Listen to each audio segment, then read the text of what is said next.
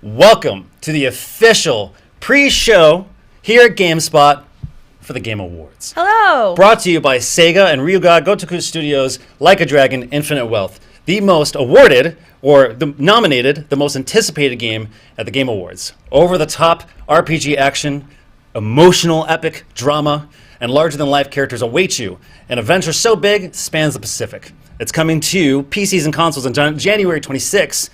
I'm Kurt Davina. I'm Bailey Myers. This is Bailey. That's me. We are joined by Kiryu and Kasuga and the man you can't see over in the corner. Maybe you'll get him eventually. There he is. We thought it was a pineapple, but that's a coconut tree. That is certainly a coconut tree. Never seen that man in my life. Don't even know if he's going to be in the game, but doesn't matter. What's his deal? What's his deal? The thing is, we are here to yip-dap-a-dap, to celebrate, to talk about one of the most wonderful moments of this year. The Game Awards. The Game Awards. It's our Oscars, but better. Oh, I know. And Keighley himself was like, don't stop comparing us. We're different. We do announcements and awards, and we have shows, and all this skibbity-bop, shoo-wop-wop jazz. And I'm just here to say, like, it's been a beautiful year. An absolutely incredible year for games, even some bad games, which isn't entirely a bad thing. That's true. And, you know, in the meeting before this, Kurt did say he was just going to scat for 30 minutes, and I thought he was kidding, but it turns out he wasn't. Skibbity-bop, shoo-wop-wop. Whoa, hey, hey. But I also want to say, like, this is a moment in time in which we get to celebrate games. Mm-hmm. And that this year has been remarkable. Yes. But I also want to make it clear that, like, this year has also been troublesome and interesting. We've had a rocky road in terms of how we want to talk and celebrate games. A real emotional roller coaster of a year. And I think it's like, I don't want to emphasize it too much, but I do think it's important to acknowledge that we've had a year of massive layoffs from people who are involved in the very games that we are going to be celebrating tonight. And while I don't think, like, I just want to be able to take a moment to be like, I still think we should celebrate it. Like, a part of celebrating games isn't acknowledging, like, the industry itself. Mm-hmm. And the most we can do right here is, like, acknowledge that it's a thing, because the common folks who play games and watch these things aren't necessarily aware of what's going on. And even though, like, it's been a rough year, it doesn't mean that we can't at least still celebrate those people, even if it's not maybe the way they wanted to be celebrated with games and stuff and all that jazz. So, it's true. That said, it's just, regardless, it's been so remarkable. There's so many things to talk about. There's so many things to anticipate to happen tonight. What we will talk about. Geoff Keighley shoes. What will they be this time? I'm thinking perfect replicas of Gollum's face from the game Gollum.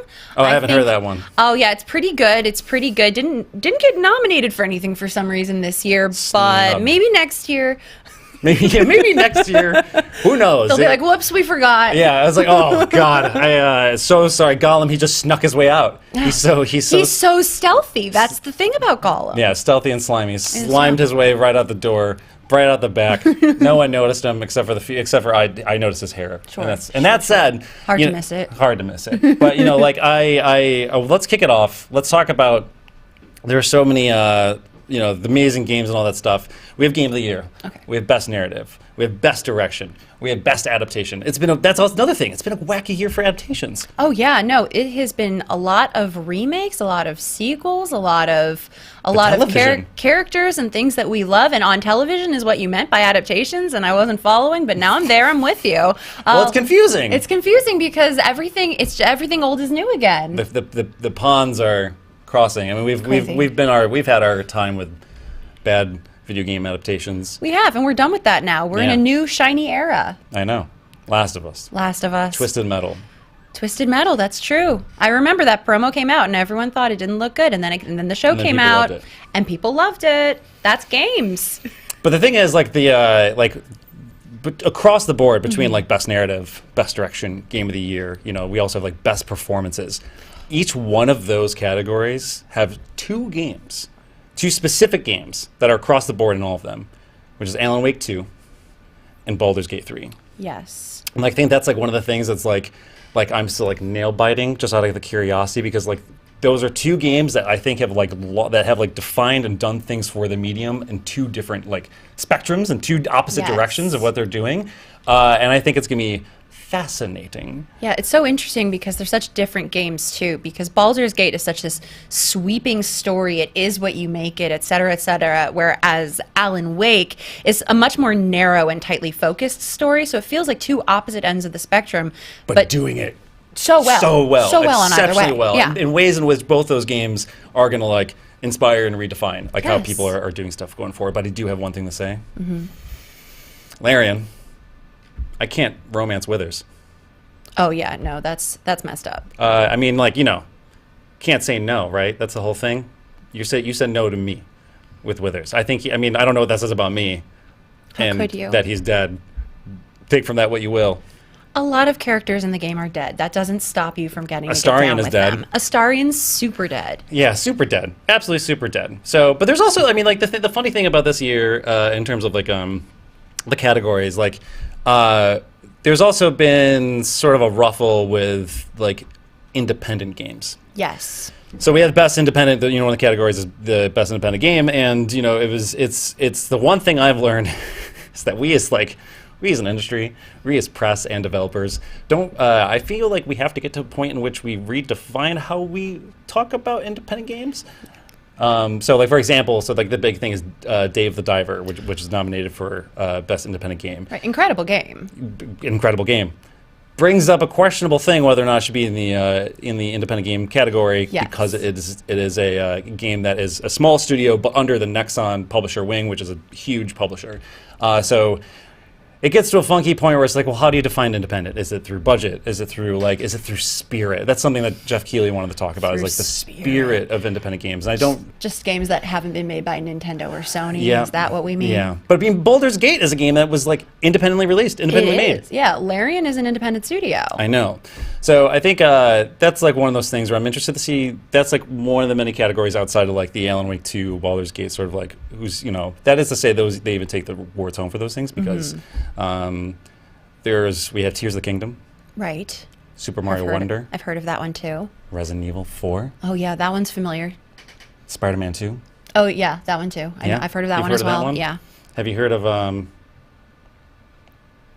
Final Fantasy 16? That wasn't nominated for Game of the Wasn't Year. nominated. No, I know. Keeping but me that's on my like, toes. I know, that's another one that you know, maybe slipped out the back door. Great game. Don't know how it didn't get a nomination, honestly. I know, but how do you feel? But like, I mean, like, when you like, I'm gonna put you on the spot. Please. What's your game of the The year? GameSpot. The GameSpot. Putting on the GameSpot. For me personally, when Tears of the Kingdom came out, I thought any game that comes out this year is going to be hard pressed to beat this one for me. Joke's on you. And then Baldur's Gate came out, and I honestly will be very surprised if it doesn't take home the award. It is the one that I would personally give the award to. I think it deserves it. It's a cultural moment. It is a spectacular game. It is entertaining no matter how you play it, and there are so many different ways you can play it. I think it really redefines the gaming landscape. Keep going. Like, what's your favorite? What's the moment in like? Let me ask you this: were you a D&D person? I am a D&D person. I enjoy D&D. I watch a lot of actual play shows that I greatly enjoy. And so getting to play D&D without having to organize a little friend group to make it happen has been a real blast for me. I think like we have, so the actual official list is Alan Wake 2, Baldur's Gate 3, Marvel Spider-Man 2, Super Mario Wonder, Resident Evil 4, and Tears of the Kingdom. Yes. And like, to your point, GameSpot gave 5 10 out of 10s this year. Like, that's not a thing we do often. And like every single person who reviewed those, it was a different reviewer for every single one of those games. Significantly less. yeah, we just like We're we give them all usually like giving candy. A+'s everywhere. Yeah, we hand them no. out like candy. I gave it 10 out of 10 this year. What'd you give the 10 out of 10 I gave it to? to Resident Evil 4. Nice. And I stick by it. Obviously, we as a, you know, it's the voice of GameSpot, but like that was a game where like I played that game early in the year, and I was like, this is it. Like, I have this whole thing because like there was a bit of, I don't know, ruffles and the feathers of people online, you know, being like, it's a remake. Like, how do you do that? And I find that to be not only just like a disservice, but like it's you're not seeing Resident Evil 4 for what it is. I don't. This is maybe it's like a comparison I talked about, but it's like. And I still think this demeans it, or at least is reductive in some way. But it's like talking about John Carpenter's The Thing as though that is not a remake. That movie's a remake. It is. And like people, when you mention The Thing, what do you think about? You think of John Carpenter's The Thing. I'm not saying that's the case for Resident Evil 4. I think because it lives in the scope of like it's within the past our generation of which that game has existed. But Resident Evil 4 is a re-envisioning. Like it's a thing that's like not built on top of it. It's like honoring it it's recontextualizing it, it's like preserving it, and then like giving it superpowers and turning it into like this like waltz of violence that I just, and also like, come on, like Leon Kennedy, the one-liners, Ashley, they're all great. I heard they got rid of the sandwich line, though, and isn't that kind of what we're all in this for? What sandwich line? The Jill sandwich? That's Resident Evil 1. Dang, see? I gotta get my gamer card revoked. Yeah, leave. Sorry, my bad. Get up. I'm not... Taking over from here People now. who know me know I'm not a big Resident Evil player because I'm a coward with fear in my heart, Kurt. I can't play horror games. Alan Wake was really big for me because and you got it. You kind of the first time I've really been able to play a horror game, and I am very afraid the whole time. That is worth noting. Why was it I'm not different? unafraid. The story to me is very intriguing, and I do think that the more psychological elements of the horror, rather than the just jump scares that I got when I played Resident Evil, they do some jump scares. I have been jump scared by this game, don't get me wrong. I just think that there's more of an emphasis on the psychological that I don't get when I play Resident Evil, and when I tried playing Resident Evil, it was the most stressful 2 or 3 hours of my life. Yes. Yeah. Cool. Yeah, but it seems like a great game. I'm very afraid of it. Like, to continue off Alan Wake 2, it's like, I was kind of alluding this earlier, like, about, like, how both Baldur's Gate 3 and Alan Wake 2 have, like, done something for the medium this year, both distinct in the ways they did it. Alan Wake 2 is, like, this encapsulation of, like, not just, like, it's this monument to creativity, to storytelling, to art, and not just in the forms of games, but like all mediums, between like literature, even film. For God, like it's like there's things. It's like so hard to talk about. I know the game's been out for a while, but there's things in that game that like the entire time I was playing it, I was tearing my hair out, being like, I can't believe this game exists. Like I can't believe like we have a game from a studio with this sort of like caliber, this sort of budget that was able to like get this thing out the door with as remarkably clear of a vision as it has, while attempting the most like out there, outlandish, weird, dark, twisted stuff, all put into a ball of just sicky, evil horror goodness. I'm just amazed they got Sam Lake for it. I know he's I don't even know how they pulled that one off. It's a good get. I know. I don't know what Remedy is doing over there, to what strings they're pulling. It's really remarkable. What phone stuff. calls they had. He's always out drinking coffee. Oh, like yeah. he has time to come in and give his face. Well, all that coffee gives him so much energy, you see. I know. Yeah. It's what makes his hair. So would you stay in say? place. So would you say then, based on all the Rhapsodic waxing you've done? Yes. I'm doing great here. Would you say Resident Evil 4 is your game of the year? No. Oh. No. What would you say? It's Alan Wake 2. Oh, all right. It's my personal game of the year, and like it doesn't come lightly, because I do think, I think I have this thing where like Baldur's Gate 3 sets a bar that almost feels like I don't know how it will be achieved again. And in terms of like how much they've allowed, the permutations, like the depth, the amount of writing and work that went into that game. It's almost like it's like in and of itself, it's like, well, that's game of the year. Like, how are you going to be able to replicate this? But on the other end of that, I think Alan Wake 2 accomplishes something a little bit more positive. And what I mean by that is that I think Alan Wake 2 gives permission to studios to be weird. Like, I feel like it's an example to allow more studios to be daring in what they do. So, like, I feel like where one game like Baldur's Gate 3 is like, I have no idea when we will see another studio attempt to do that. It's going to happen. It's inevitable.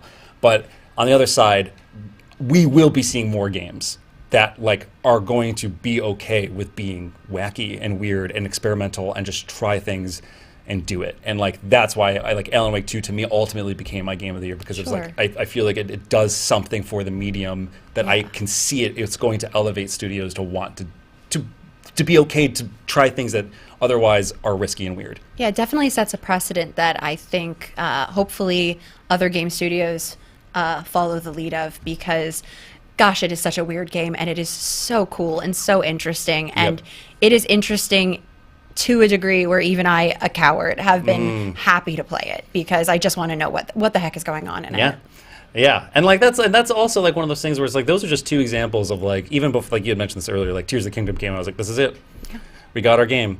And like, you know, I still think Tears of the Kingdom, while like doesn't have the same maybe like impact as like Breath of the Wild did back in 2017 for this year, I think Tears of the Kingdom offers is is an iteration of something, you know, that's like already existed, like that they did, and they're just doing it in a way that's like bonkers. Yeah, I wasn't sure how they would improve on Breath of the Wild, because to me, Breath of the Wild is such a perfect game.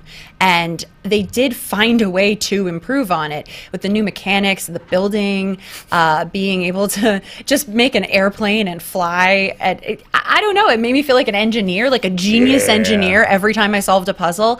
And very few games make me feel smart when I'm playing it, but this one absolutely did. And I don't know. It's the game's fault. Why is the game not making you feel smart? Well, Alan Wake does not make me feel smart when I play it, because I'm getting into character as Alan. He's not a very good writer. He's a mess. He's a mess. I love that he's canonically not a good writer. Oh, I mean, think that's he wrote himself right into quite literally a dark place.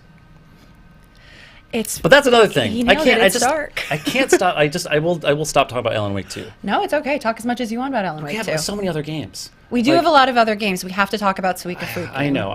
It's just I can go on and on and on. It's just one of those things where, like, going off of that, it's like, and I'm gonna make sure I give credit where credit's due. A coworker of mine, Jean-Luc Seipke, they're an employee at GameSpot. He's a producer. He's behind the camera. They're behind the camera. They brought up a really good point on how vulnerable Alan Wake 2 of a story is, that you don't really get to see a game about what it is to make a game, to make a piece of art, and like what the cost of that is at sometimes. Yeah, the meta narrative of it is remarkable. Yeah. Anyways, there are other games that came out this year. One of them. Prove it. Gollum. Gollum did come out this year. What do you think Gollum could have learned from Tears of the Kingdom, or can learn next year when it's up for it's nominated for? See, that's one of those studios that didn't make it this year. Shoot. Yeah. I guess we'll have to get that from someone else then. That to me is a game that just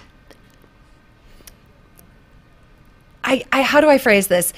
Tried to fly way too close to the sun than its wings could possibly do. It was. He doesn't even have wings. He didn't. I mean, it's Daedalic Entertainment, right? Hair. He does really stringy hair. God forbid they try to animate wings in that one. But it was so interesting because it was, a studio that had mostly done point-and-click games that had decided to do a 3D stealth RPG where they gave the beloved character of Gollum all of the moves from Prince of Persia: Sands of Time. I thought you were going to say give him all the moves of Prince. Prince's moves, yeah. Prince can wall jump like no one else. And he can shred. That's the thing. I wanted, and I mean this in earnest, I'm sincere when I say this, when I talk about celebrating games, I really do mean the not so great games. Yeah. And you bring up Gollum, for me, mine was Wanted Dead. That was a game that came right out of the gate at the beginning of the year. And I just want to make it clear, I love that game. But that doesn't mean I think it's good.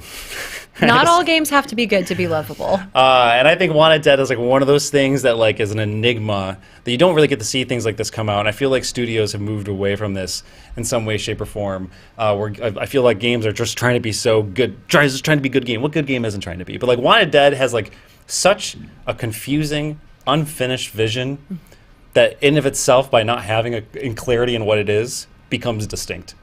And therefore, I love that game. That's amazing. I know. That's beautiful, Kurt. It's great. And you can only do karaoke to one song. Only one? I mean, same. Relatable. Yeah. It's, either it's, Like a Virgin for this guy. Sure. Or what do you got? Do you know the words to That's How I Beat Shaq by Aaron Carter? Because I do. I sure don't. I never will. But that is a talent you can take to your grave. And I will. Well, it's fine. It's but for Wanted Dead, it's 99 left balloons, and that's it. Oh, good. Yeah, and it's not good, not well. So here it is. We're back to Wanted Dead.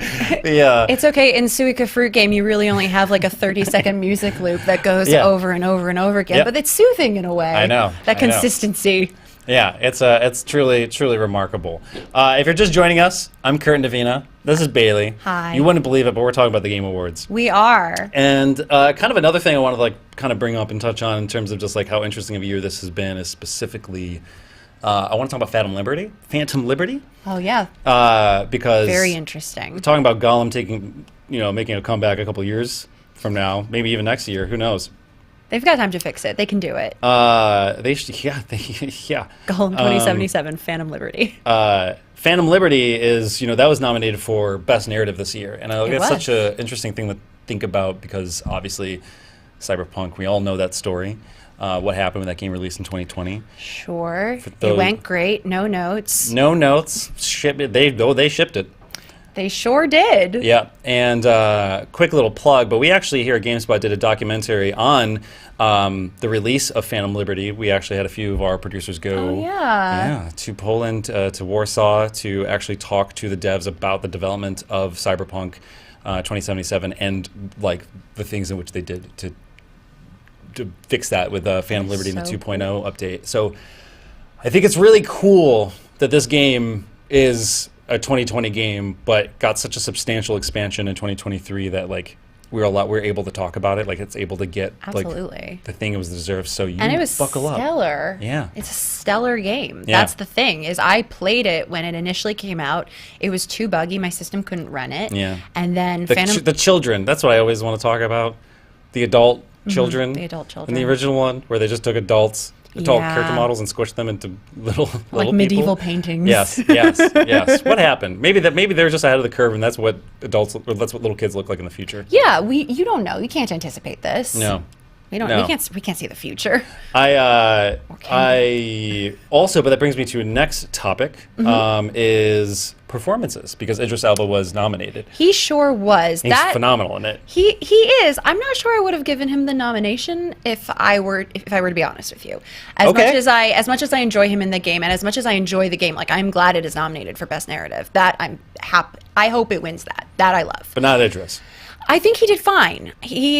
But if there are only so many spots, I would have rather seen the narrator from Baldur's Gate get some kind of recognition, and that's probably who I would remove in order to make room for that. Yeah. No, but it's like it brings the interesting discussion of like Hollywood and, how it like kind of the weird folding place it has with games. I like with the announcement of GTA 6 recently, like something I find interesting about Rockstar is that like they went down the rabbit hole. They went down that route of using Hollywood actors for Vice City, and I mean Samuel Jackson was in San Andreas, and Rockstar like made a choice to stop working with Hollywood actors and to like and like I don't know, like it's something, it's fast. I think that's a really interesting choice where it's like they're not using that as a means to like bolster the games anymore. Like they're just using the games themselves. They're Rockstar. They can do whatever they want.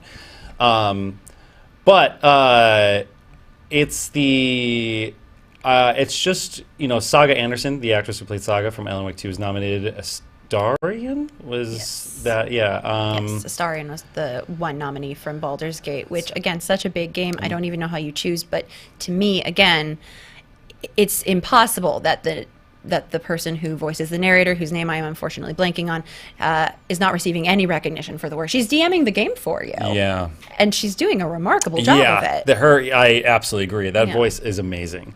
You also have Ben Starr. So Final Fantasy 16 did not get nominated for Game of the Year, but Ben Starr was nominated Best Actor. His performance is fabulous. I'm glad it's being acknowledged. It's gruff. Yeah. And we have Spider-Man 2, Idris Elba, and then, of course, Astarion, Melanie Limbird, Cameron I'm so sorry. Is it Monahan from? Monahan? I believe so. From Jedi Survivor, so Jedi Survivor got something. But, so we have 6 minutes until we actually go to the Game Awards. Holy shnikes. Oh my God, it's so soon. We're there. We're almost there. Now, what are the odds that Geoff upped the security at the stage? Yeah, no, that is, what are we looking forward to? Better security? Better security is what I'm hoping for. Fingers crossed, Geoff. Come on, you can do this, buddy. Well, I mean, if it's not somebody talking about Bill Clinton, it's something GTA 6. But if there was anybody who was going to go on the stage for GTA 6, guess what, pal? You got what you wanted. Yeah. Or you at least got an announcement. You know it's coming. There you go. You don't need to, but I really do hope, for everyone's sake, that like Game Awards has been a beautiful work in progress for ages, and they've like really nailed it. And it's like, but also unlike other award ceremonies, there are goofy things that happen. Yeah. I mean, Christopher Judge is going to be there again. Maybe he'll give another speech. He has us to thank. He has some stuff he forgot to say last year. Yeah. I hope he just starts naming characters from God of War. Great game. Might as well talk about it.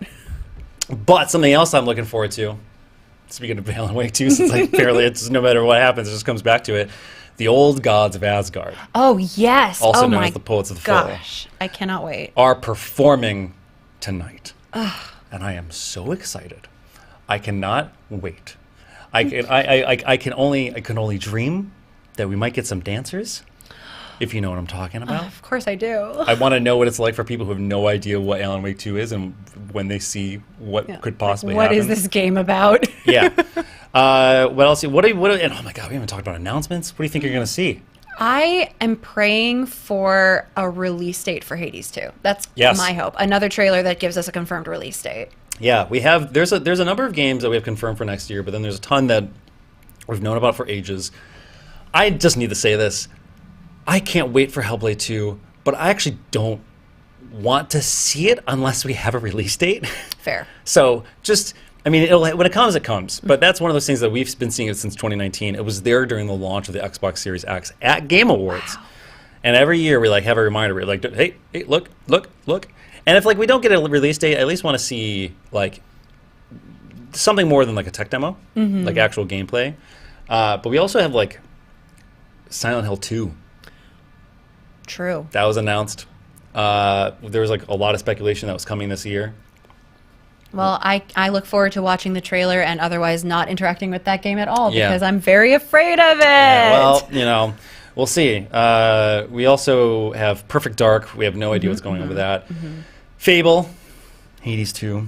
And I know there's some of you out there who cannot wait for Silk Song if that ever emerges from the silk looks amazing bed in which it sleeps in. A cocoon? That is a game that came out this year. That is a different game. Not having anything to do with Silk Song. No. But then, of course, like, you know, there's stuff that we do know that's coming, like a Dragon, Infinite Wealth, which is coming in January. Shout out. Sweet, beautiful men doing sweet, beautiful things. So, I mean, you know, that was nominated for most anticipated game this year.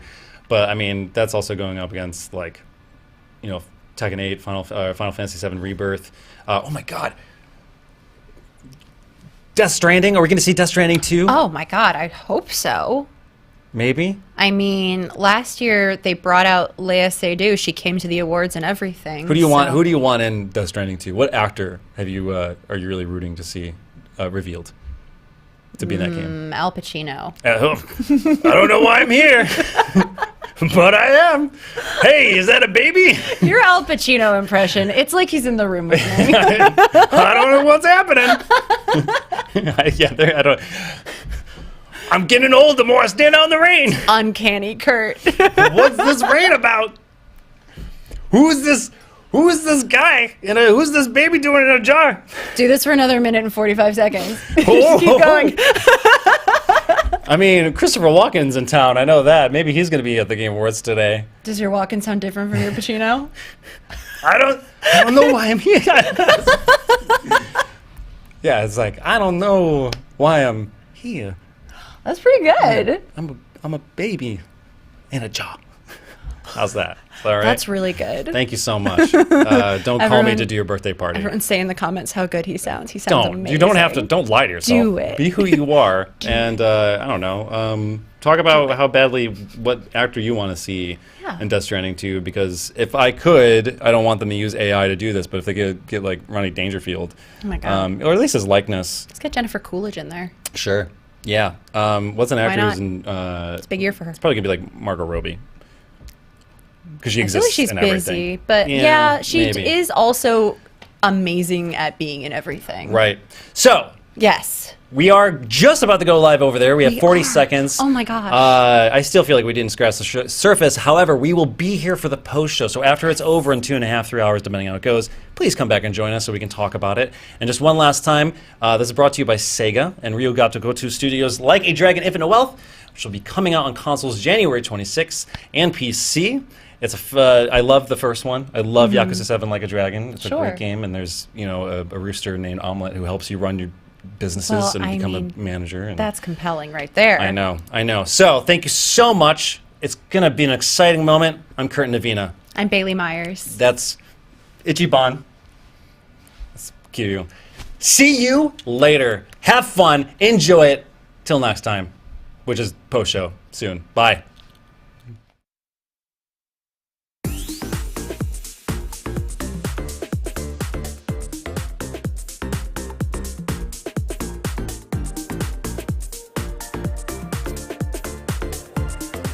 Oh, hi, it's me, Sydney Goodman, here to greet you all at what I consider to be my favorite holiday of the season, the 2023 Game Awards. And just like New Year's Eve, our Game Awards opening act is as full of excitement and celebration as the big event. Tonight, the Game Awards will celebrate the best in gaming from the past year, and we've got more than a dozen new game announcements. Plus, the old gods of Asgard are here from Alan Wake 2. They take the stage for the first time ever. It is truly magical here, live at the Peacock Theater for gaming's biggest night. We are streaming around the world, connecting millions of gamers and fans and getting you all stoked for our big show. But before that, it's time to get cozy with our very first world premiere of the night. Yes, let's hear it. It comes from a creator who has already claimed Game of the Year in the past here at TGA, but this time, we're going back to the title that started it all for him a decade ago. Here's the first ever look at a beautiful remake of Brothers, A Tale of Two Sons, originally created by director Joseph Fares.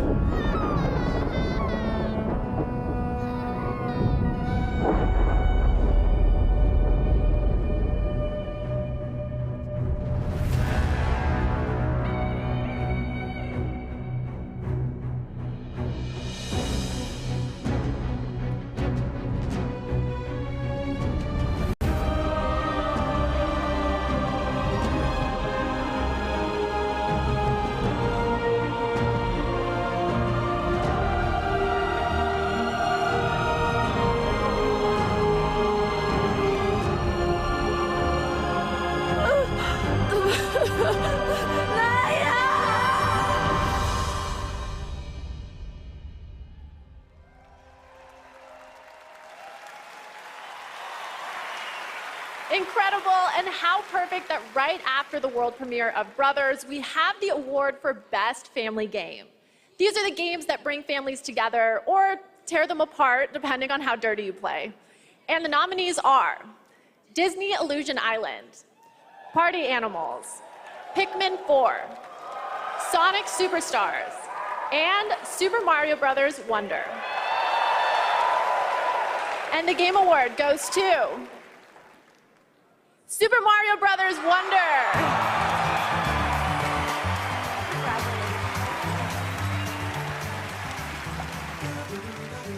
Thank you so much for this award.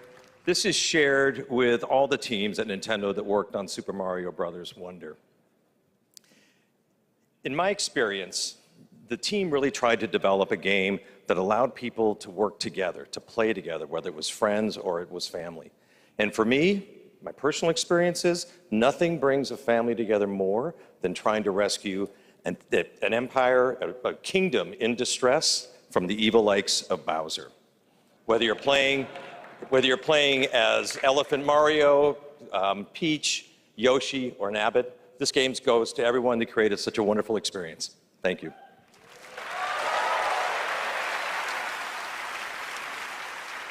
Congratulations, Super Mario Bros. Wonder.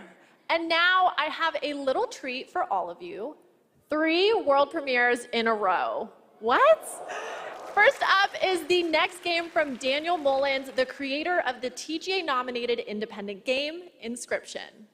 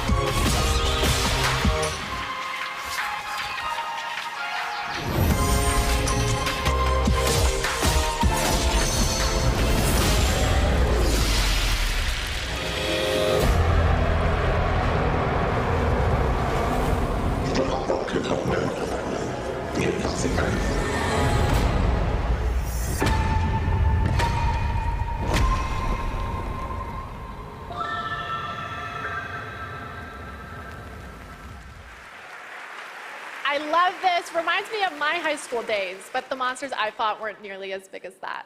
You kids these days with your giant monsters and your social media. And speaking of social media, TikTok Live Fest is happening now across 50+ countries on TikTok. Check out the participating gaming creators and don't forget to share all of your favorite gaming moments on TikTok with #GamingOnTikTok. Okay, we're going to take a quick break, but there is plenty more opening act after a very important message. Don't skip this cutscene, people. The journey ended here, a place of wonder and awe. We breached the cosmic veil and reached a new planet. Yet generations later, this world remains untamed. Our reunion was foretold, our paths destined to cross. I'm here for you now, Administrator.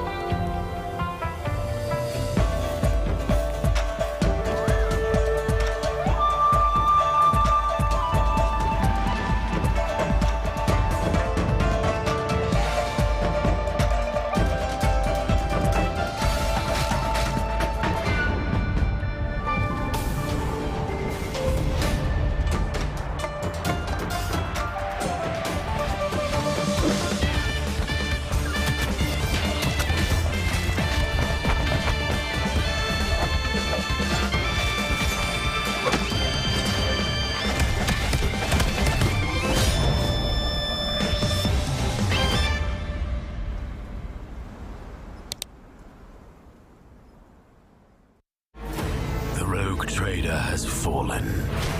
Now I must take up their mantle to restore the dynasty to its former glory, to reclaim what humanity has lost, to venture forth into darkness and bring the light of the Emperor to the uncharted void.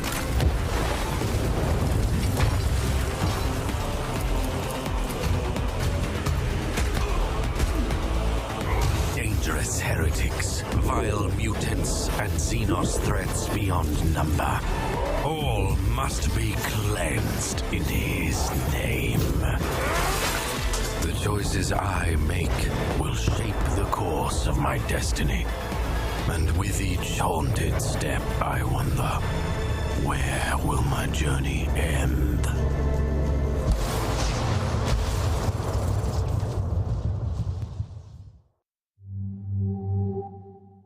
Wait, you're Connor Kenway. Good thing for you that I am here, then. Today, you are to see a traitor to the crown, hanged by the neck. For his crime, the penalty is death. I'm in search of a treasure. Where do I start? Day on the canals with my good friend Ezio. What could be better? Flatter me as always, Antonio. In the end, the Templars will succeed.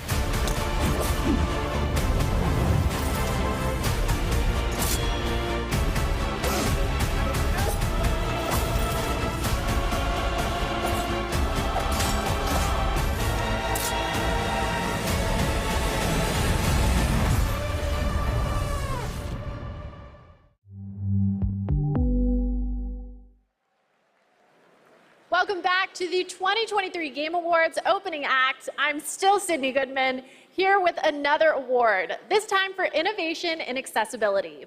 The gaming community is massive, but honestly, it should be even bigger. And these nominees are pushing gaming beyond its current limits.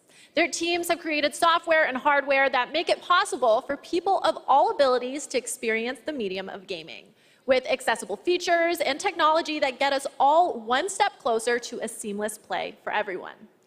These nominees are doing the work, and they are Diablo 4, Forza Motorsport, Hi-Fi Rush, Marvel's Spider-Man 2, Mortal Kombat 1, and Street Fighter 6.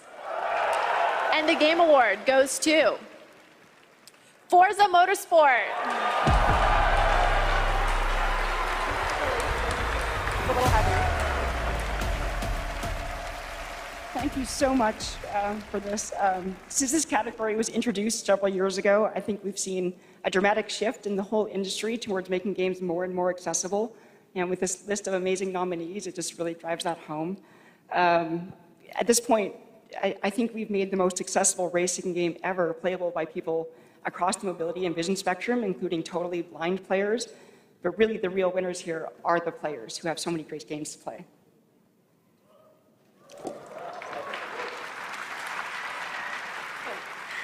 None of this would have been possible without the amazing teams behind the scenes.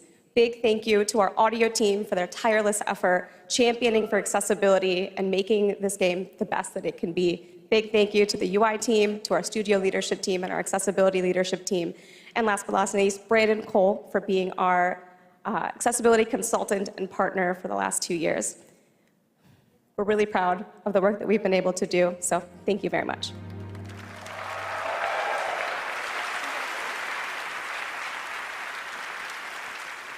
Congratulations, Forza Motorsport. Here at the Game Awards, we believe strongly in accessibility and want to celebrate any game that makes it a priority. And our next developer, The Odd Gentleman, believe that by making their games and their company accessible and inclusive, they can develop new types of gameplay with stories that everyone can enjoy. They created the following game in a deep collaboration with artists and developers from the deaf community, and we are very excited to reveal it now. This is Harmonium the Musical.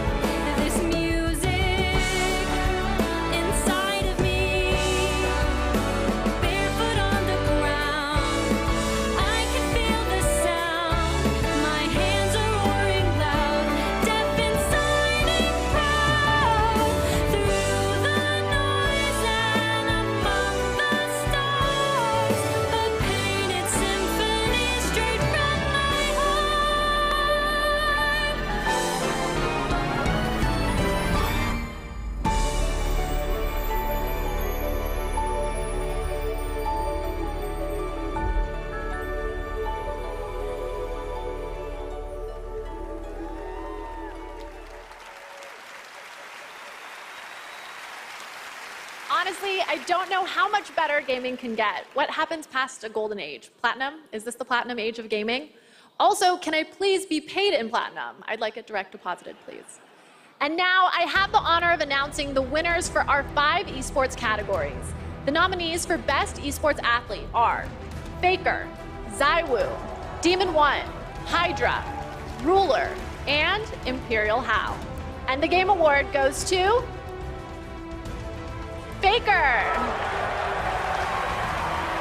For Best Esports Coach, the nominees are Potter, Zonic, Gunba, Ecstasy, and Homie. And the Game Award goes to Potter. For Best Esports Event, here are the nominees.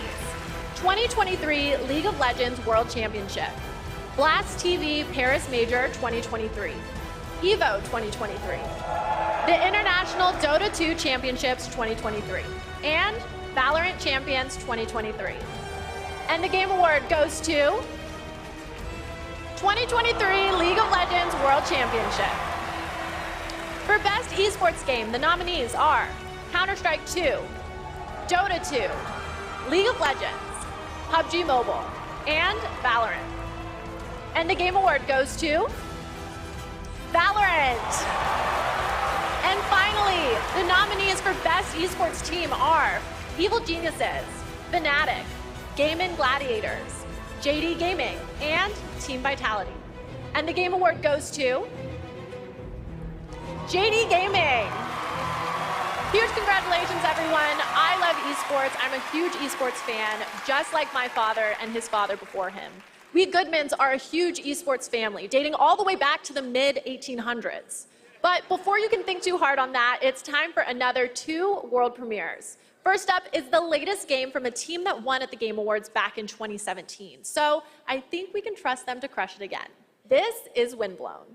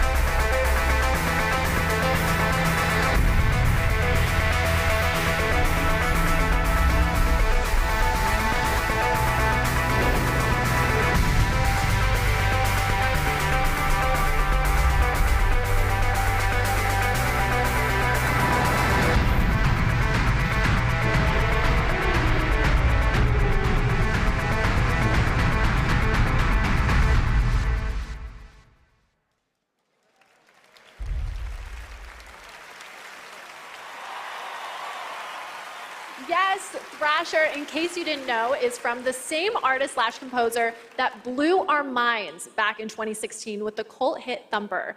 I'm so excited we've got another mind-bending game coming from him in 2024. Special shout out to Samsung and Samsung Gaming Hub, who, not to brag, are also throwing a massive Game Awards viewing party over at Samsung's New York City flagship location with Typical Gamer and Chica. I wish I could be at 2 places at once, but the last time I tried to clone myself, I sparked a pretty sizable fire in the MIT experimental physics lab. Oops, but we can talk about that later. Let's check out what Samsung is coming out with now.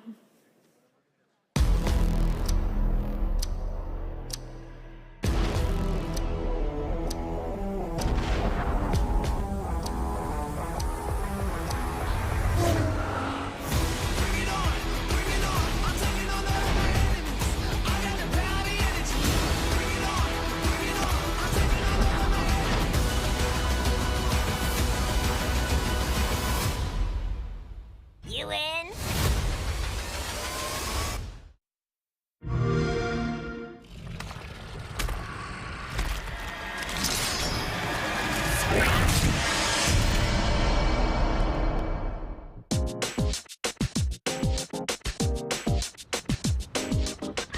Good morning.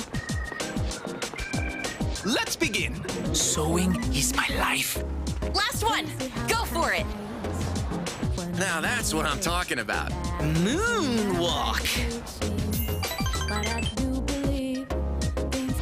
Next stop is Iwatodai.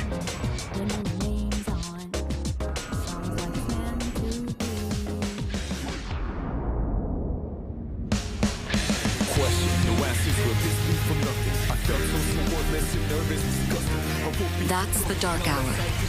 A time period hidden between one day and the next. They only appear during the dark hour and attack anyone who roams free outside the coffins. It's our job to defeat them. Pretty exciting, huh? Persona.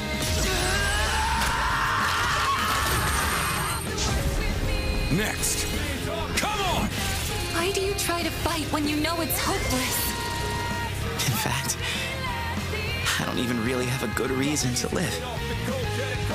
For me, or you, or anyone, just simply existing gives our lives meaning. Soon, the end will come. We are not giving up, no matter how long it takes. To me, this is what it means to live.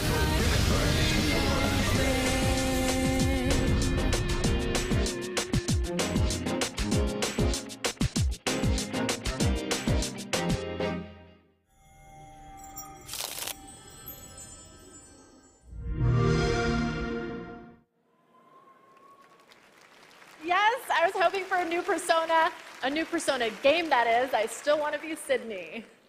But enough about me.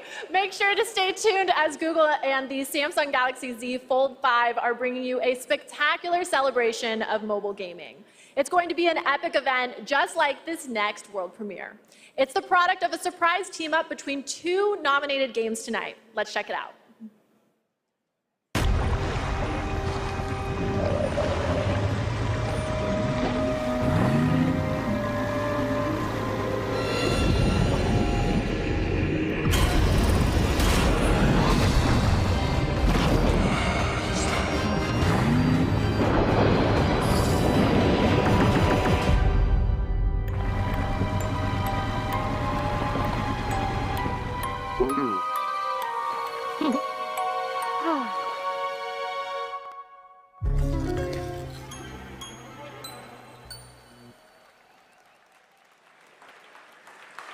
I can't believe it. It's almost time for our big show. The theater is filling up behind me. It's hard to hear myself think over all the excitement, but I have to keep it together because I have the next award ready to go. Here are your nominees for Content Creator of the Year. Iron Mouse, People Make Games, Quackity, Spreen, and Cypher PK. And the Game Award goes to Iron Mouse. So, Iron Mouse couldn't be here tonight because Iron Mouse is animated, and sadly, we're not in the Matrix yet. But she did send us a message. Take it away, Iron Mouse. I am so incredibly honored to have been the recipient of the Content Creator of the Year award.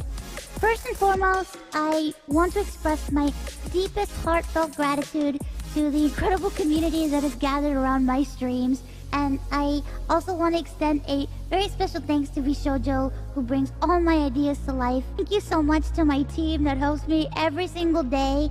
And thank you so much to the Game Awards. I still can't believe this is all happening. Thank you again, everybody. Congratulations, Iron Mouse. Okay, we're getting so close to the big show, but I'm not ready to let go just yet. And no, I'm not a narcissist, I'm just a hoarder of world premieres. And up next is a very special world premiere, 15 years in the making.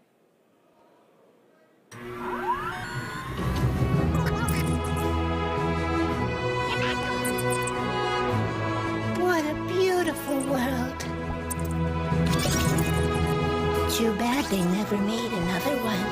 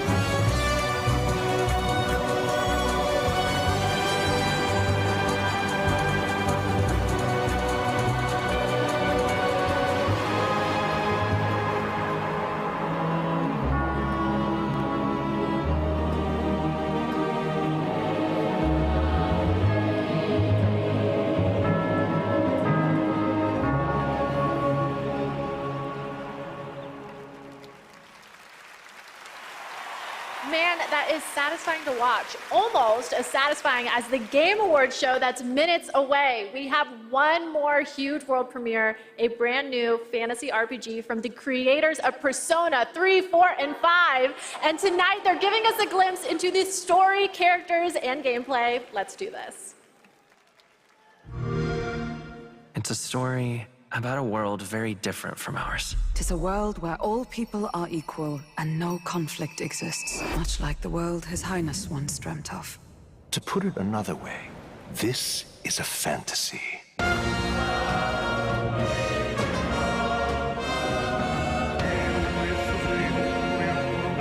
Your fool of a king is dead! Without an heir to wear the crown, what will become of the royal magic? The fortress at the border was raised by a human mere days ago. You can only blame your king's weakness. Who deserves his crown? A man of proven strength! The people of my land desire a new king, and I shall provide. Welcome one and all to the inauguration of the tournament for the throne! Small wonder when any among the populace might be king.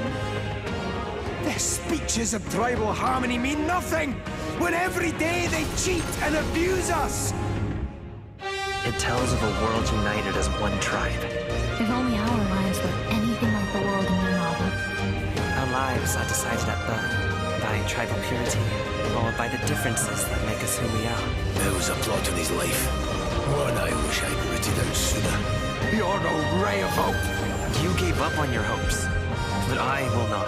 Now let's see what manner of story you'll weave. Let's do it. You'll be a hero. Trust me.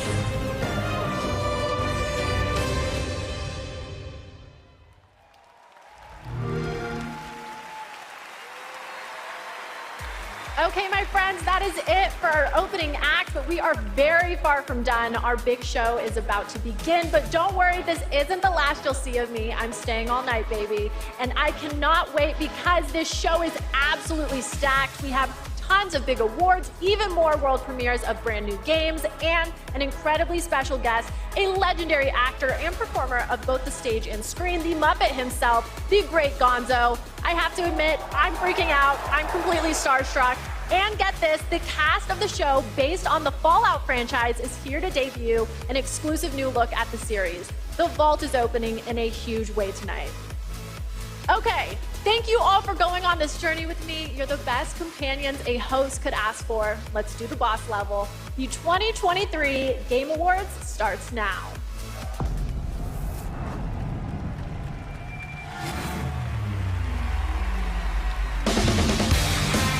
Welcome to the Game Awards 2023. Now, here's your host, the creator of the Game Awards, Geoff Keighley.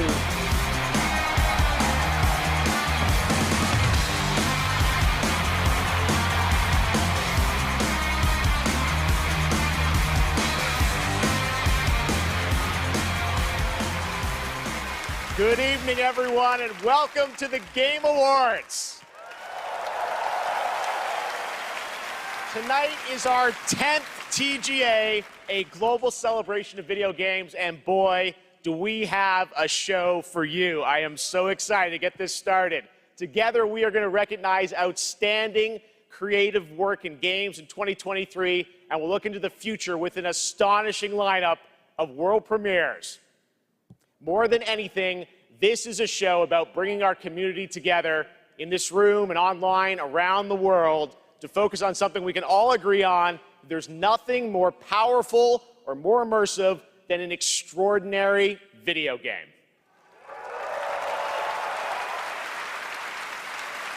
Great games comfort us, help us understand different perspectives on the world, and maybe even change us. That's what makes this medium different. Games, the actual things we play, are insanely special, and we're going to celebrate that for the next few hours. And we've got such an amazing group of people with us. They're built by talented creators and teams, and many of them are here tonight. Mr. Aonuma, Mr. Fujibayashi, great to see you back after winning Game of the Year in 2017 for Breath of the Wild. Good luck tonight. One of our industry's greatest creative and technical forces, Mark Cerny, PlayStation's lead system architect, celebrating 25 years of Cerny games. Thank you for being here, Mark. Of course, the team behind Pizza Tower's here, too.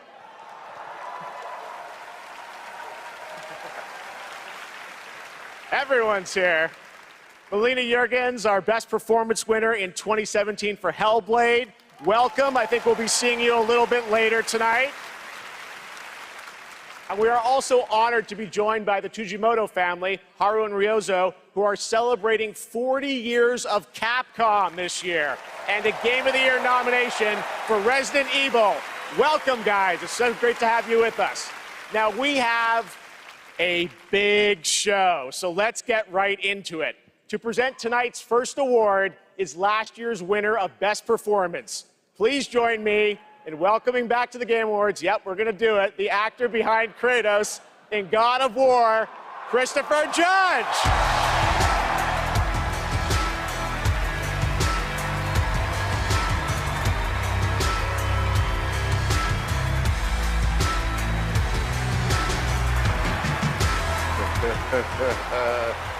Oh, what a card. Good evening, everybody. It is such a pleasure to be back here. I have such great memories of last year, Mr. Pacino, forgetting to thank my wife.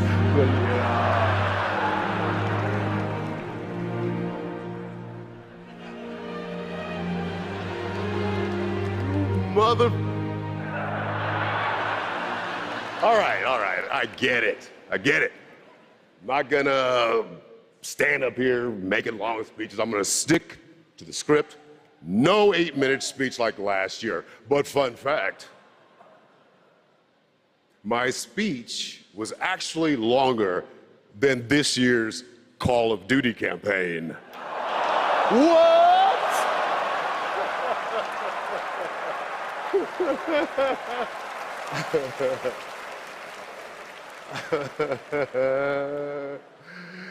Another company I'll never work for. I'm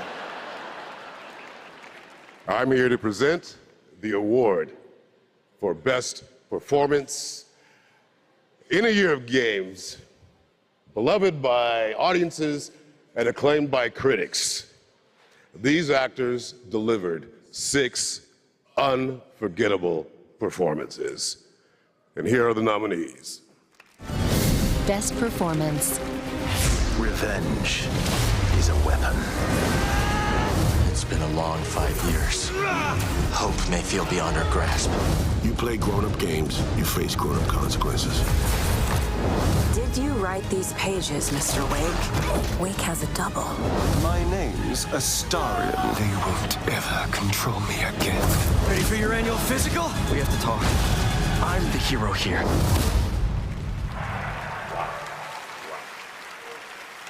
Whoever wins, Geoff has given me the okay to say, take as long as you want to, thank everyone who's ever meant anything in your life, and I dare you, I double dare you to try to break my record, 7 minutes, 59 seconds. And the award goes to Neil Newbar.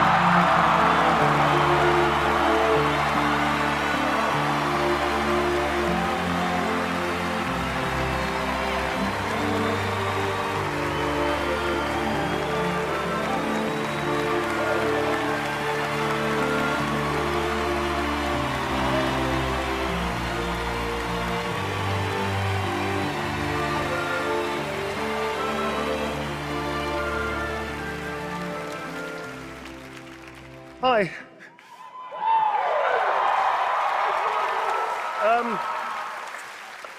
This is unreal. I just wanted to say, I know I don't have much time. But I'll give it a shot. Thank you so very, very much for everybody that voted. Thank my incredible fellow actors and the nominees. Unbelievable talent. To be even considered amongst you is extraordinary, so thank you very much indeed. To Swen, to Larian, to all the writers, to Stephen Rooney, the writer of Astarion, I'm going to forget everybody, to Pit Stop, who worked so hard, the directors, my fellow actors, 248 incredible actors that gave it heart and soul. To mi familia, gracias para todos, gracias, solete gracias, y Coco también. And to my agents, I will thank you later. I'm sorry, I'm going to wrap it up apparently. One thing I will say, please, if that's okay, the community has reached out to so many of us at Larian and said they were seen and they were represented by this game when they lost hope, they felt isolated, they felt alone, and this game brought them together and gave them something to push through to help them all. And to you, I want to say thank you so much for seeing us. I appreciate it. You're not alone in this. None of us are. Thank you.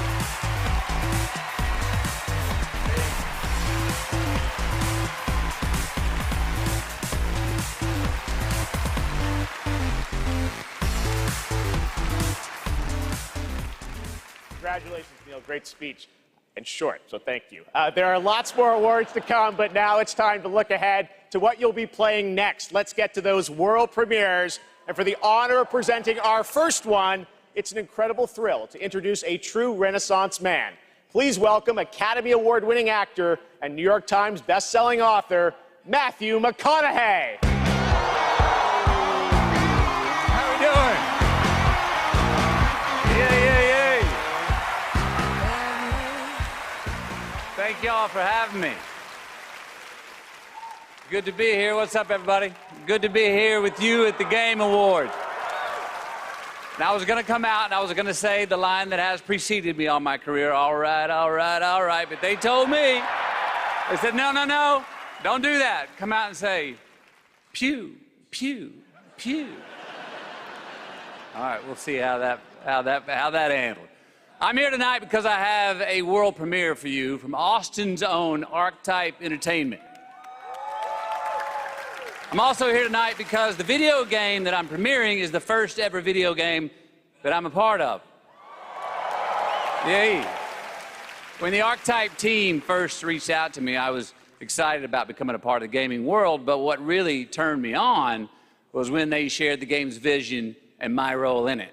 I will be voicing a character in this game, and all I can say is that I will have a unique relationship with every player. In this game, time moves differently. Days for you are decades for your loved ones back home. The choices that you make not only affect the people that you love, they'll also affect your entire civilization for generations to come. Now, personally, I have had some experience with time dilation. And now you can too. So now I'm proud to share the first ever look at Exodus.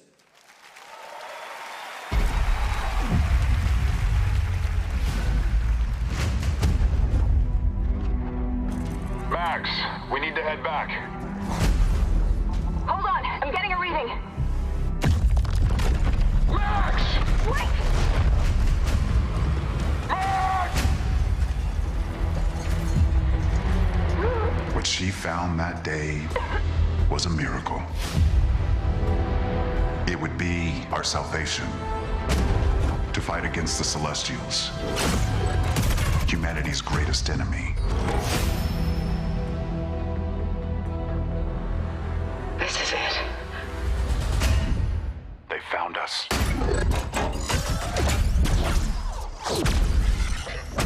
Stop!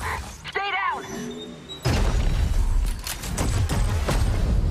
The Celestials hunted us down. I knew they'd keep chasing us until they ripped our ship apart, and I had to save her. I led them away from this world, away from her. We both knew the cost of using the gates. When you travel at light speed, time slows to a crawl. It was only days for me, but an entire lifetime passed for her. And in the chaos of those final moments, we never said goodbye. No, come with me! Wait! Please! Tom! I love you.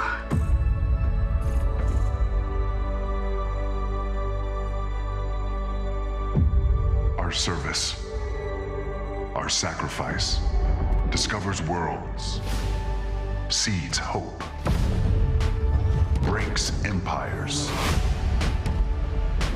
We are the travelers.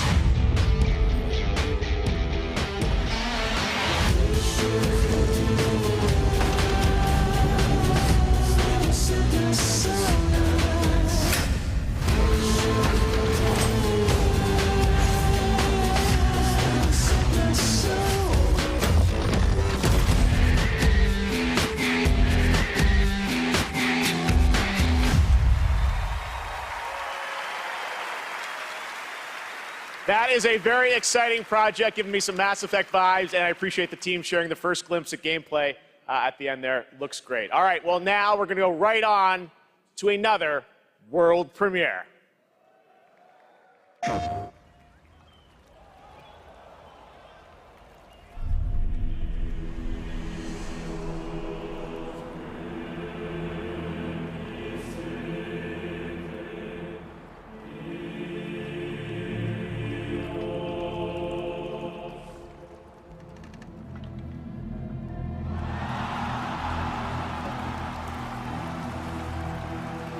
Certain you remember nothing of this place. Oh, nothing that would help us. Master thyself.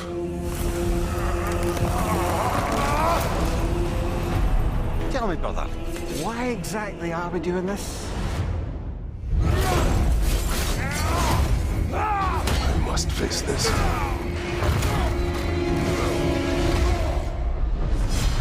No shame in what just happened. It's all part of the process. Let's go again.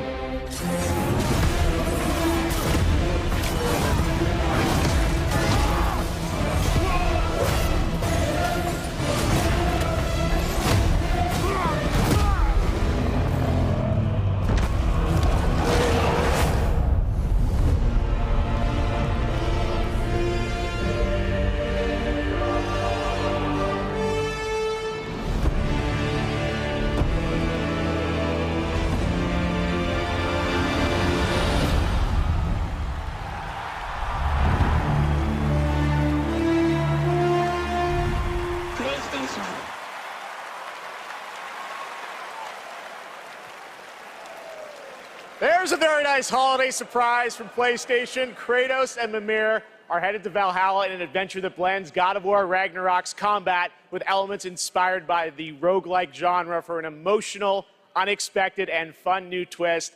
And yes, as you saw, it is free. The team at Santa Monica Studio are fans of their fans and are offering this DLC, God of War Ragnarok Valhalla, as a gift to the community, and you will be able to download it in just 5 days on December 12th. Amazing. All right, switching gears. Our next world premiere comes from a small independent team of developers in Australia. I love that this show can give a platform to independent creators. Their last game in 2019 was a sensation, and their next project is equally exciting and unexpected.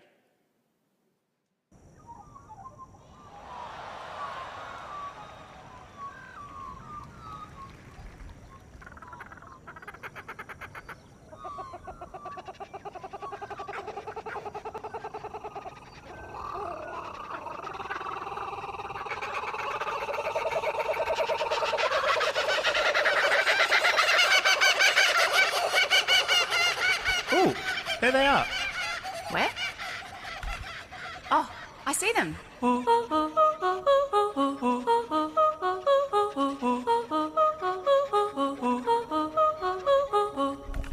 Let's go.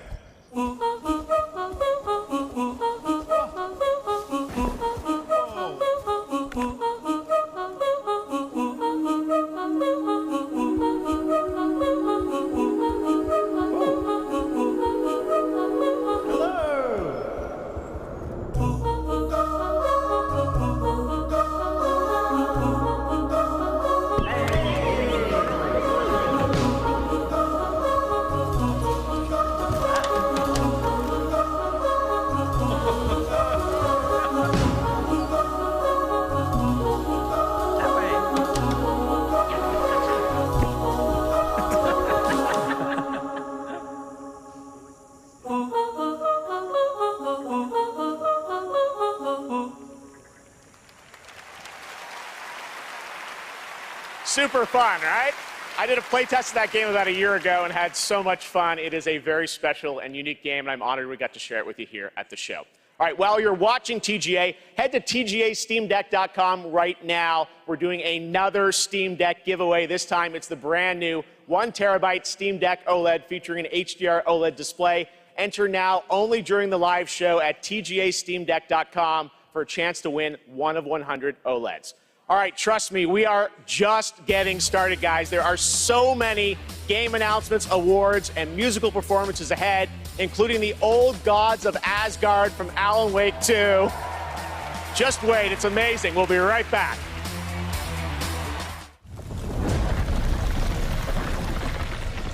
I'm here to save a prince. Are you now? Prince Hassan has been kidnapped. Take the lead, Sargon. You are to leave for Mount Karth at once. Bring him back. Bring back my son. It's strange. It's a maze here, but I feel I've walked this path before. Farah, you all right? I saw our kingdom engulfed in flames. There's nothing you can do to stop me.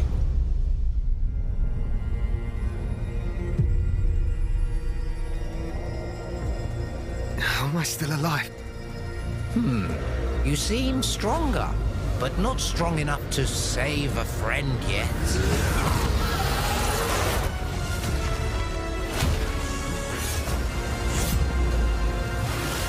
Are you courageous enough and clever enough to save your friend?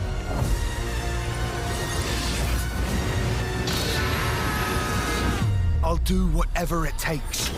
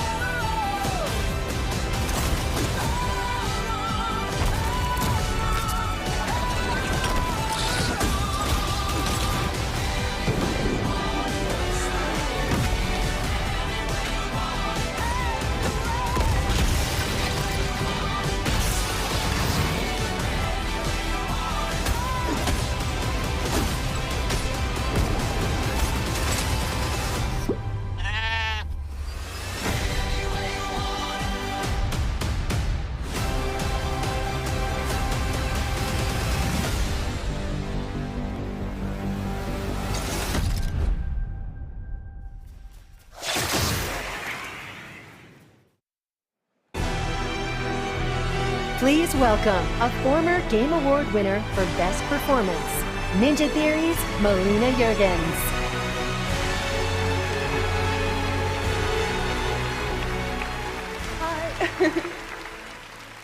Performing an original piece from our upcoming game, Senua's Saga Hellblade 2, I'm proud to introduce to you to one of my favorite bands, Heilung.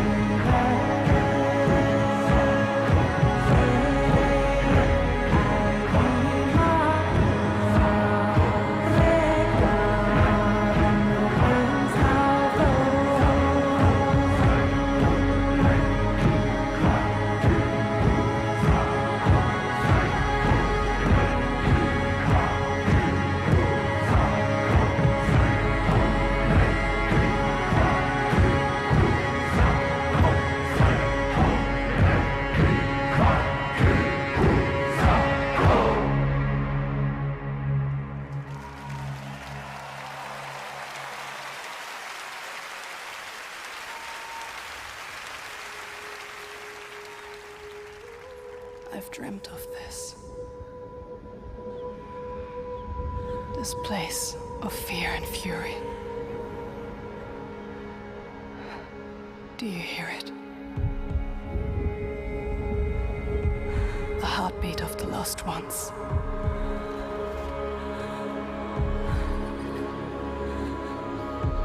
I can feel them on my skin.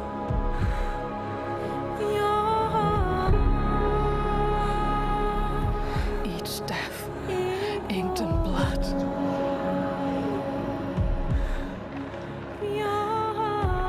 I won't stop fighting for them. Until the very last beat fades away.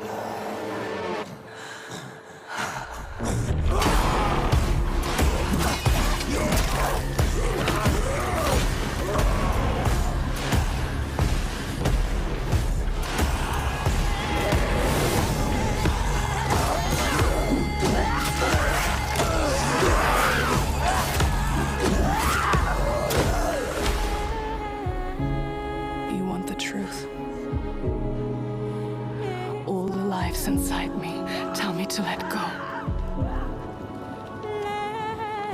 The shadow will always hang over me.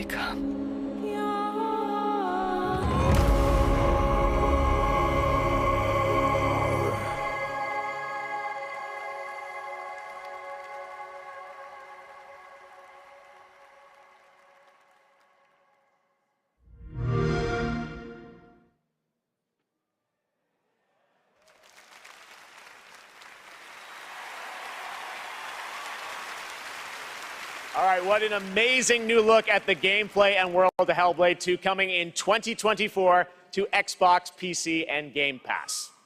Now to present our next award, please welcome a former Game Award winner nominated tonight for Best Fighting Game, the creative director of NetherRealm Studios. It's Ed Boon!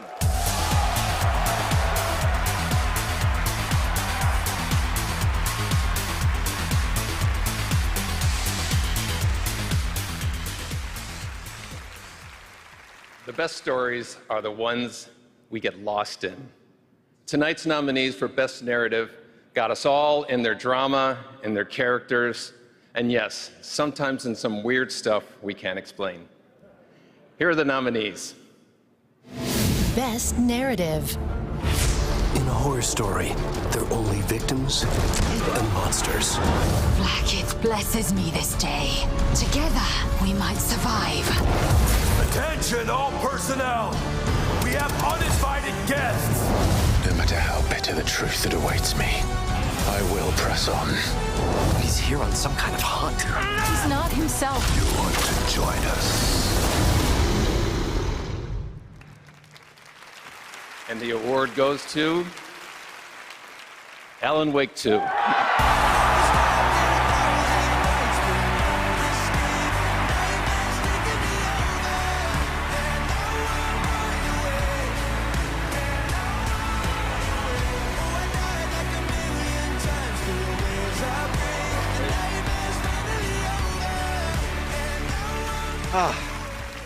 Thank you so much. Alan Wake 2, from the beginning, was a very story-focused project for us. I share this with the whole narrative team, the writers, Clay, Tyler, Sinikka, narrative designers who made the story into gameplay, Simone, Molly, the whole narrative team, directors working with actors, Anssi, Hannah, Rosie, Holly, all the wonderful actors here tonight, some of them, Melanie, Ilkka, Matt and David, but the whole cast, wonderful actors, and the song makers who made custom music, custom songs to extend the story. Here tonight, later, Poets of the Flawless, Old Gods of Asgard, Poe, This Road, every song maker coming through Fright Music for our chapter songs. Thank you. We wanted to push things further, to do something new, and it's always a risk. For you to embrace it and understand it means so much. I'll treasure this always. Thank you.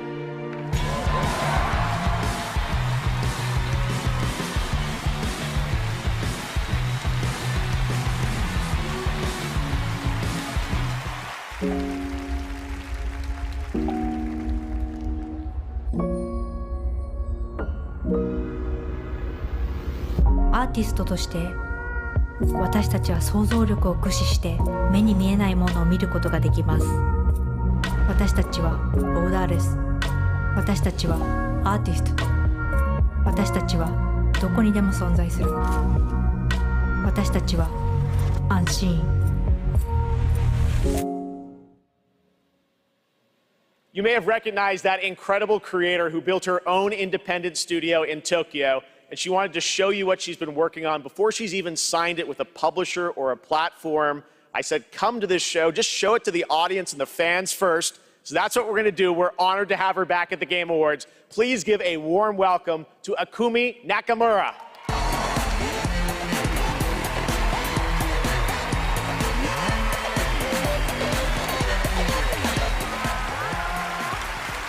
Wow, I see many amazing gamers. Hi, Ikumi Nakamura desu. Konnichiwa. Oh, I'm super excited to be on this stage again. Thank you. First, I want to say thank you to the Anshin artist, Miteru. And you, thank you, all you.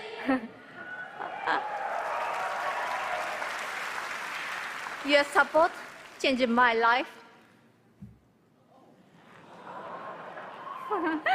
Today, I am honored to introduce our first project, Kemuri.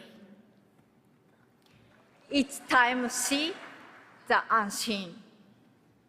見てね！バイバイ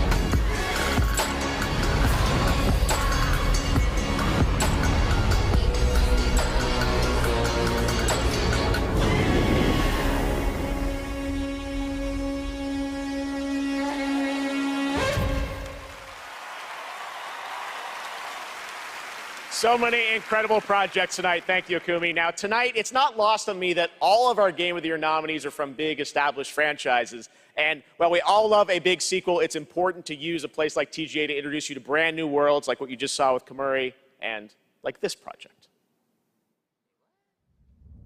My sister fair, she sings like morning. My sister true, she laughs like noon. My sister grace, she drowned this evening, but still visits by the light of the moon. We prayed for summer, we prayed for fall, to prosper, to love, to forgive, and our prayers came back like a little lost lamb, dying so that we may live.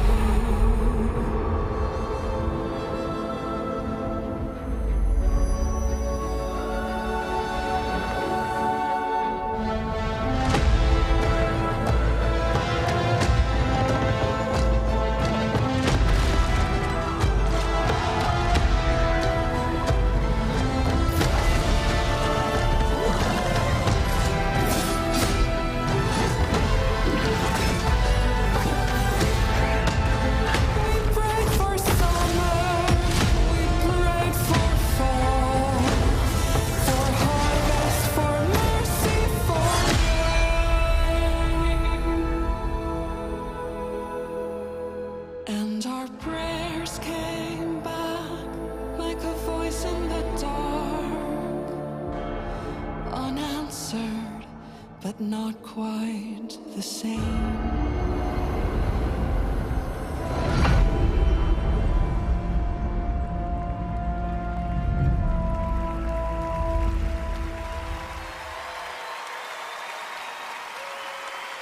That's No Rest for the Wicked, an action RPG from Moon Studios, and more information is coming March 1st, as you saw with the Wicked Inside Showcase. Tonight, during the Game Awards, viewers in the U.S. can enter to win one of 100 Lenovo Legion Go gaming handhelds, a Windows 11 gaming PC in your hand. Head to TGALegion.com before the end of the show to enter for your chance to win. Here's a look at the Legion Go in action.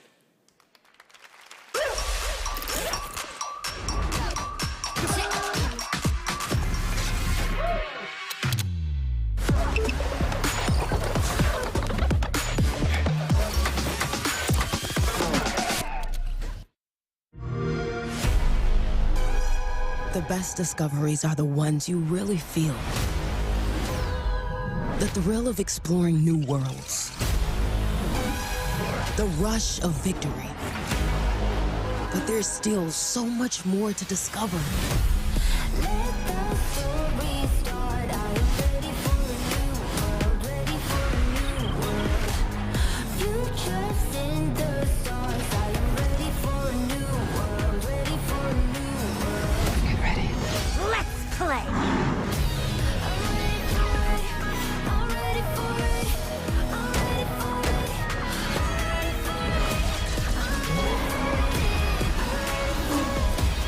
choice you make is a chance to feel something new.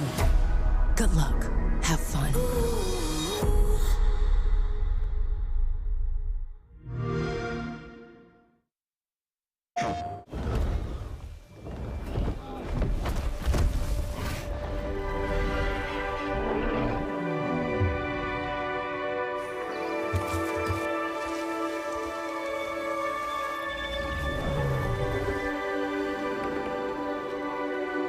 You have the mark.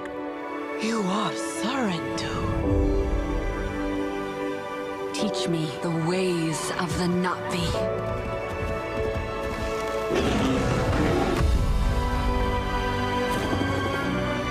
What they do to the land, the RDA, that is death. We did not want war, but they have made us warriors. Avatar: Frontiers of Pandora, available now. PlayStation. Hold on. This hits. Good day, Sot. You're just a wiffle waffle. You can't even aim when you go into battle. I am a baron. You are a border. I write decrees. You mix mortar. Fire on thee. I got an acre. You eat horse bread because your mom's a baker.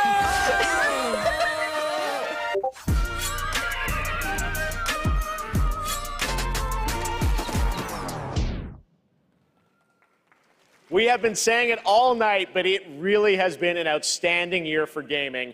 And now to talk about some of the biggest games, it's a pleasure to welcome from the Muppets, that's right, the great Gonzo. Oh, thank you. Hey, Jeff. It's great to be here. Hello, everybody. Hey, buddy, thanks for coming. Looks like you're kind of wearing what I'm wearing. Yeah, it's like looking in a mirror, isn't it? Well, I really don't think.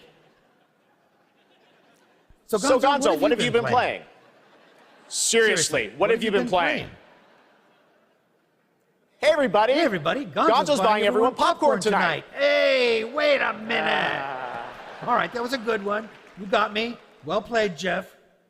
Yeah, well, thank you. Seriously, though, what have you been playing, Gonzo? Well, lots and lots of Tears of the Kingdom. What an incredible game. You know that one mission where you follow the cuckoo up a hill? I lost track of how many days I spent doing that. The objective is really, just follow the chicken. You don't have to ask me twice. That's right, you do love your chicken, so I get that was your favorite part. What did you think of the ending? Oh, I never get past that cuckoo mission. I keep restarting to see if I can get a slower time. All right, well, any other great gaming highlights this year for you, Gonzo? Are you kidding? Actually, if you have the time. Hey, you guys got a minute? I'd like to show you how many of this year's greatest games all revolve around one central theme. Check this out. Got the case board? Yeah, that's quite a conspiracy you've uncovered. I know. You probably think I'm obsessed with chickens, and I can't appreciate video games beyond this one very specific interest. I mean, yeah, I think we're all thinking that. Yeah, maybe. What do you think, Zelda? Yes! Let's do this IRL! Come on! Unbelievable. All right, here are the nominees for Best Debut Indie Game. Best Debut Indie Game.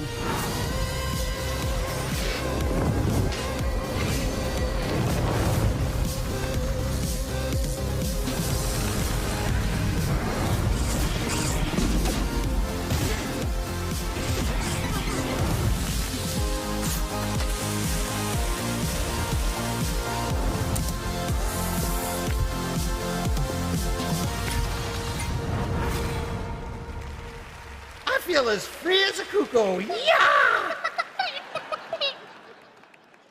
All right, the great Gonzo. Thank you, Gonzo. And now to the task at hand. The Game Award goes to Cocoon.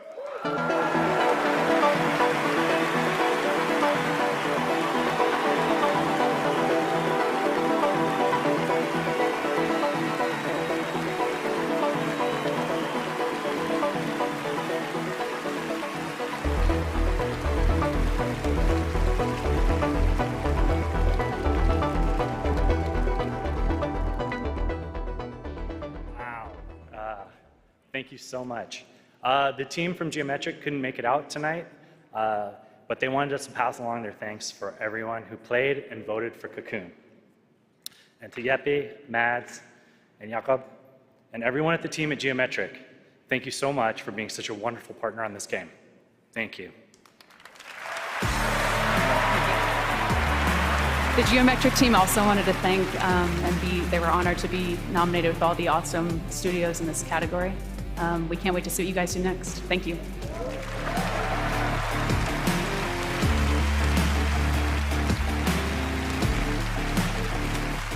Later tonight, we'll announce the best mobile game of 2023, but which title are you most excited to see go mobile in 2024?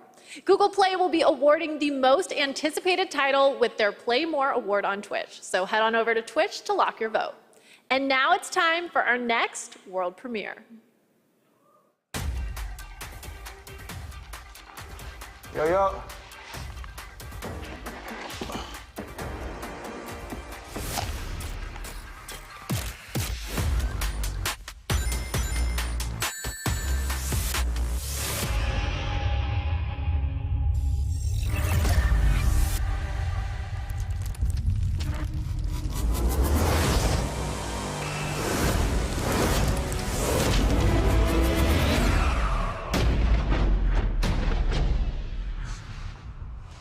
Did you save the game? Really? Of course I did.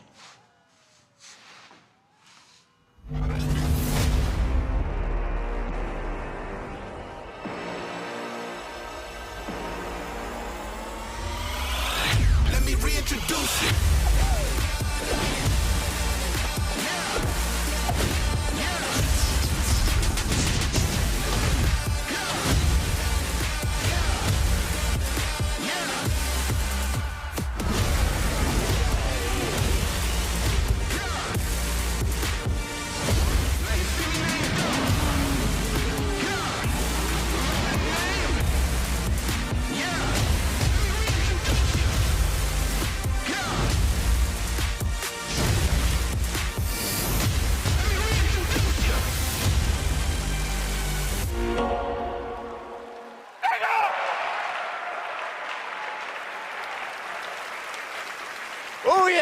Now, typically a world premiere reveals one game, but leave it to Sega to announce 5 new games in one trailer. So many memories for all of us. All of those are first of the many brand new games in development and set for release over the next several years. Thanks to Sega for that truly incredible announcement.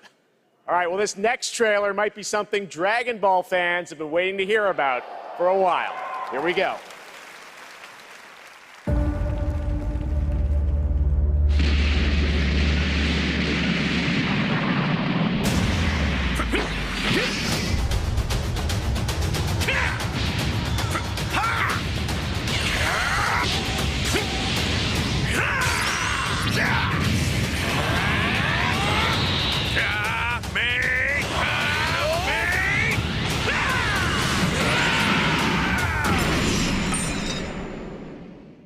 Tremble before my power! I'll show you the horrors of hell. Now perish along with this planet!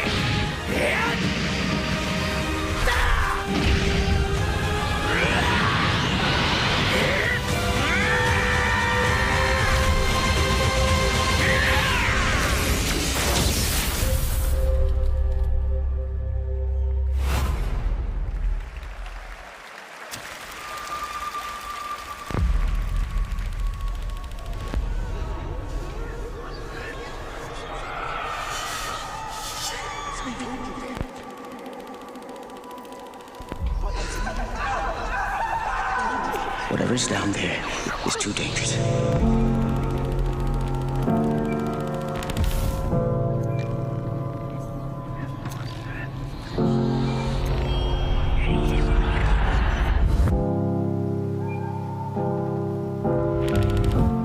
Telling myself I won't go there. Oh, but I know that I won't care. Trying to wash away all the blood I spilled. This loss is a burden that we both share. Two sinners can atone from a lone prayer. Souls tied, intertwined by pride and guilt. There's darkness in the distance from the way that I've been living, but I know I can't resist it.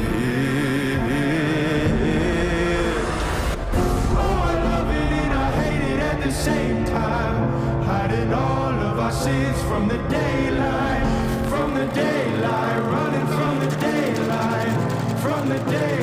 running from the daylight.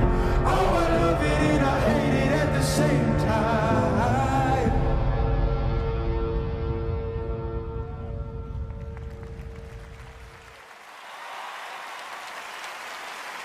That's right, two huge names in the horror genre, Dead by Daylight and Supermassive Games, are coming together for a brand new single-player experience, the casting of Frank Stone. Now, tonight we're showing you lots of new worlds, but now it's time to return to a world we haven't seen in quite some time.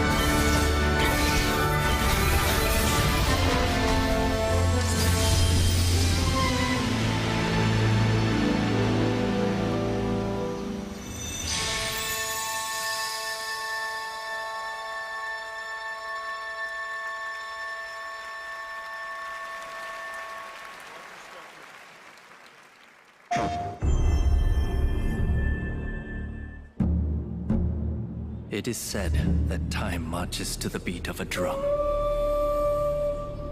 A fleeting moment can feel like a lifetime for those caught in its deadly rhythm.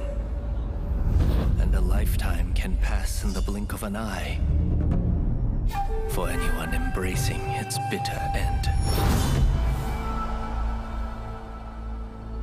The only thing we know for sure is that time marches forward. Even if we are apart, still we are one. Without hesitation, without remorse. If the drum drives the rhythm, then the river directs the flow. Let's do this together.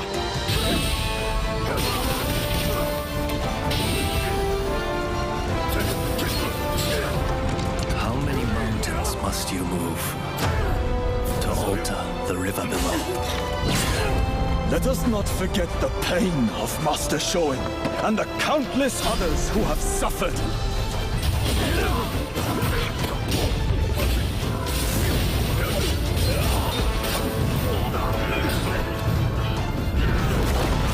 As the smoke rises, so shall we.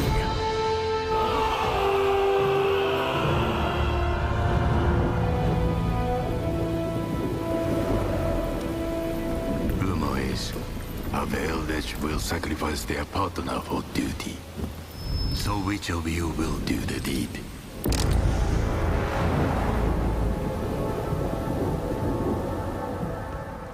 PlayStation.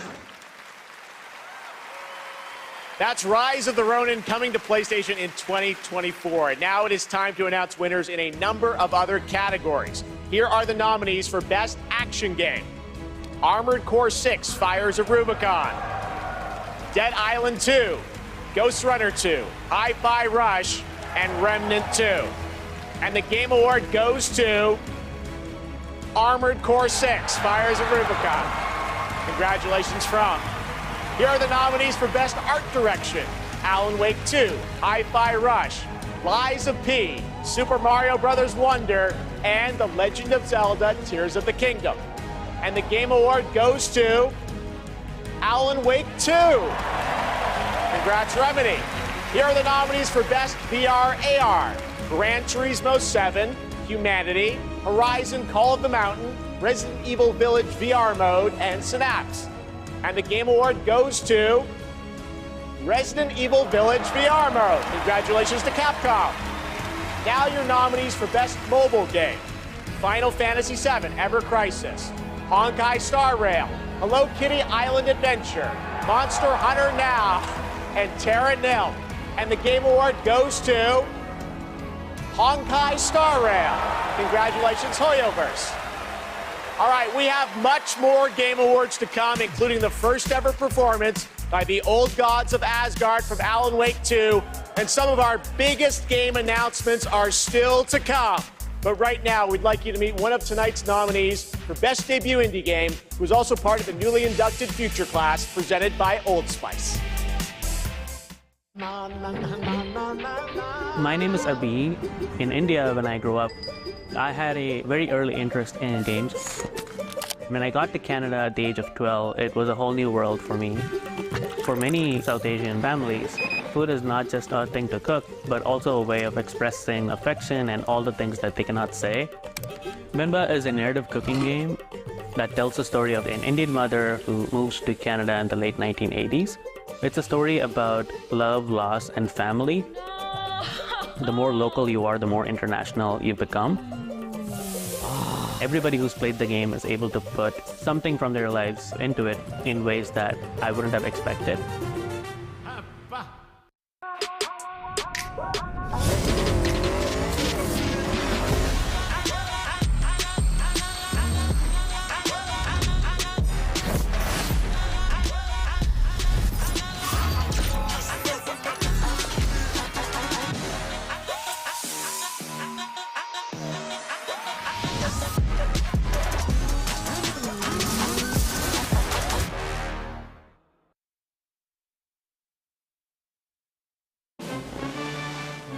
We want you. Are you meant for better things? I can save someone with this. Lonely? Lost? Poor? Confused? Oh, God! Oh, Lord! I won't let you hurt the children! Wait, grind the. Wait, do we have to grind the children? What up, man? Welcome in. Okay, now we sit down, very comfy. Let the miracles of science give you purpose. Sometimes the finger of God reaches down and touches you. Men and women of any race, religion, class, or political persuasion. Stop by one of our convenient volunteer centers before the opportunity is gone forever. Bro.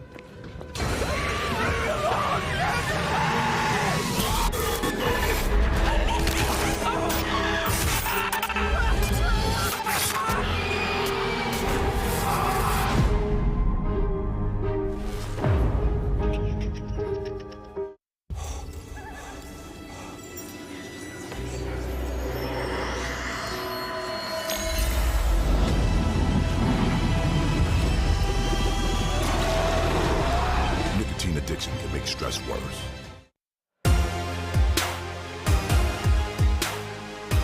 Okay, welcome back to the Game Awards, and are you ready? It is time to get a world premiere from one of our industry's greatest creators. He's been a huge supporter of the Game Awards since the very beginning back in 2014, and tonight I am so honored to share this latest update with you on his upcoming project. Here we go.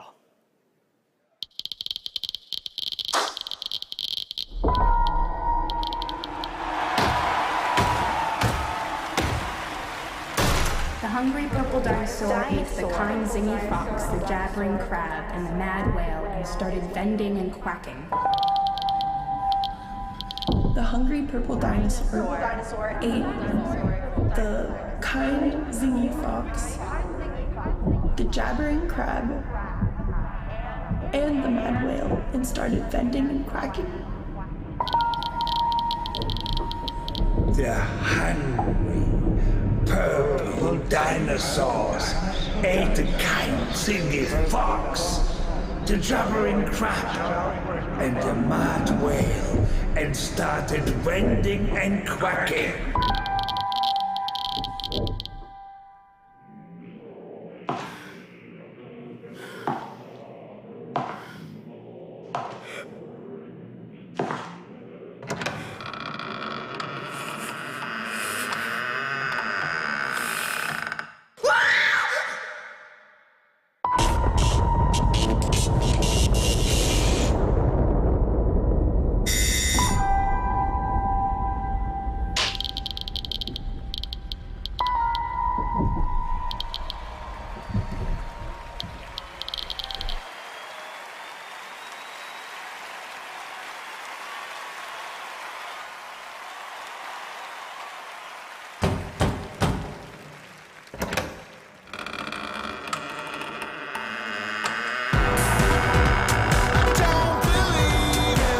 Please welcome the visionary game developer behind OD, Mr. Hideo Kojima!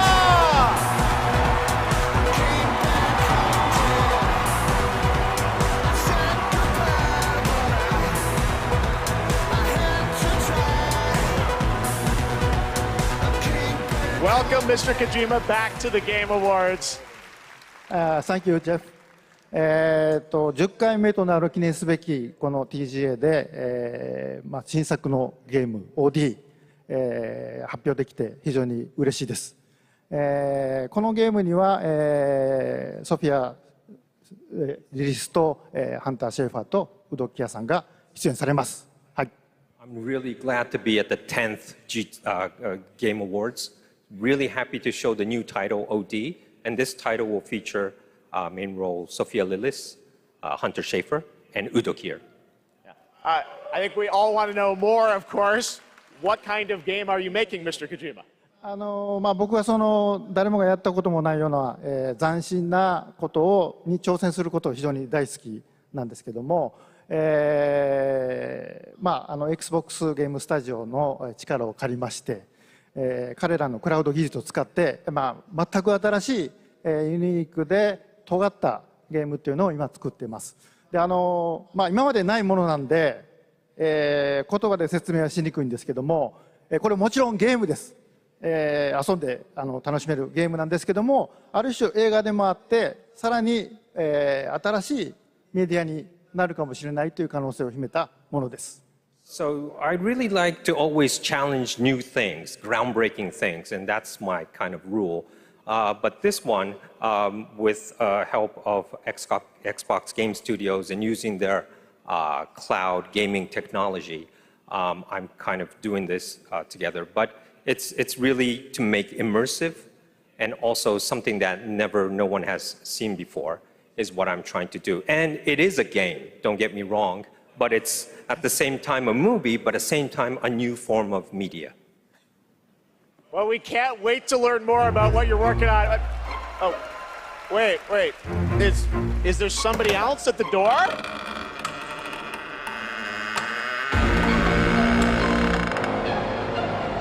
Everyone, please welcome Jordan Peele to the Kojima-verse.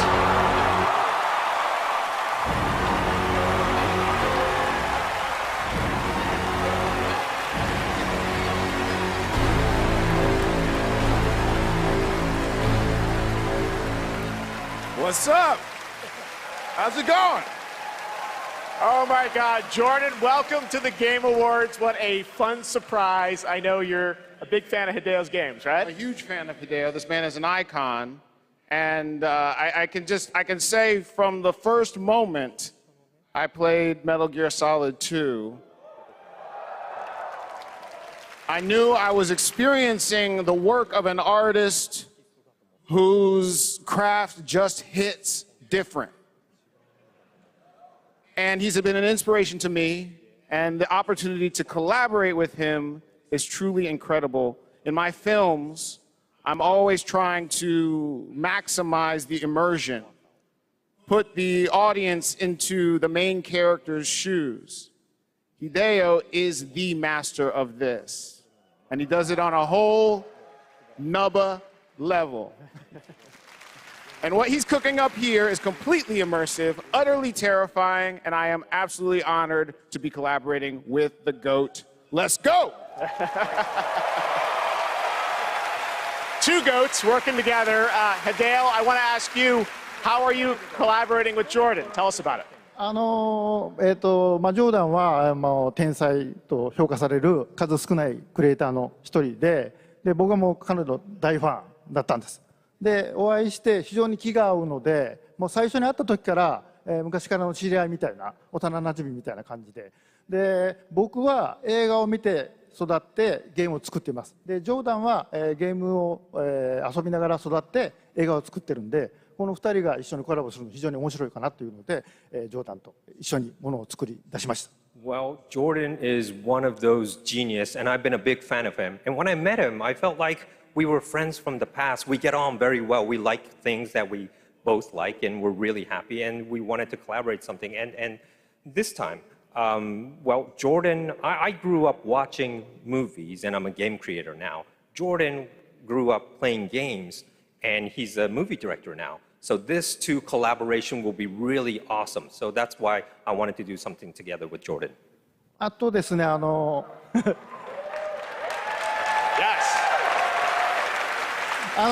このプロジェクトは、ジョーダンだけではなくて、多くの、クリエイティブサポーターとか、人たちと、参加が予定されてます。で、それぞれの恐怖っていうのの焦点を当ててもらってストーリーテリングしてもらうと予定です。で、ここではそのメンバーを紹介できませんけども、非常に豪華な夫人というか巨匠たちの集まりなんで、僕はその彼らを集めてアベンジャーズと呼んでます。ぜひ楽しみにしてください。So what I could say right now is that I'm kind of it's not just Jordan. I have other creative collaborative partners with me on board on this project. I can't really say who they are right now, but I tell you, they are the legends, and they're going to be amazing. And I actually call them the Avengers. Well, the door's closed for now, so no more special guests, but it's going to be amazing. I just want to stress that what this man is building here is unlike any other game. It is going to be crazy. That's it. We cannot wait to learn more. Hideo Kojima, Jordan Peele, thank you so much, guys. All right, it's time for another game announcement. This one's 65 million years in the making. I own an island off the coast of Costa Rica.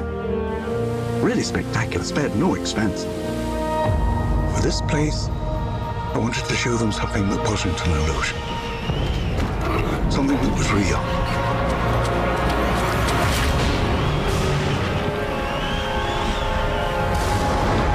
Can anyone hear me? This is Dr. Maya Joshi. I've been left behind on Isla Nubla.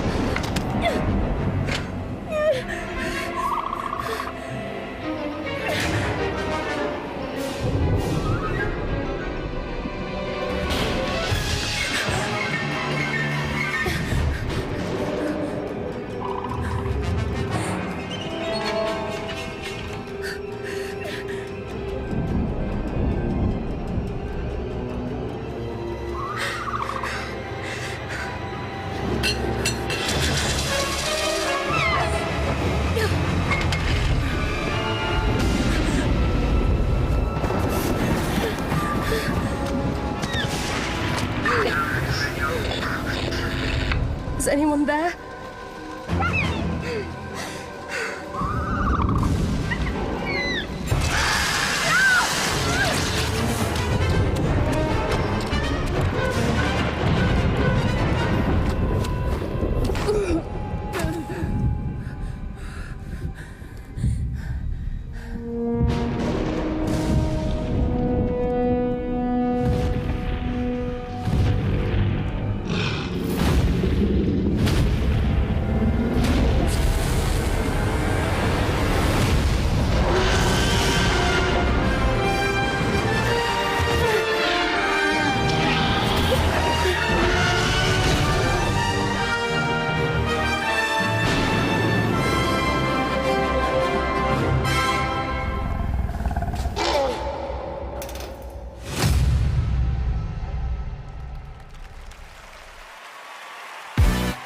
Please welcome Grammy Award-winning producer, Zed.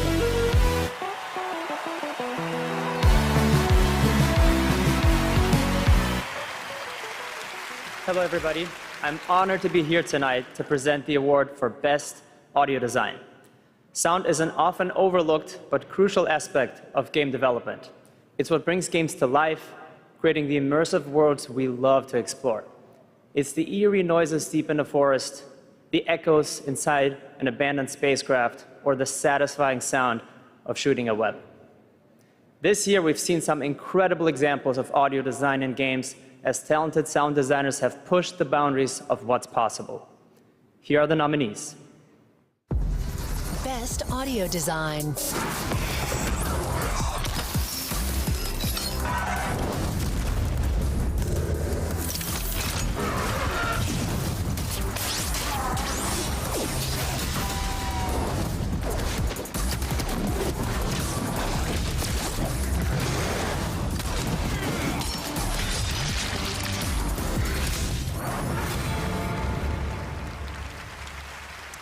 And the Game Award goes to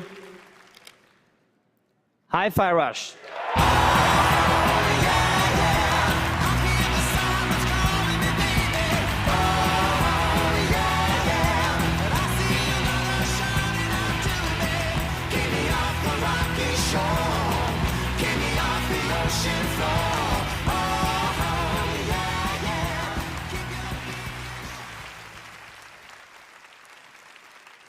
Thank you so much.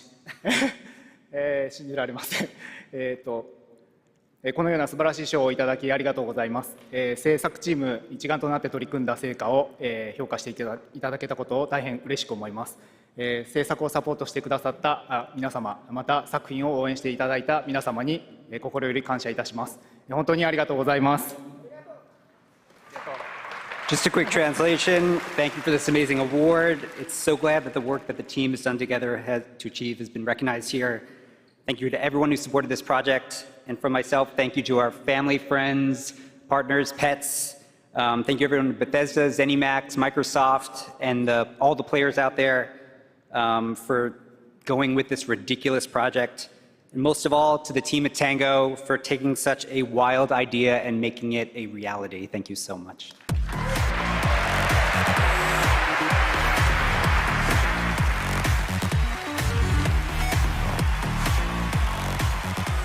All right, let's turn to the world of Fortnite. If you haven't already, check out the Game Awards Island in Fortnite. It's been updated with new trophies tonight to collect. Fortnite is expanding into a full-on platform with tons of new experiences beyond Battle Royale. Earlier today, Lego Fortnite launched, and on Saturday, the music game Fortnite Festival. Tomorrow, though, the team at Psyonix behind Rocket League delivers Rocket Racing. Here's your first look.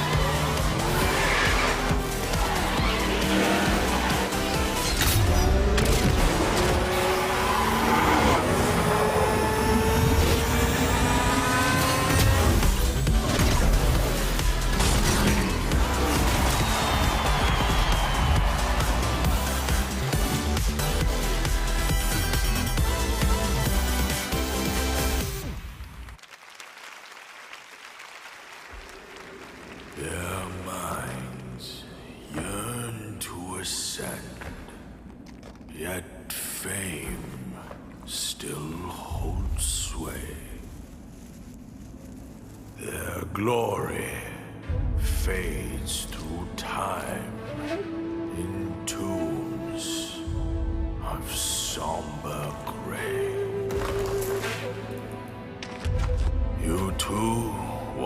be an immortal? Master, are there more good folks in the world or bad? More good, of course. Then why is there always suffering? And why do the bad folks always win? Because goodness without teeth punishes not. It only foments evil. Cleanse the world with blood and grow lotuses in it. That is your destiny.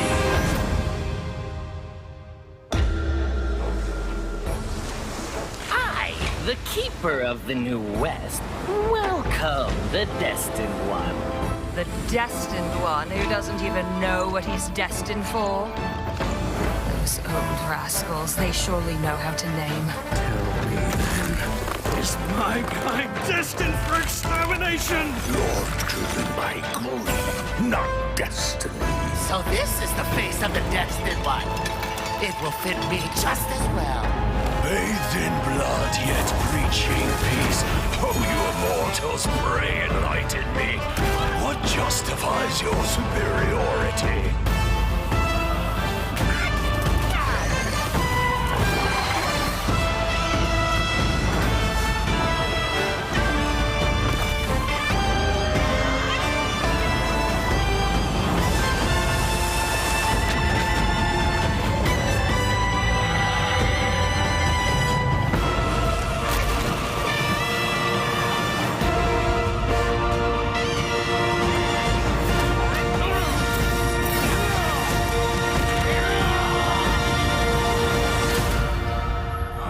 Sweet destiny.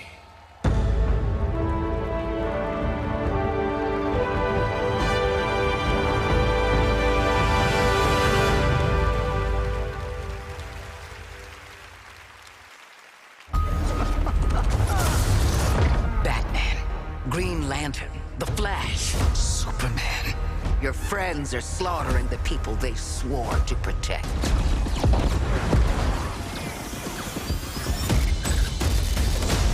My Justice League will burn this Earth down for me. Flash, how do I stop this? You have to kill us, Diana. We have to die to save the world. We can work with that. Finally, someone let me out of my cage. Now, talk to me because I'm counting no A's. Intangible. Bet you didn't think, so I command you to. You think you're a team now? You think you can stop us? Thought you'd never ask. Pick and choose, sit and lose. All you different crews, chicks and dudes. Who you think is really kicking tune? He's the fastest man alive, according to all these girlfriends. I'm happy, feeling glad I got sunshine. In a bag, I'm useless, but not for long. The future is coming on. So, what's the plan? Time for us bad guys to save the world. My future is coming on, it's coming on, it's coming on. Ah, come on.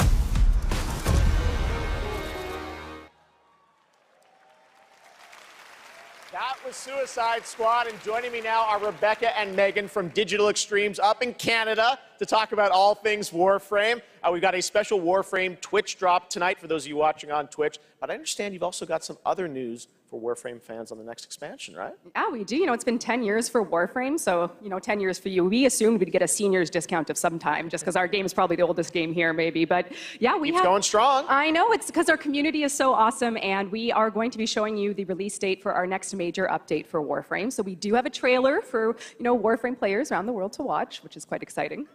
Yeah, I mean, it's been an incredible ride, 10 years of just our incredible developers, our community just supporting us along the way. So if you're a Warframe fan and watching, we love you and thank you so much. And I hope you enjoy the next update, Whispers in the Walls. Oh yeah, thanks for having us back too. Devs at home, we love you guys. All right, thanks guys. Let's take a look. For generations you've slept. No purpose. No call to wake you. But now, you have changed everything. The lidless eye has seen you. The Tenno.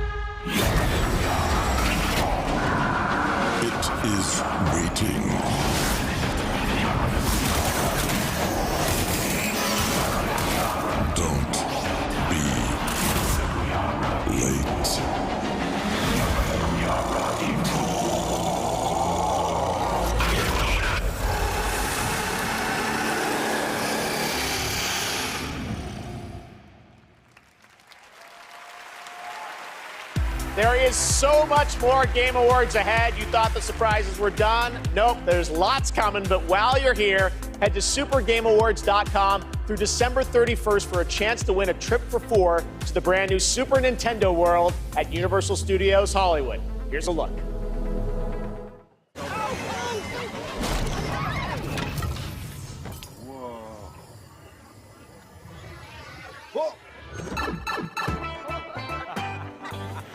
Ready for a new way to play? Experience the immersive world of Super Mario, brought to life like never before.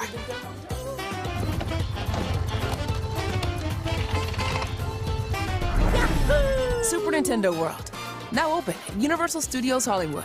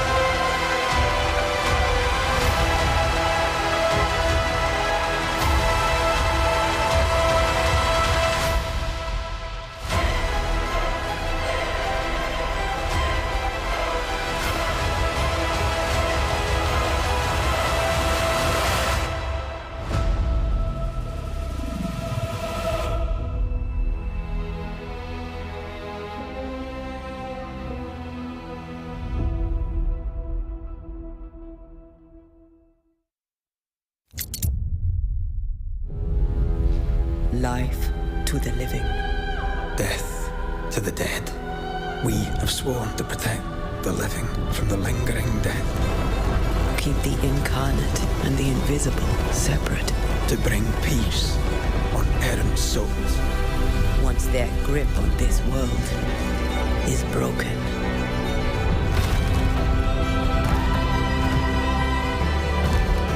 Life to the living. Death to the dead. Life to the living. Death to the dead. Life to the living. Death to the dead. Honoring my oath. Or sacrificing the living to bring me back. I'm not sure I can do this.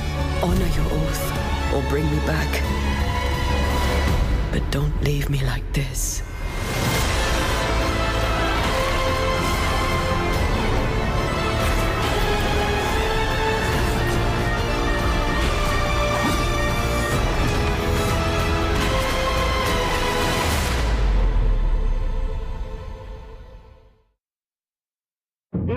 This call is being recorded. What is your emergency? I need the police. You need to send the police right away. I'm sorry. You ready? Suspect down! Right is down! I got you. Officer down. Cover! We gotta get you up. Look out! Ready? Officer is down and we need backup. Let's go! Get back! You can still make it out of this. Drop the gun and let her go. I'm not going in!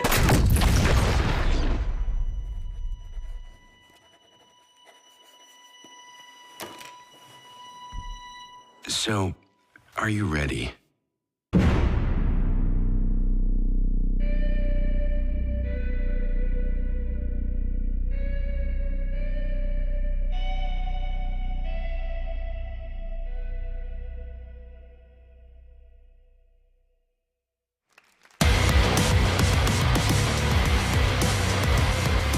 Age of Empires, Call of Duty Warzone Mobile, Little Nightmares, and Tom Clancy's Rainbow Six are just some of the big titles coming to mobile in 2024. Head to the Game Awards on Twitch to vote for which title you want to win Google Play's own Play More award. Now, please welcome last year's winner of Games for Impact for the game As Dusk Falls, which is coming to PlayStation on March 7th and is available for pre-order tonight. Creative Director Caroline Marshall.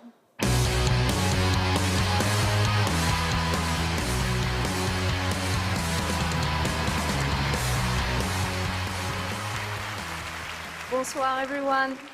Winning last year was definitely a highlight of my 22 years in the industry. Games for Impact is one of the most important categories at the Game Awards. The games nominated this year offer unique and nuanced perspectives on topics that concern us all, from the climate crisis to cultural diversity.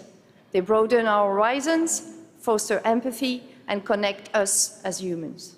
In a world torn apart by divisions and intolerance, this is one of the most essential powers of our medium. Here are the outstanding nominees. Games for Impact. Legend says a traveler will reunite the peoples. What's the theme? Using this year to make an impact.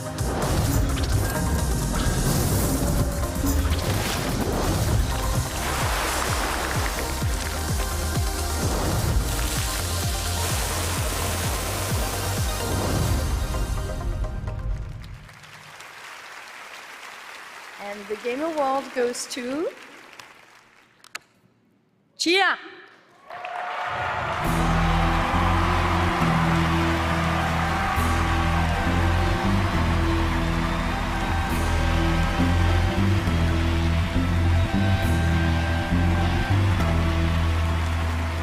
Thank you. I accept this award on behalf of developer ourselves, who cannot be here, but I got a message from Phil Clifford, co-founder of ourselves. I'd like to thank ourselves family for your trust and unbelievable talent, Kepler and Sony for believing in this crazy project, and the entire population of New Caledonia who championed and embraced cheer all along. Thank you, merci, Oleti.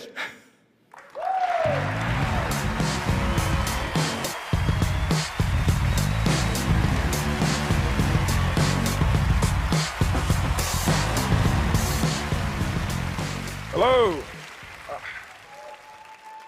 I'm Abubakar Salim. I'm mainly known for my acting work in Raised by Wolves and Assassin's Creed Origins. But that is not why I'm here. Oh, okay. Sorry, no, this is crazy, man. I mean, I remember watching the Game Awards when I was younger, so being up here now is like,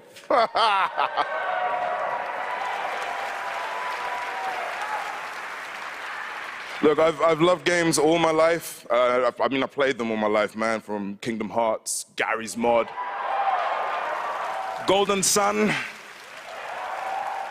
And it started with my dad, right? He got me into them. He understood, that games are an art form. It's a great space to enjoy and escape from the reality of the world. And he passed away a while back, and I'll tell you what, I'm still figuring it out.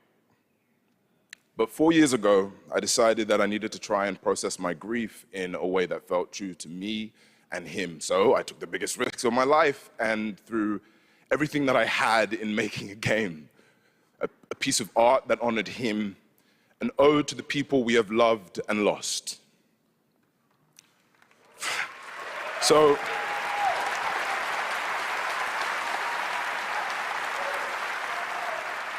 the reason I'm here tonight is because with the love and support of a lot of people, here, I'm going to take another big risk, and I'm going to show you what we've been building. You know, I'm going to offer you this game, a game from my old man. I hope you like it.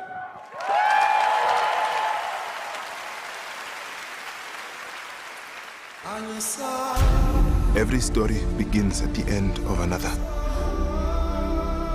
Each story carries with it the echoes of those that came before. My Baba, my father, your story was snatched away too soon. My name is Zhao, a shaman of Kenzera. Here, I seek my father's return.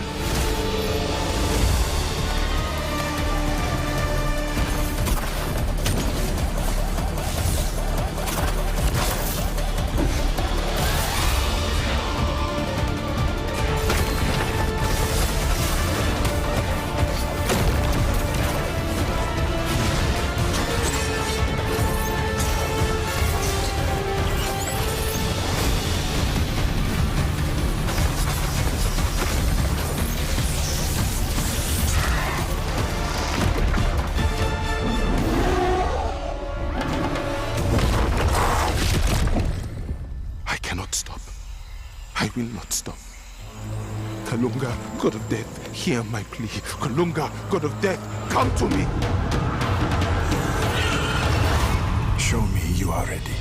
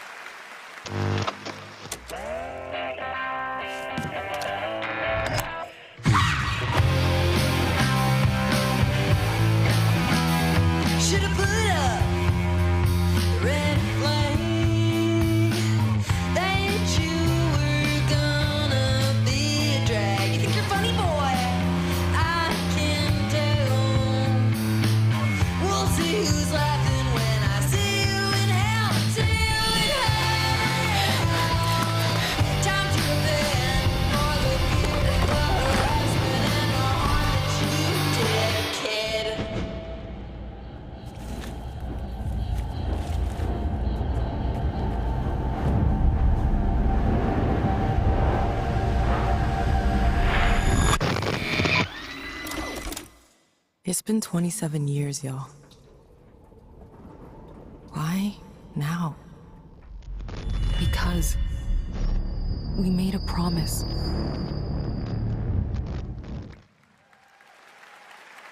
That was Lost Records, a brand new world from the development team behind Life is Strange. Now we have a world premiere new look at a game based on an ongoing franchise of 18 years with over 850 million users worldwide. This entirely in-engine trailer shows off the blend between cartoon 3D graphics with hardcore action. This is the first Berserker.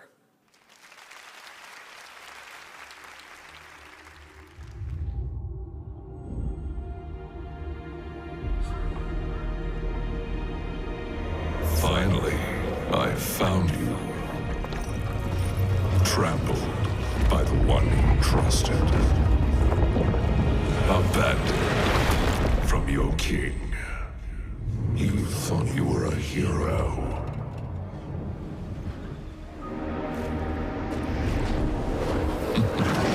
Now, you are just one of us.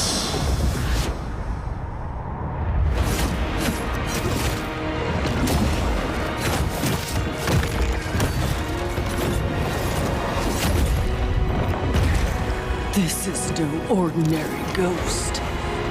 You'll have to risk your life.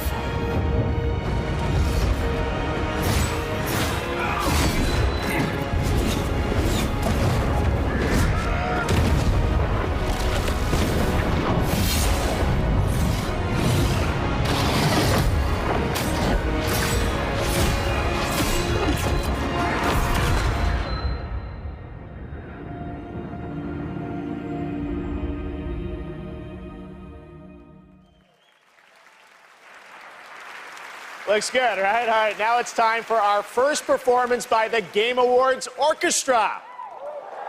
This one, though, is a little bit of a twist. They're about to play music from an upcoming game that no one has heard yet. You might call it one of those world premieres, and this is a special one. It's written by one of the greatest video game composers of all time, the legendary Nobuo Uematsu. Here is the Game Awards Orchestra, led by Lauren Balfe, with lead vocals from Lauren Allred, debuting the theme song from Final Fantasy VII Rebirth. Enjoy.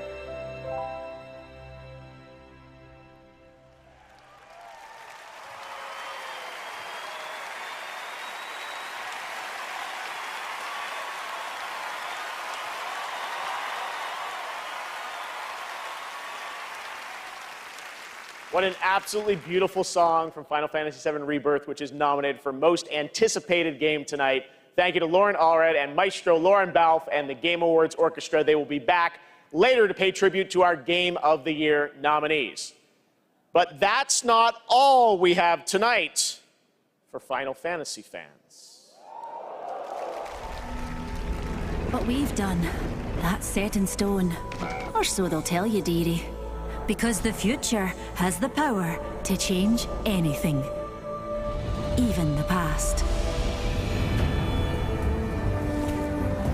Strap in, Newtie. Things are about to get mighty interesting.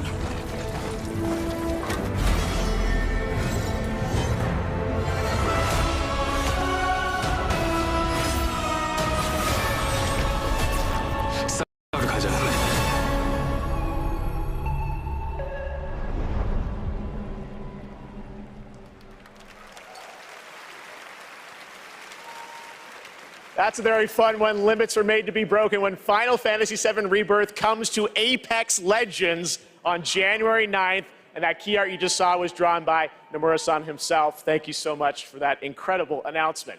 Now it's time to announce the winners of a few more awards as selected by the fans and our voting jury. In the category of Best Score and Music, the nominees are Alan Wake 2, Baldur's Gate 3, Final Fantasy 16, Hi-Fi Rush, and The Legend of Zelda Tears of the Kingdom. And the Game Award goes to Final Fantasy 16. So, congratulations. Here are the nominees for Best Independent Game: Cocoon, Dave the Diver, Dredge, Sea of Stars, and Viewfinder. And the Game Award goes to Sea of Stars. Congrats, Sabotage. Here are the nominees for Best Community Support: Baldur's Gate 3, Cyberpunk 2077, Destiny 2, Final Fantasy 14, and No Man's Sky. And the Game Award goes to Baldur's Gate 3. Congratulations, Larian. All right. Nominees for Best Fighting Game. Those are God of Rock, Mortal Kombat 1, Nickelodeon All-Star Brawl 2, Pocket Bravery, and Street Fighter 6. And the Game Award this year goes to Street Fighter 6. Congrats, Capcom. All right. Most anticipated game. Your nominees this year were Final Fantasy VII Rebirth, Hades 2, Like a Dragon Infinite Wealth, Star Wars Outlaws, and Tekken 8. And the Game Award this year goes to Final Fantasy VII Rebirth. Congratulations, Square and Nomura-san. All right, well, it's been 8 months since the release of Honkai Star Rail, a winner tonight for Best Mobile Game. This space fantasy RPG filled with myths and legends is set for more intergalactic expeditions in 2024. And tonight, we have an exclusive look at Penokane, the next destination. Do you still remember it? Fables about the stars. Its stories tell of what is and what was. Its pages will always reveal something new.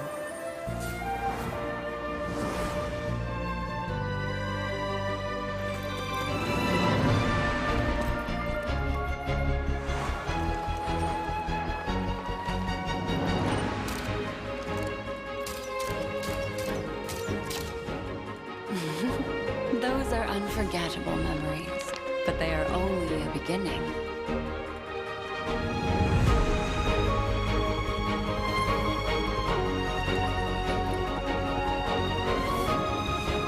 It won't all be merrymaking. Suffering and joy will both be added to the final draft of the story.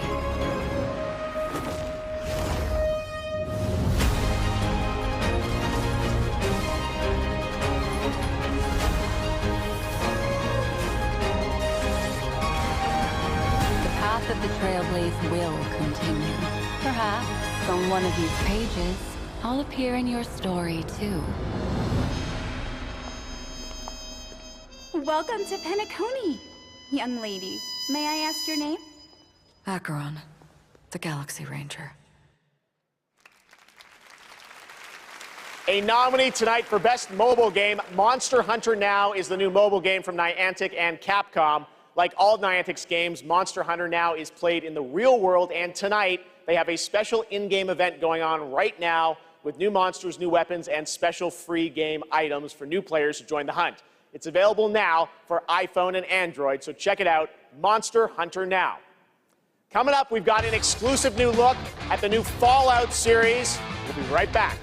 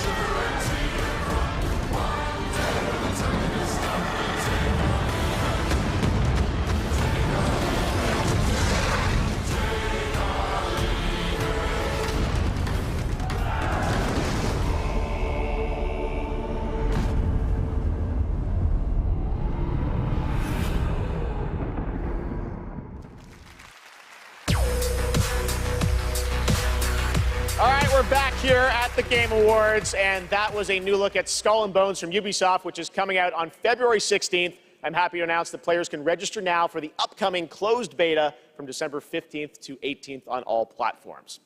And now it's time for the announcement of the next game from the studio that won Best Game Direction in 2021.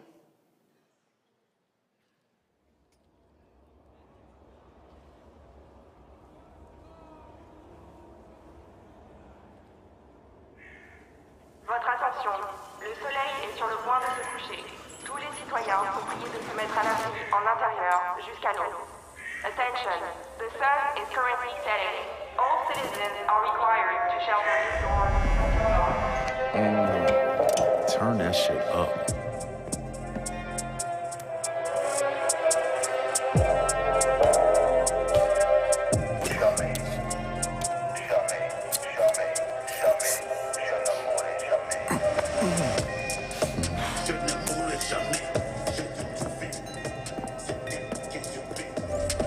Relax, man.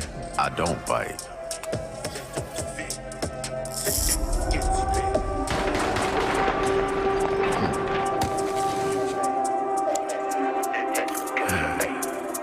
Lock up tight now. Night's just getting started.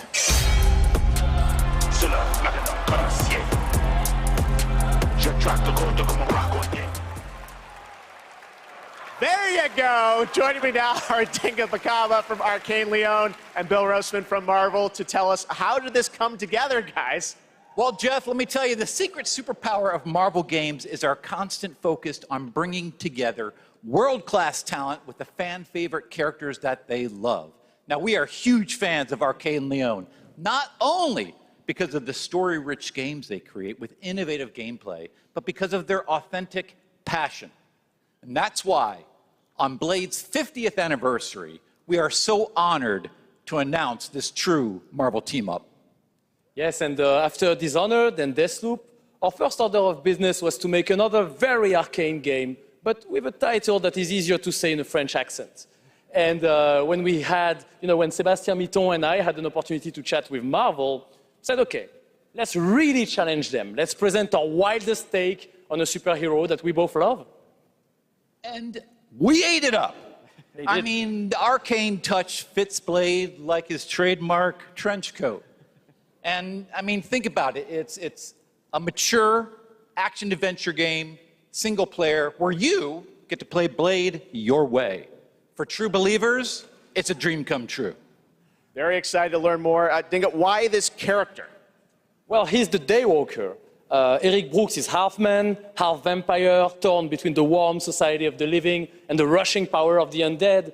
And as a kid of mixed origins, his dual heritage resonated with me. So yes, it is a dream to be making a game about Blade in Paris, my hometown. Well,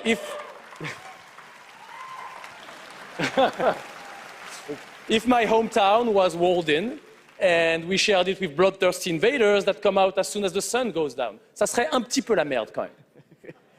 Anything else you can tell us about the game? I know it's pretty early, right? I can tell you one thing. Okay. The entire team at Arcane Leon is, pouring so much love into this immersive third-person action-adventure set in the heart of Paris. Yeah. So please sit back, let us cook, and voilà! Merci beaucoup! Merci! Whoa! Stunts too. Dinga Bill, thank you very much, guys. Yeah. Great announcement. All right, awesome. Thanks, Dinga. All right. Now please welcome the star of Twisted Metal, a nominee tonight for Best Adaptation, Anthony Mackie.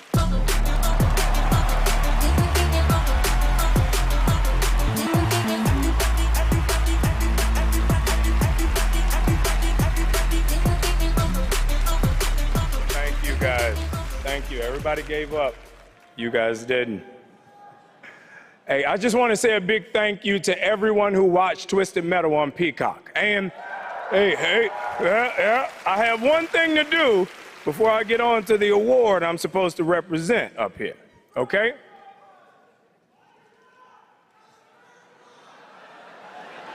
Okay, all right. I know I say a lot of different things. You can't scream them all. Jeez. Now, no one knows this yet, so you three guys and everybody else is going to be the first. Because of our incredible fans, Twisted Metal is coming back for season 2 on Peacock.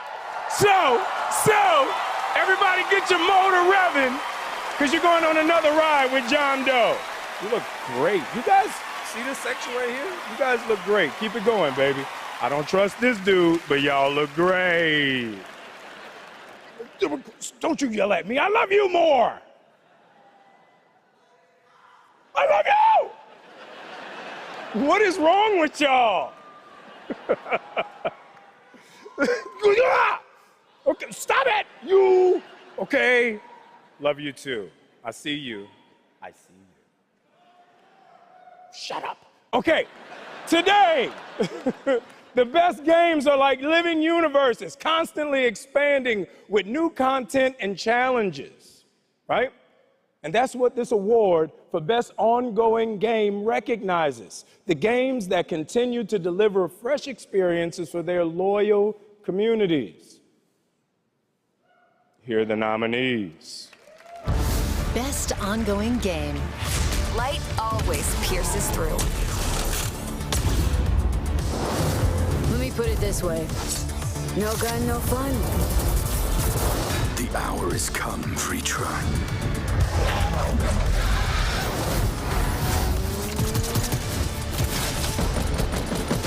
Let the magic begin!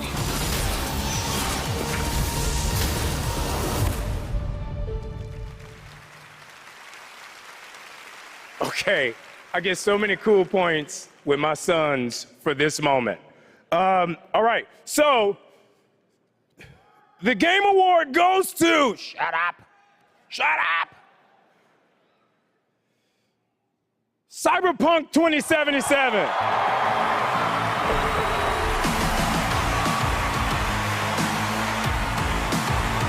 This is heavy, dude. This is heavy.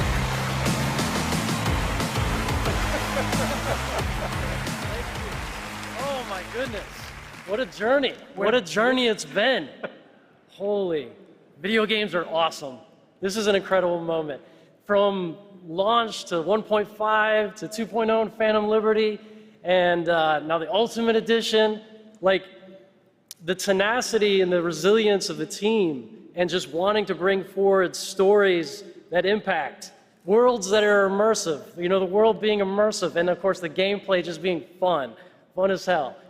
This is exciting. Team, we accept this on behalf of hundreds of people who put their hearts and souls in it. The two of us here. Please, Saskia, including this guy here, please say something. And I mean, I have to include here our amazing players. They've been with us throughout the whole journey, gave us feedback, made funny memes, videos, you know, wrote posts on Twitter, on Reddit. It was amazing, you know, to see the reception of the players when they were actually getting all of those updates. Just recently we shipped update 2.1 for Cyberpunk 2077, and it's for all of you. Thank you so much. Thank you. Thank you.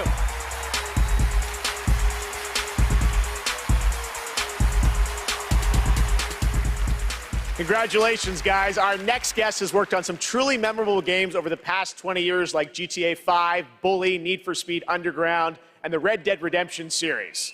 Now he leads a new studio, Lightspeed LA. Steve C. Martin is here to unveil a brand new project. Steve? Thanks, Geoff. Great to have you here. You showed this to me earlier this year. Tell us a bit about it. It's an honor to be here, so thanks for having us. Over the past few years at Lightspeed LA, myself and a remarkable team of over 200 talented, diverse industry veterans and fresh new talent have been in deep development on a fully original, AAA, futuristic open-world game. Tonight, we're really excited to offer you all a sneak peek at what we've been working on. I'm so excited to share so much more with you in the future, but for now, I hope you all enjoy this first taste. Amazing. Let's take a look, Steve. Here we go.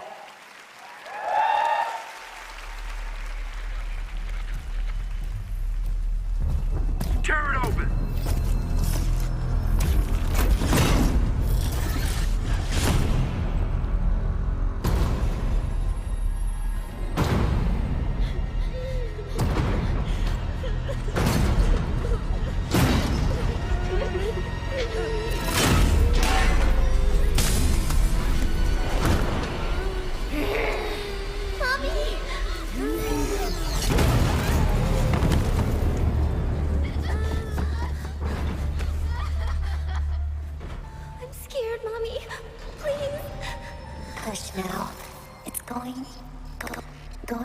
be okay.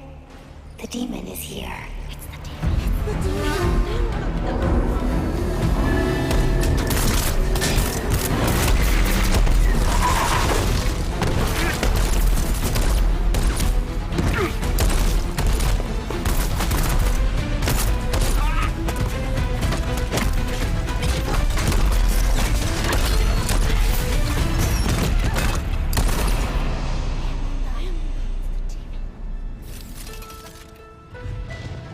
Follow me.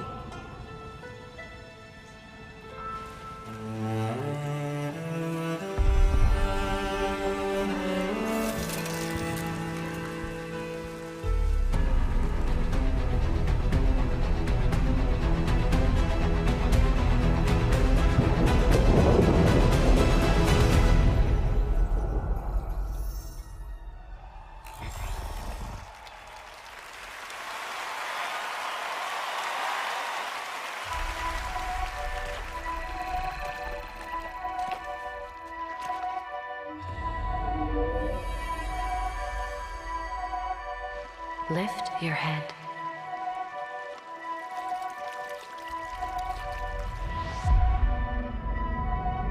Now open your eyes, slowly.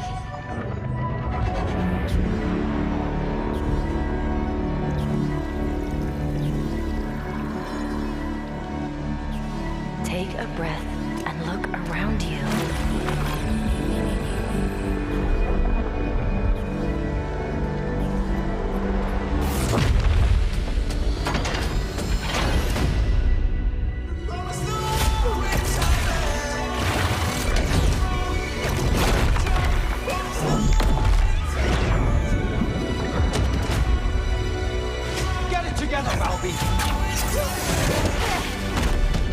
Fate always tests us. You have to fight until the end. I'll find you.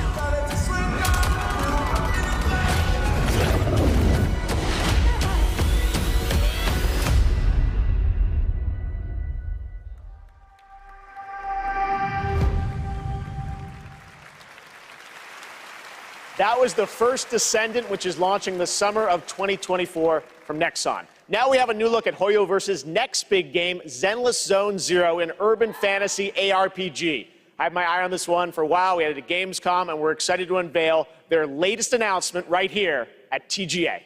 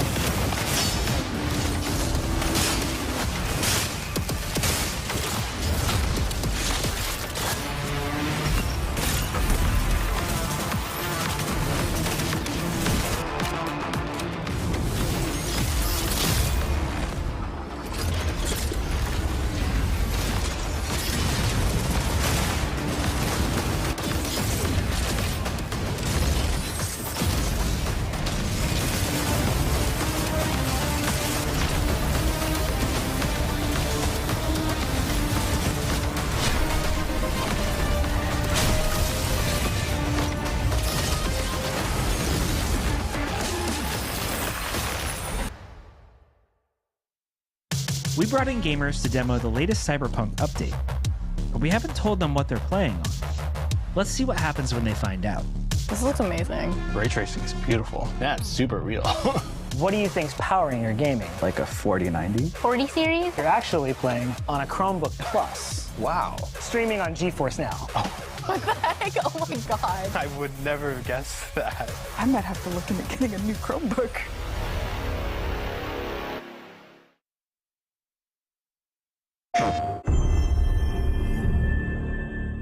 The tide of war is turning against us.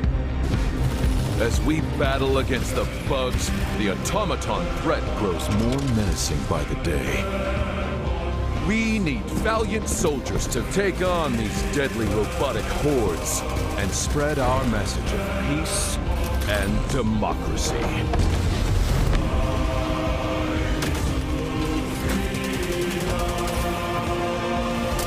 Use the galaxy's most advanced weaponry. Fight alongside a squad worth dying for. Join the Helldivers.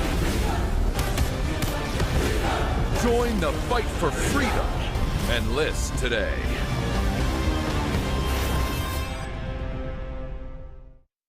PlayStation. What is your life? My honor is my life.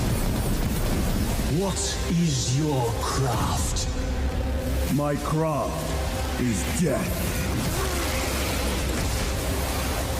What is your pledge? My pledge is eternal service.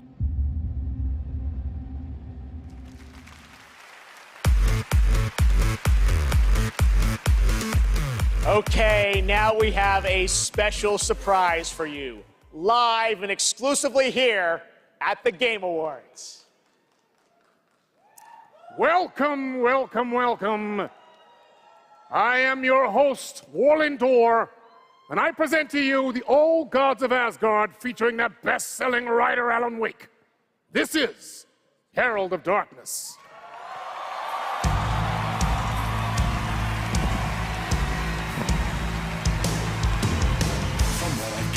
You grew up nice and sheltered with mama's pretty stories and your own made-up theories. And mama gave me a magic clicker. Well, yes, I think it's true and fair to say.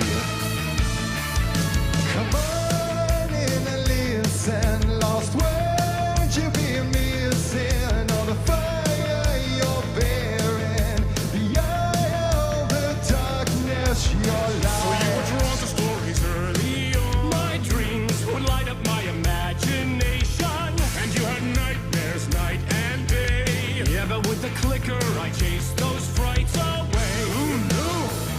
So true. So here is a clue of how to remember. Visions they come true. Obey the light switch too.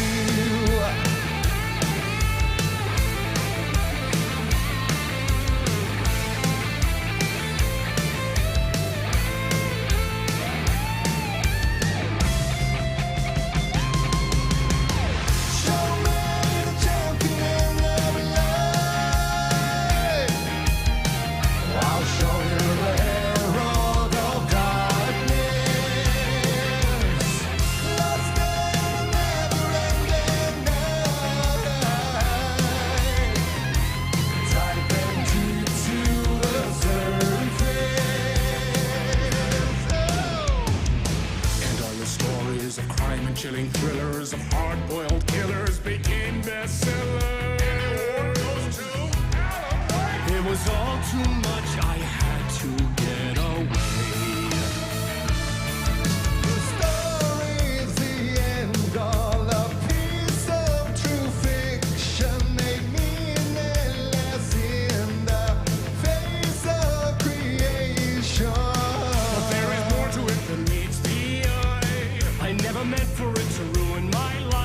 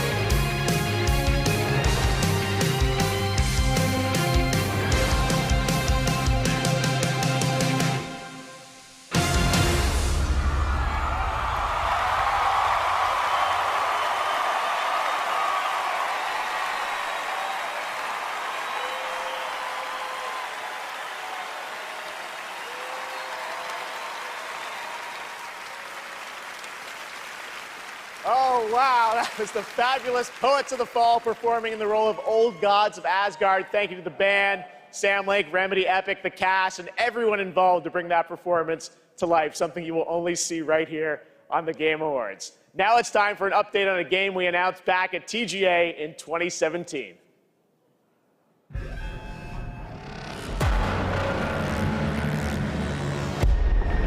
We all shared the same story, the same fate.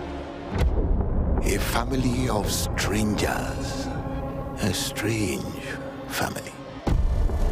We have lived 1,000 lives. We have died 1,000 times. Whoever we were before this torture, we are now as one. Until the end. One final battle. My friends.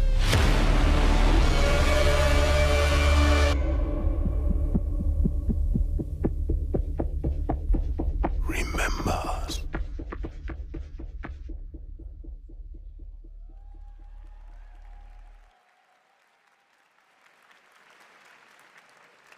Joining me now is Ulf from 10 Chambers. Crazy, that was 6 years ago. We announced GTFO, and that's the final chapter. You've got a free weekend on Steam. Looks fantastic, but I think there's a little something more you're also working on, right?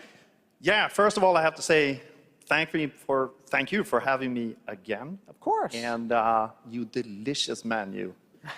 This suit is fucking amazing. Yeah. You look good too, Ulf. Your games look great. So. Anyway, yeah, we're working on something new, and it's like a passion project, like all our projects are. And this you were one, known for Payday, things like that, so you're back some heist stuff? I guess. Okay. Yeah. So now we're back to doing a heist game again, and it's sort of a sci-fi thing that I've been dreaming up since I was a kid, basically. Okay. And yeah, it's, it is what it is. Should we announce it to the world? Yes, we should. You've been working on this for a number of years. Yes. I'm so excited. It's finally time. Thank you. Check out the new game from Ulf and 10 Chambers. Here we go.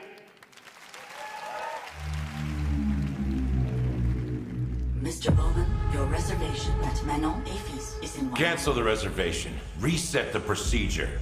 Continued neuroprodding may severely damage the suspect. Reset the procedure. Yes, standing by. Eject. I'm Mr. Bowman. Your subconscious was just spilling the beans about your recent Akajima district break-in. Let's continue. What are you hoping to find in the Nexus Sentinels? You mother... There's no use in fighting. I will get what I want. So that's how you found out about our Akajima vault. What were you looking for? A key. A key to what? No. Yes! What's the key for? It's not what, Mr. Bowman. It's who. You see, just like me, you're caught here. You're caught in the den of wolves.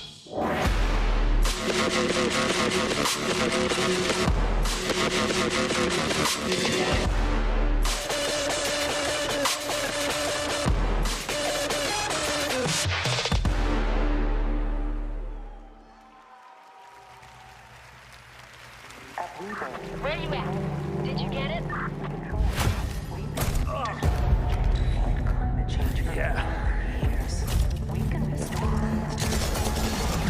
Working on it.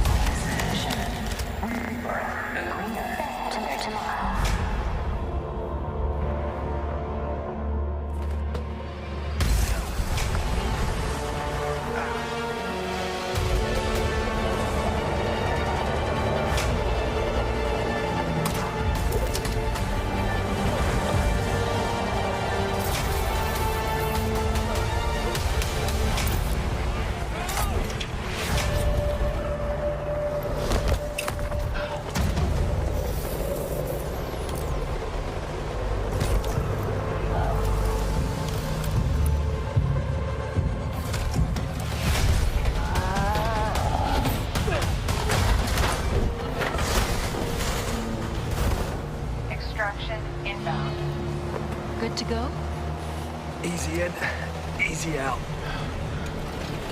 That's our ride.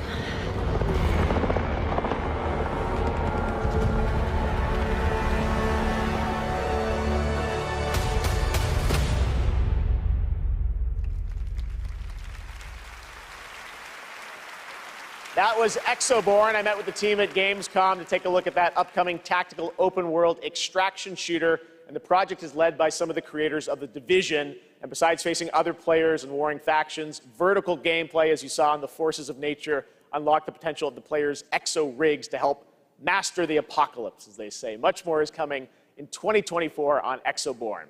Now, please welcome the voice of Loki in Asgard's Wrath 2, one of the most ambitious and anticipated VR games yet, Matt Mercer.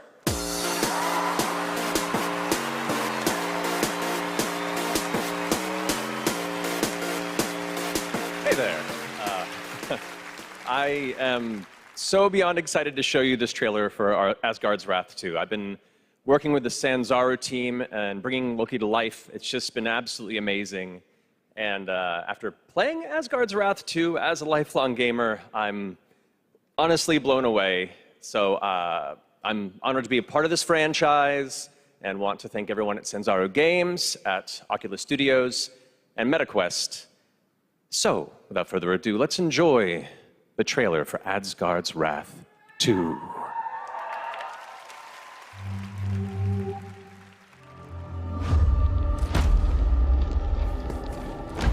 The gods take everything from mortals. Bleed these lands dry. Thy spirits their rightful passage. Turn worlds to ash. You allowed Loki to deceive you. Now his chaos reigns. The universe demands a guardian. And with each possession, you will grow stronger.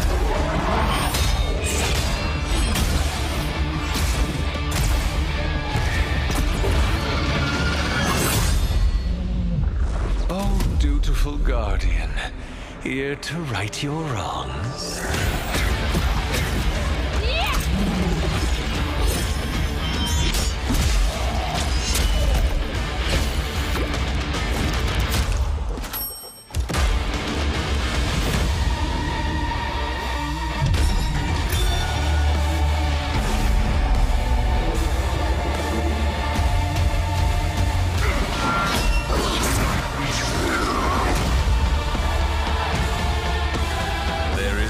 Time or place you can hide.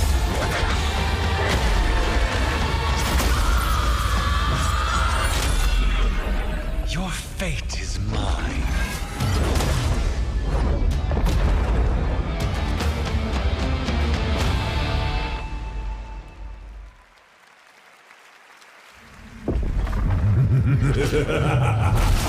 Foolish mortals, oblivious to the chaos that awaits you just outside. I'll see you sooner than you think.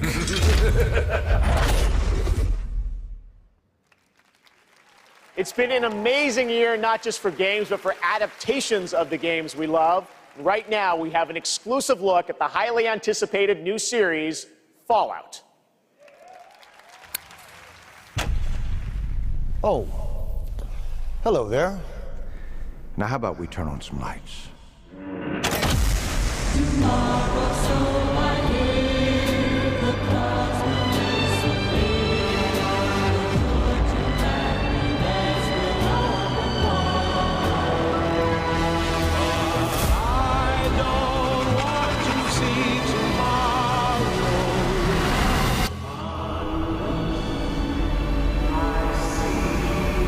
Well, you know what they say.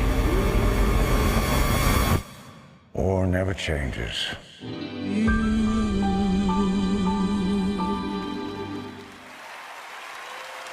I don't want to set the world. From Fallout, please welcome Aaron Moten, Ella Purnell, and Walton Goggins. I just want to talk.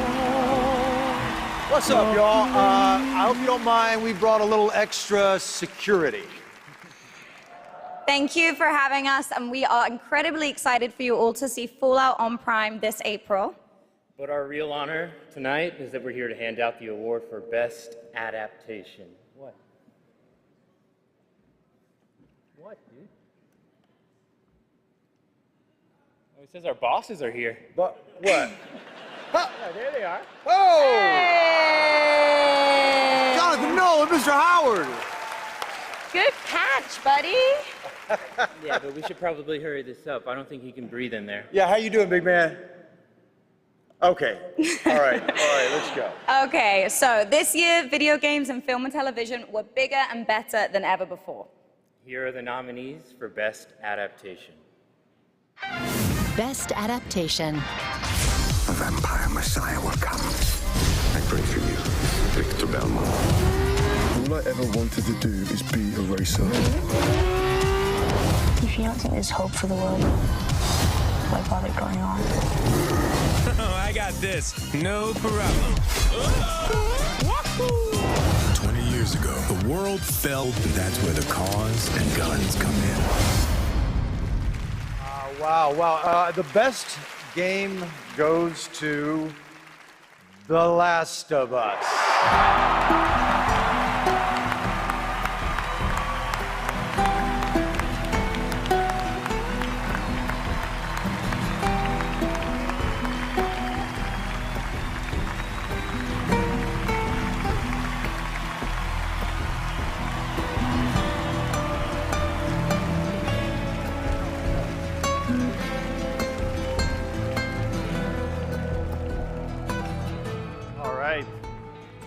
Okay, clock's ticking. Shout out to my partner in crime, Craig Mason, who's watching up in Canada, getting ready for season 2. Huge thank out to our Naughty Dog family. This wouldn't exist without all your incredible hard work. Big thanks to HBO and the support they've given us, and big thanks to our Last of Us community. None of this exists without you. Thank you so much. We also want to thank our partners at Sony Pictures. A special shout out to Carter Swan and the whole PlayStation Productions team, and everyone at PlayStation. Thanks so much. Thank you.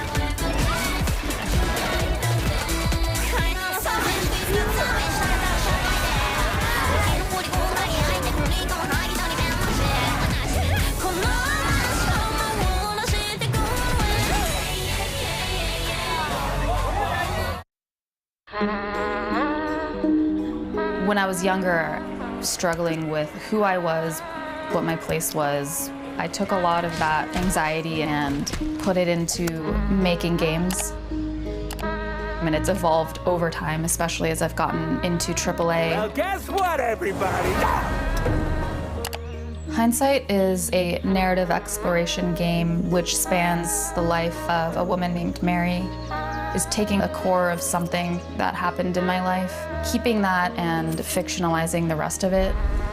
Whenever someone tells me that they've cried from something that I've made, it's always when people cry is where I feel, yes, I want to keep doing that. I want to keep making people feel things. This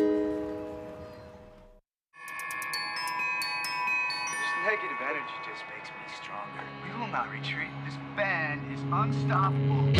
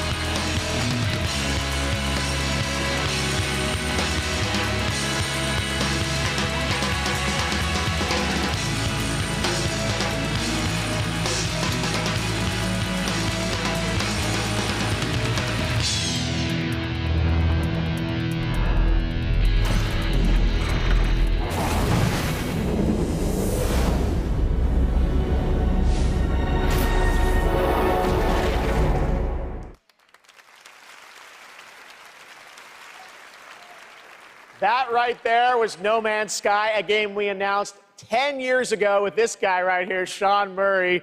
Sean, looks like the content keeps rolling in 2024. But what does the next decade look like for Hello Games? Well, to start with, next year is going to be a really big year for No Man's Sky. Like you said, I've been working on it for 10 years now, and I still really love it, still really enjoy it. But what people don't know is that for the last 5 years, we've been working on something new. Another game. Yeah, something very different, something maybe more ambitious. You know, for... Here we go. Tell us a bit about it, Sean. Well, for No Man's Sky, we generated a whole universe of kind of sparse, alien-looking planets. And that wasn't easy, you know, it was hard, but there is something that's much harder that we wanted to do.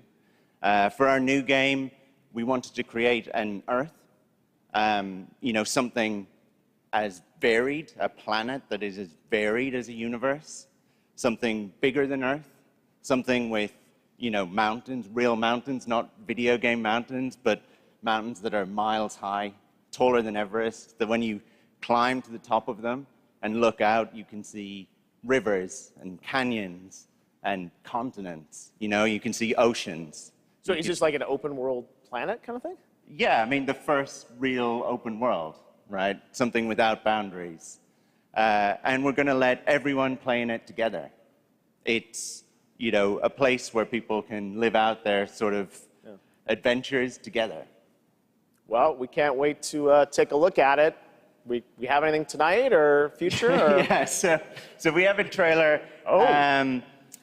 And, you know, it's quite a small team that's working on it. Yeah. There's about a dozen of us. Actually, everyone's here. Everyone from the team is here. We're very excited to share this. You and I have been talking about this one for years. Yeah, we're super nervous, you know, but really excited. If, you know, if people like it, this is a game I would like to still be updating 10 years from now. All right, so Game Awards 2033. We'll be back. But no, let's take a look. This is such an incredible project, and I'm honored that we get to show it off. Should we do it, Sean? Yeah, let's do it. Here we go.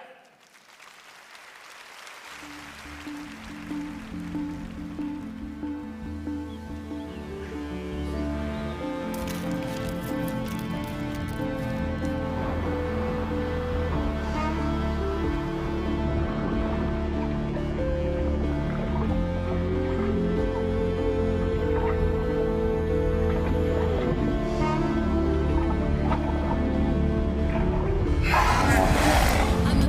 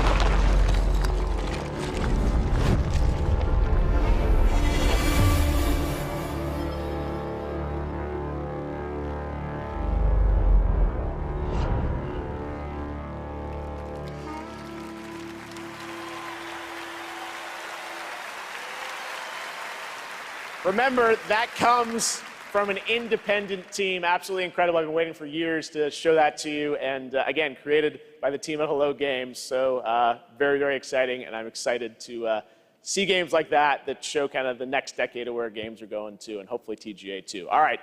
Now join me in welcoming to the stage actor Simu Liu.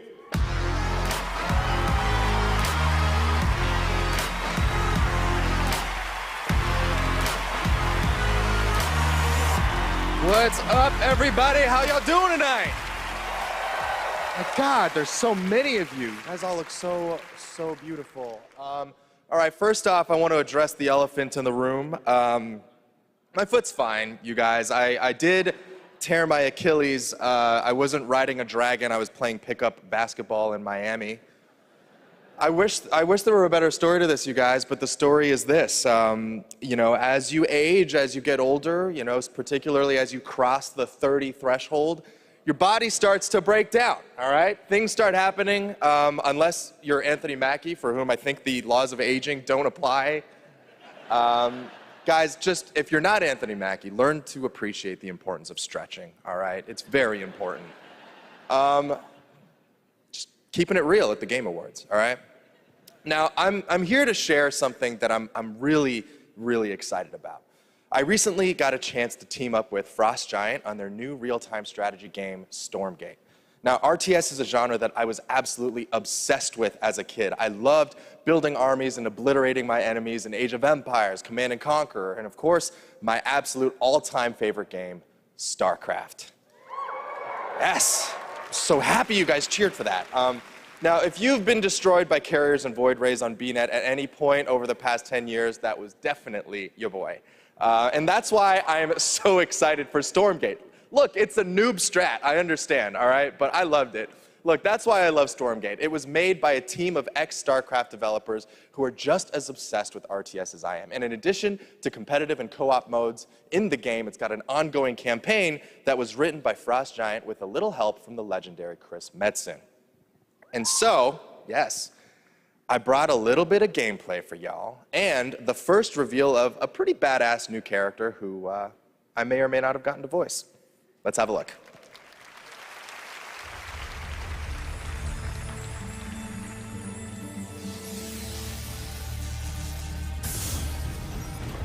Stormgate unstable. Shut it off! What the hell was that? Cut the power, now! It is too late, my friend.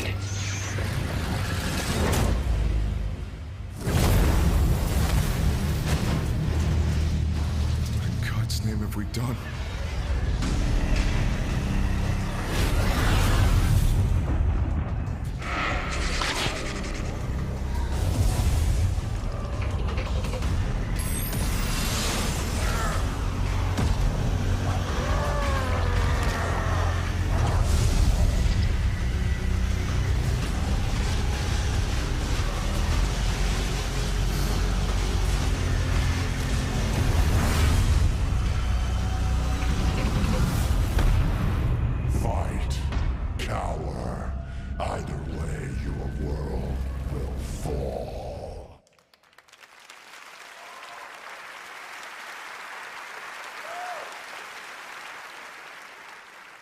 That was me. See? Pretty good, right? And now it's time to hand out the next award. Here are the nominees for Best Action Adventure Game. Best Action Adventure Game. You're the killer. I don't want to be in the story. Just write me out of this story. It's my fault. This is something else. Miles, get it off of him. We can fight this together. Your soul requires cleansing. How could you let the galaxy fall to this unworthy machine of an empire? Do not look away. You witness a king's revival. And the Game Award goes to, no surprise here, Legend of Zelda: Tears of the Kingdom.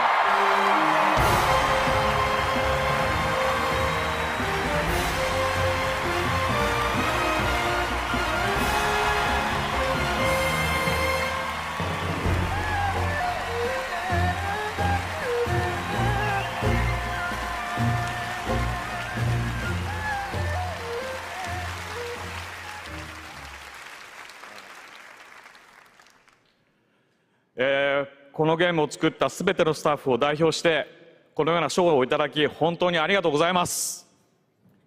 I'm so glad to be able to be here to accept this award on behalf of everyone who worked together to create this game.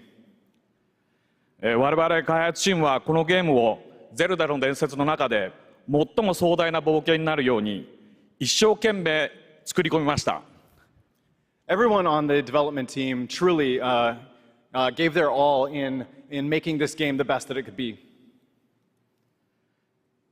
プレイヤーの皆さんそれぞれのユニークなゲームプレイが皆さん独自のハイラルの物語となります。プレイヤーの皆さん本当にありがとうございます。Everyone's unique approach to playing this game can become their own personal story as an adventure through the lands of Hyrule. And to all the players, you have my sincere thanks. Thank you so much.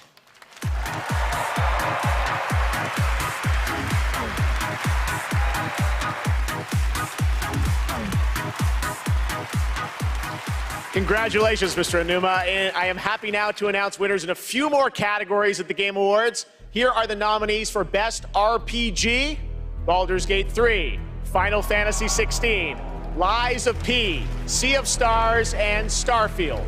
And the Game Award goes to Baldur's Gate 3. Here are the nominees for Best Sim Strategy Game, Advance Wars 1 and 2 Reboot Camp, City Skylines 2, Company of Heroes 3, Fire Emblem Engage, and Pikmin 4. And the Game Award goes to Pikmin 4. Here are the nominees for Best Sports Racing Game. EA Sports FC 24, F1 23, Forza Motorsport, Hot Wheels Unleashed 2 Turbocharged, and the Crew Motorfest. And this year the Game Award goes to Forza Motorsport. Congratulations, turn 10. The nominees for Best Multiplayer this year are Baldur's Gate 3, Diablo 4, Party Animals, Street Fighter 6, and Super Mario Bros. Wonder. And the Game Award goes to Baldur's Gate 3. Having a pretty good night. Here are the nominees for our Player's Voice Award, 100% voted by the fans. Baldur's Gate 3, Cyberpunk 2077 Phantom Liberty, Genshin Impact, Marvel's Spider-Man 2, and The Legend of Zelda Tears of the Kingdom. And the Game Award goes to Baldur's Gate 3. Congratulations, Larian. Let's take a look now at this spectacular celebration of mobile gaming on Sphere from Google and Samsung.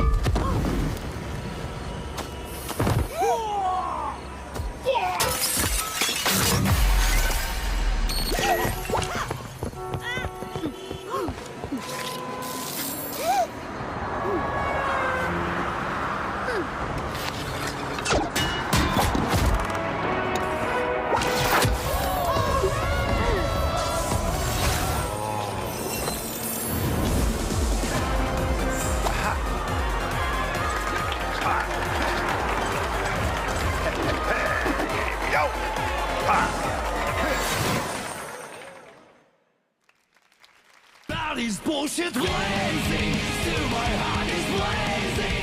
If the words kill me, I don't need a new one under you. Soon you will know, we already know the smell of the game. お待たせしました。エルフェルト・バレンタイン、皆さんのために歌います。Ignite the joy in your soul. It's calling you.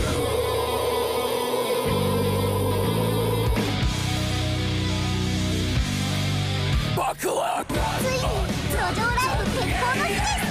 本能で生まれた音楽、教えてあげます。あなたのハートをロックオン。私のビートでノックアウト。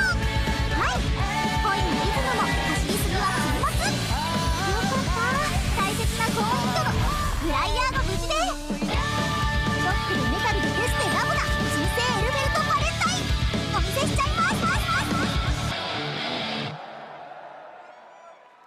ジャムセッションも悪くないわね。うざって。軽視できないな。頑張ろう。そうしよう。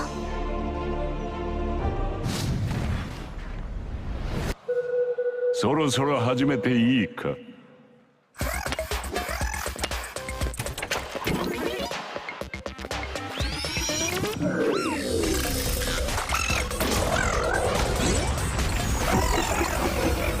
Nicotine addiction can make stress worse.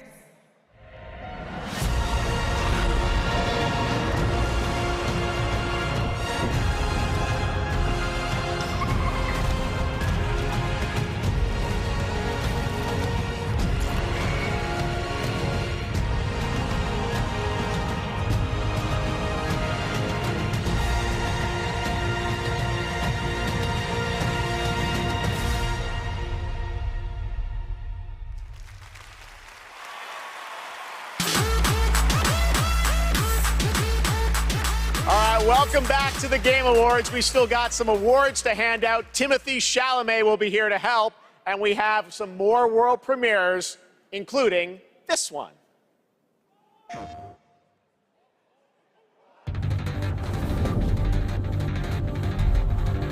Something's come to my attention, and I'll be damned if I know what to make of it. Some sort of crystal. Enlightened souls forged great and terrible weapons called the iconoclasts, from which icons derived their name, and turned them against each other in the Magitech War. It seems somebody's woken this place up. The question is, who? What the hell is an iconoclastic defense system? I've a feeling we're about to find out. And that we will not like the answer. Then we better cut this short.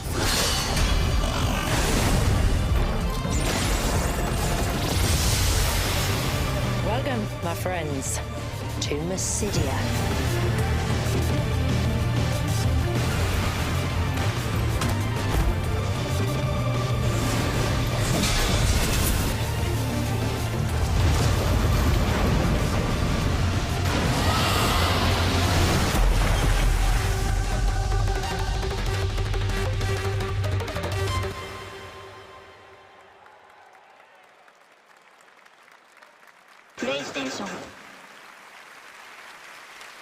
Experience new adventures before the final battle in Final Fantasy XVI with Echoes of the Fallen, which is out tonight on PlayStation 5. There's a shadow drop for you.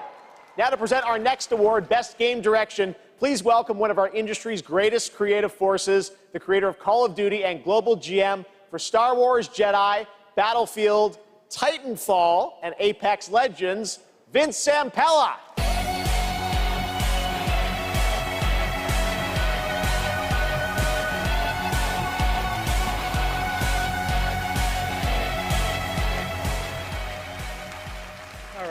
Good evening, everyone. So, game design can be chaos. Actually, let me rephrase that. The best game design is almost always part chaos, right? Today, it's really normal for teams of hundreds to work for years on huge open worlds that are condensed into one package. When that chaos has somehow been harnessed into a cohesive artistic expression, that's great game design. So tonight, I'm proud to present the nominees for Best Game Direction. Best Game Direction. How do you run from a story that lives in your head?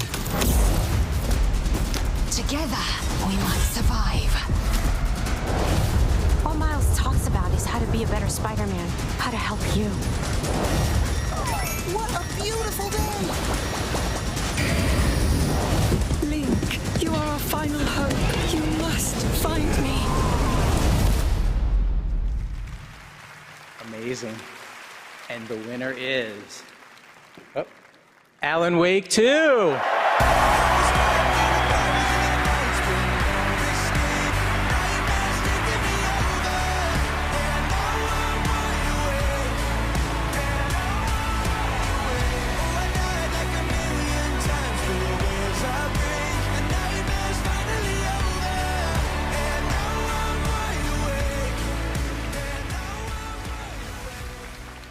Thank you.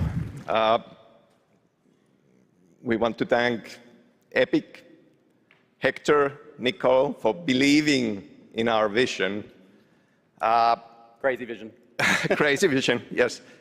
Direction is nothing without a team to actually build it. And huge thanks to Remedy team for joining us on this venture, wanting to believe in it and build it.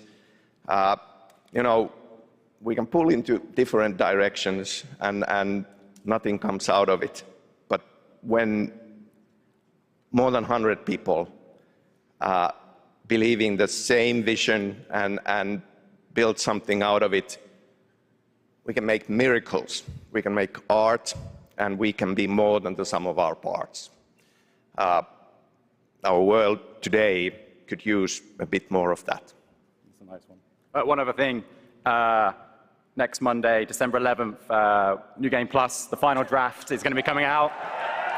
New story content. So yeah, go play it. Thanks. Thank you. Thank you, Game Awards.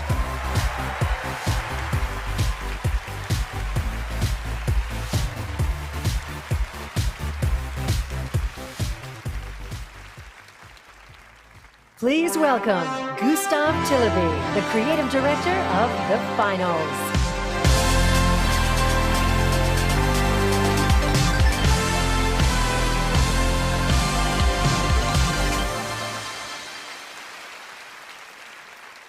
When we started building this game, we set a bold vision for ourselves. We said that if we're going to make a shooter, it needs to be unique. It needs to be something that no one else is doing. Standing here today, I'm so proud and grateful for the amazing team at Embark Studios who helped make this crazy dream a reality.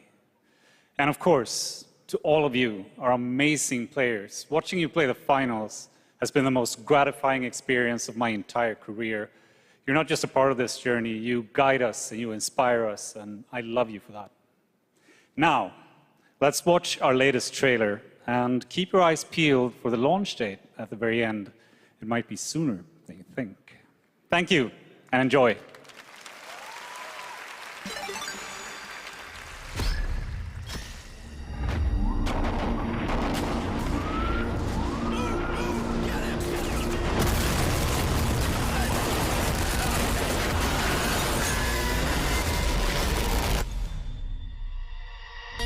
This trio dominated the rooftops of Monaco and joined David Lee at Skyrim.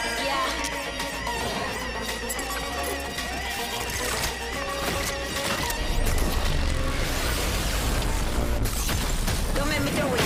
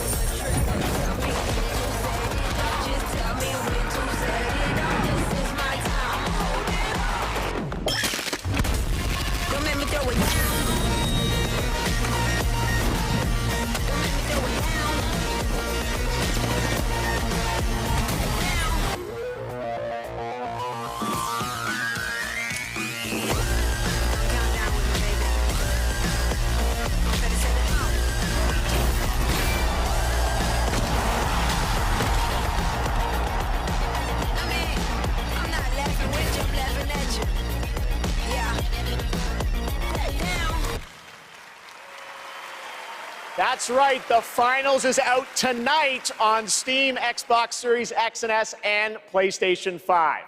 After the show, make sure to check out the Game Awards in Fortnite as well. All month, fans have been voting for their favorite user-created island of the year, and the winner is Fort Who. Congratulations. You can portal to the winning island from our TGA map, and while you're there, collect all the TGA trophies for an XP boost. We want to help you unlock those Peter Griffin skins. The island code is below. Still to come, the presentation of Game of the Year, featuring our orchestral salute to the nominees.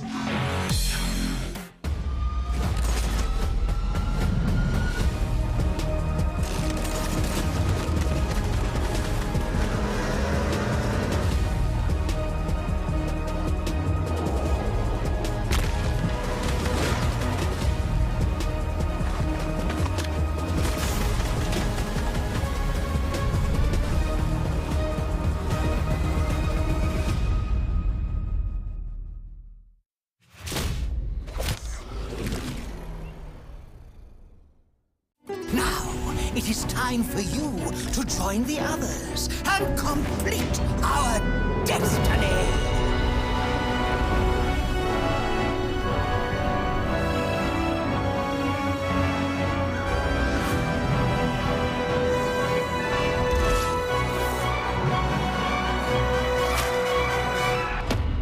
Just wait till you see Baldur's Gate. You'll never want to leave.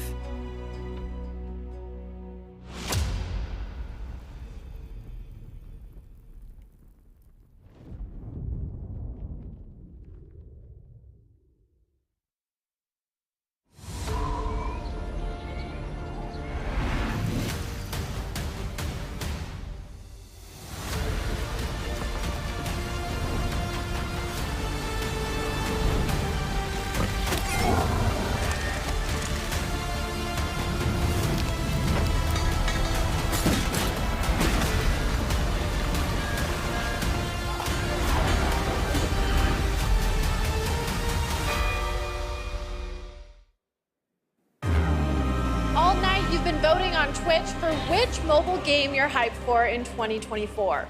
After the show, check out the TGA post show on Twitch where Google Play will reveal the winner of its Play More award. Awesome. Thanks, Sydney. Well, now it's time for tonight's final world premiere. That's right, we're getting towards the end of the show. And this one, I will let speak for itself.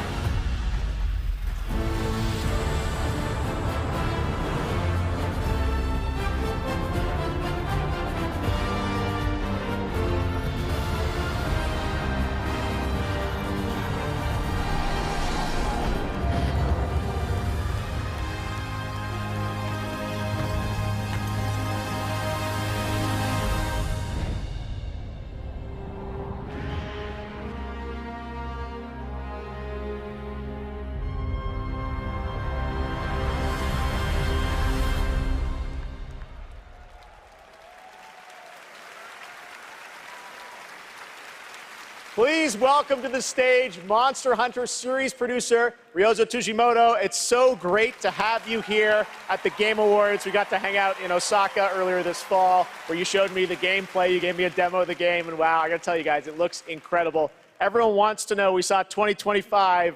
When do we get to play this? はい、ようやく、発表することができました。モンスターハンターの新作です。こちらですね、9月に、ゼフさんにも見ていただきましたタイトルなんですが、現状ですね、2025年、リリースを目指して開発しています。Thank you, Geoff. I'm very happy to finally be able to announce this title to everyone. This title, back in September, we were happy enough to show it to you, is planned for release in 2025. Wow. I think everyone wants to know, when do they get to see more on this? Any sense of when we're going to see more on this game?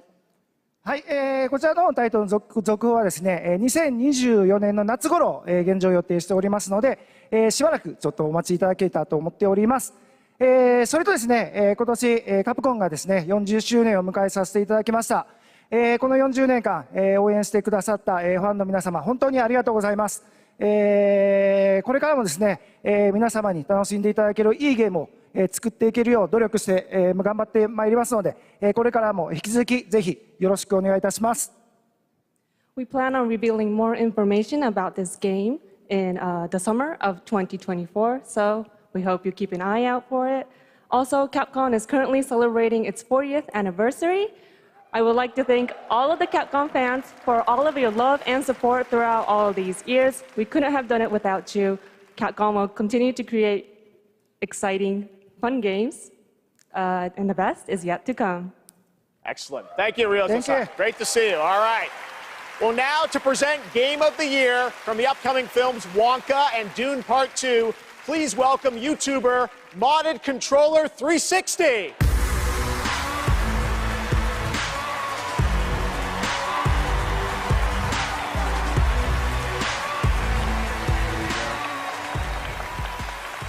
The imagination, passion, and technical brilliance of the 6 nominees for the Game of the Year were truly inspiring. Here with a medley celebrating each of these games, once again, Lauren Balfe and the Game Awards Orchestra.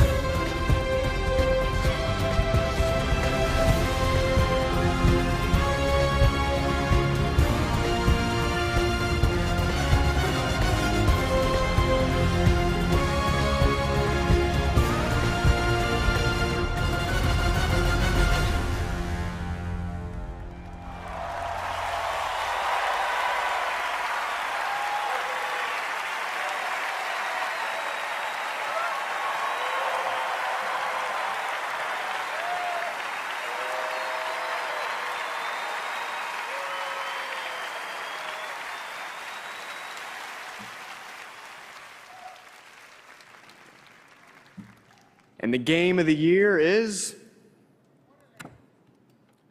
Baldur's Gate 3.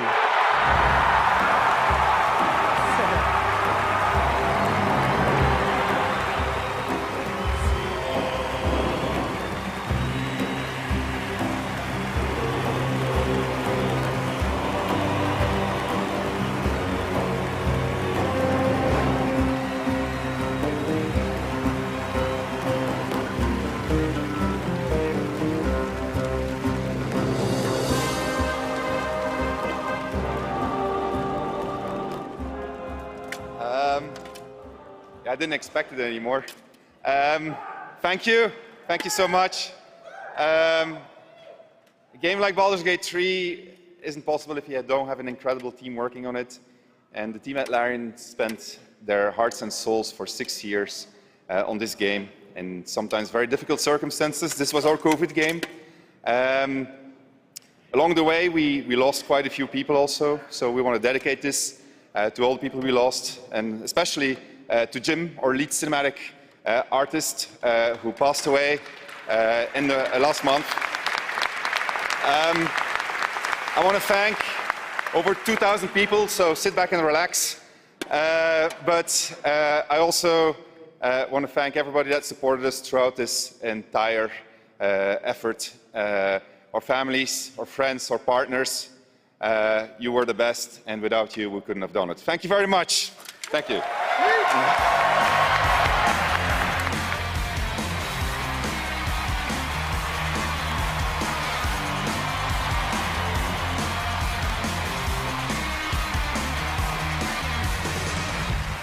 Congratulations, Sven, and congratulations to all of tonight's winners. We will see you next year at our 10th anniversary Game Awards, which I'm happy to announce will return right here to the Peacock Theater on Thursday, December 12th, 2024. Happy holidays. Good night.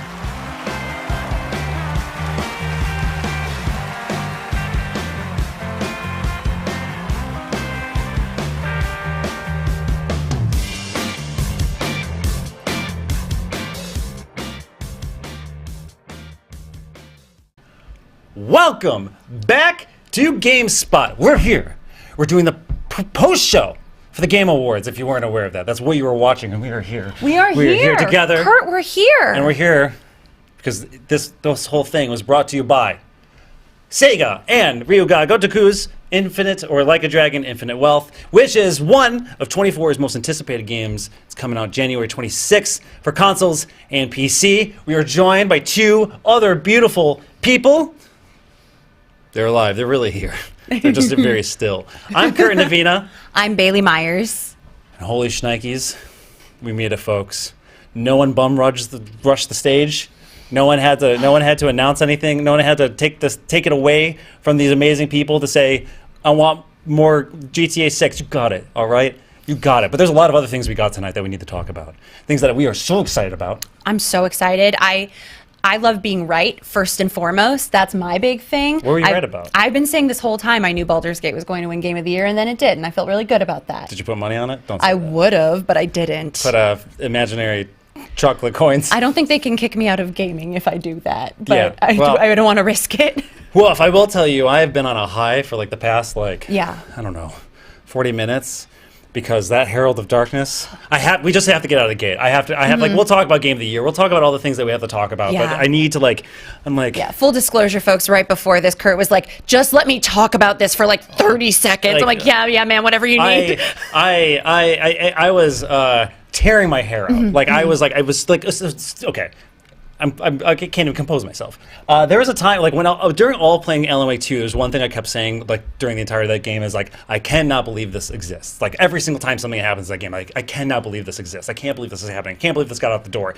I cannot believe this happened. And not just, happen, they left nothing on the table. No. They didn't just have, the old gods of Asgard. They didn't have just Poets of the Fall just, play on stage. No. They didn't just have, both Alan Wakes.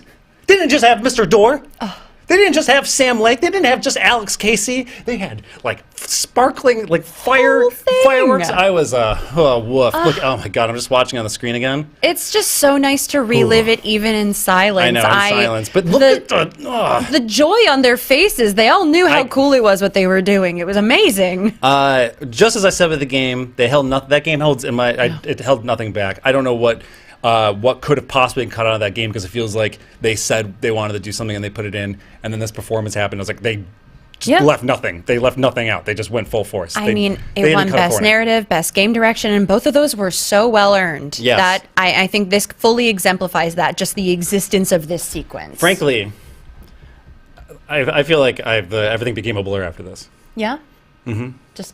Just descended into a fugue state, and this happened, and now you're here. Yeah, we were all singing. We were singing, and And look at Sam Lake's Sam little Lake is like face. cheesing. He's He so loves excited. it. Oh my! Anyways, I just need to get that out of the way, and then we can talk about the things that's some pretty amazing things that happened tonight. Some things that I would like to address. Sure. Yeah, I think us. we had some positives, we had some negatives. I took many notes, as Yeah. you can see.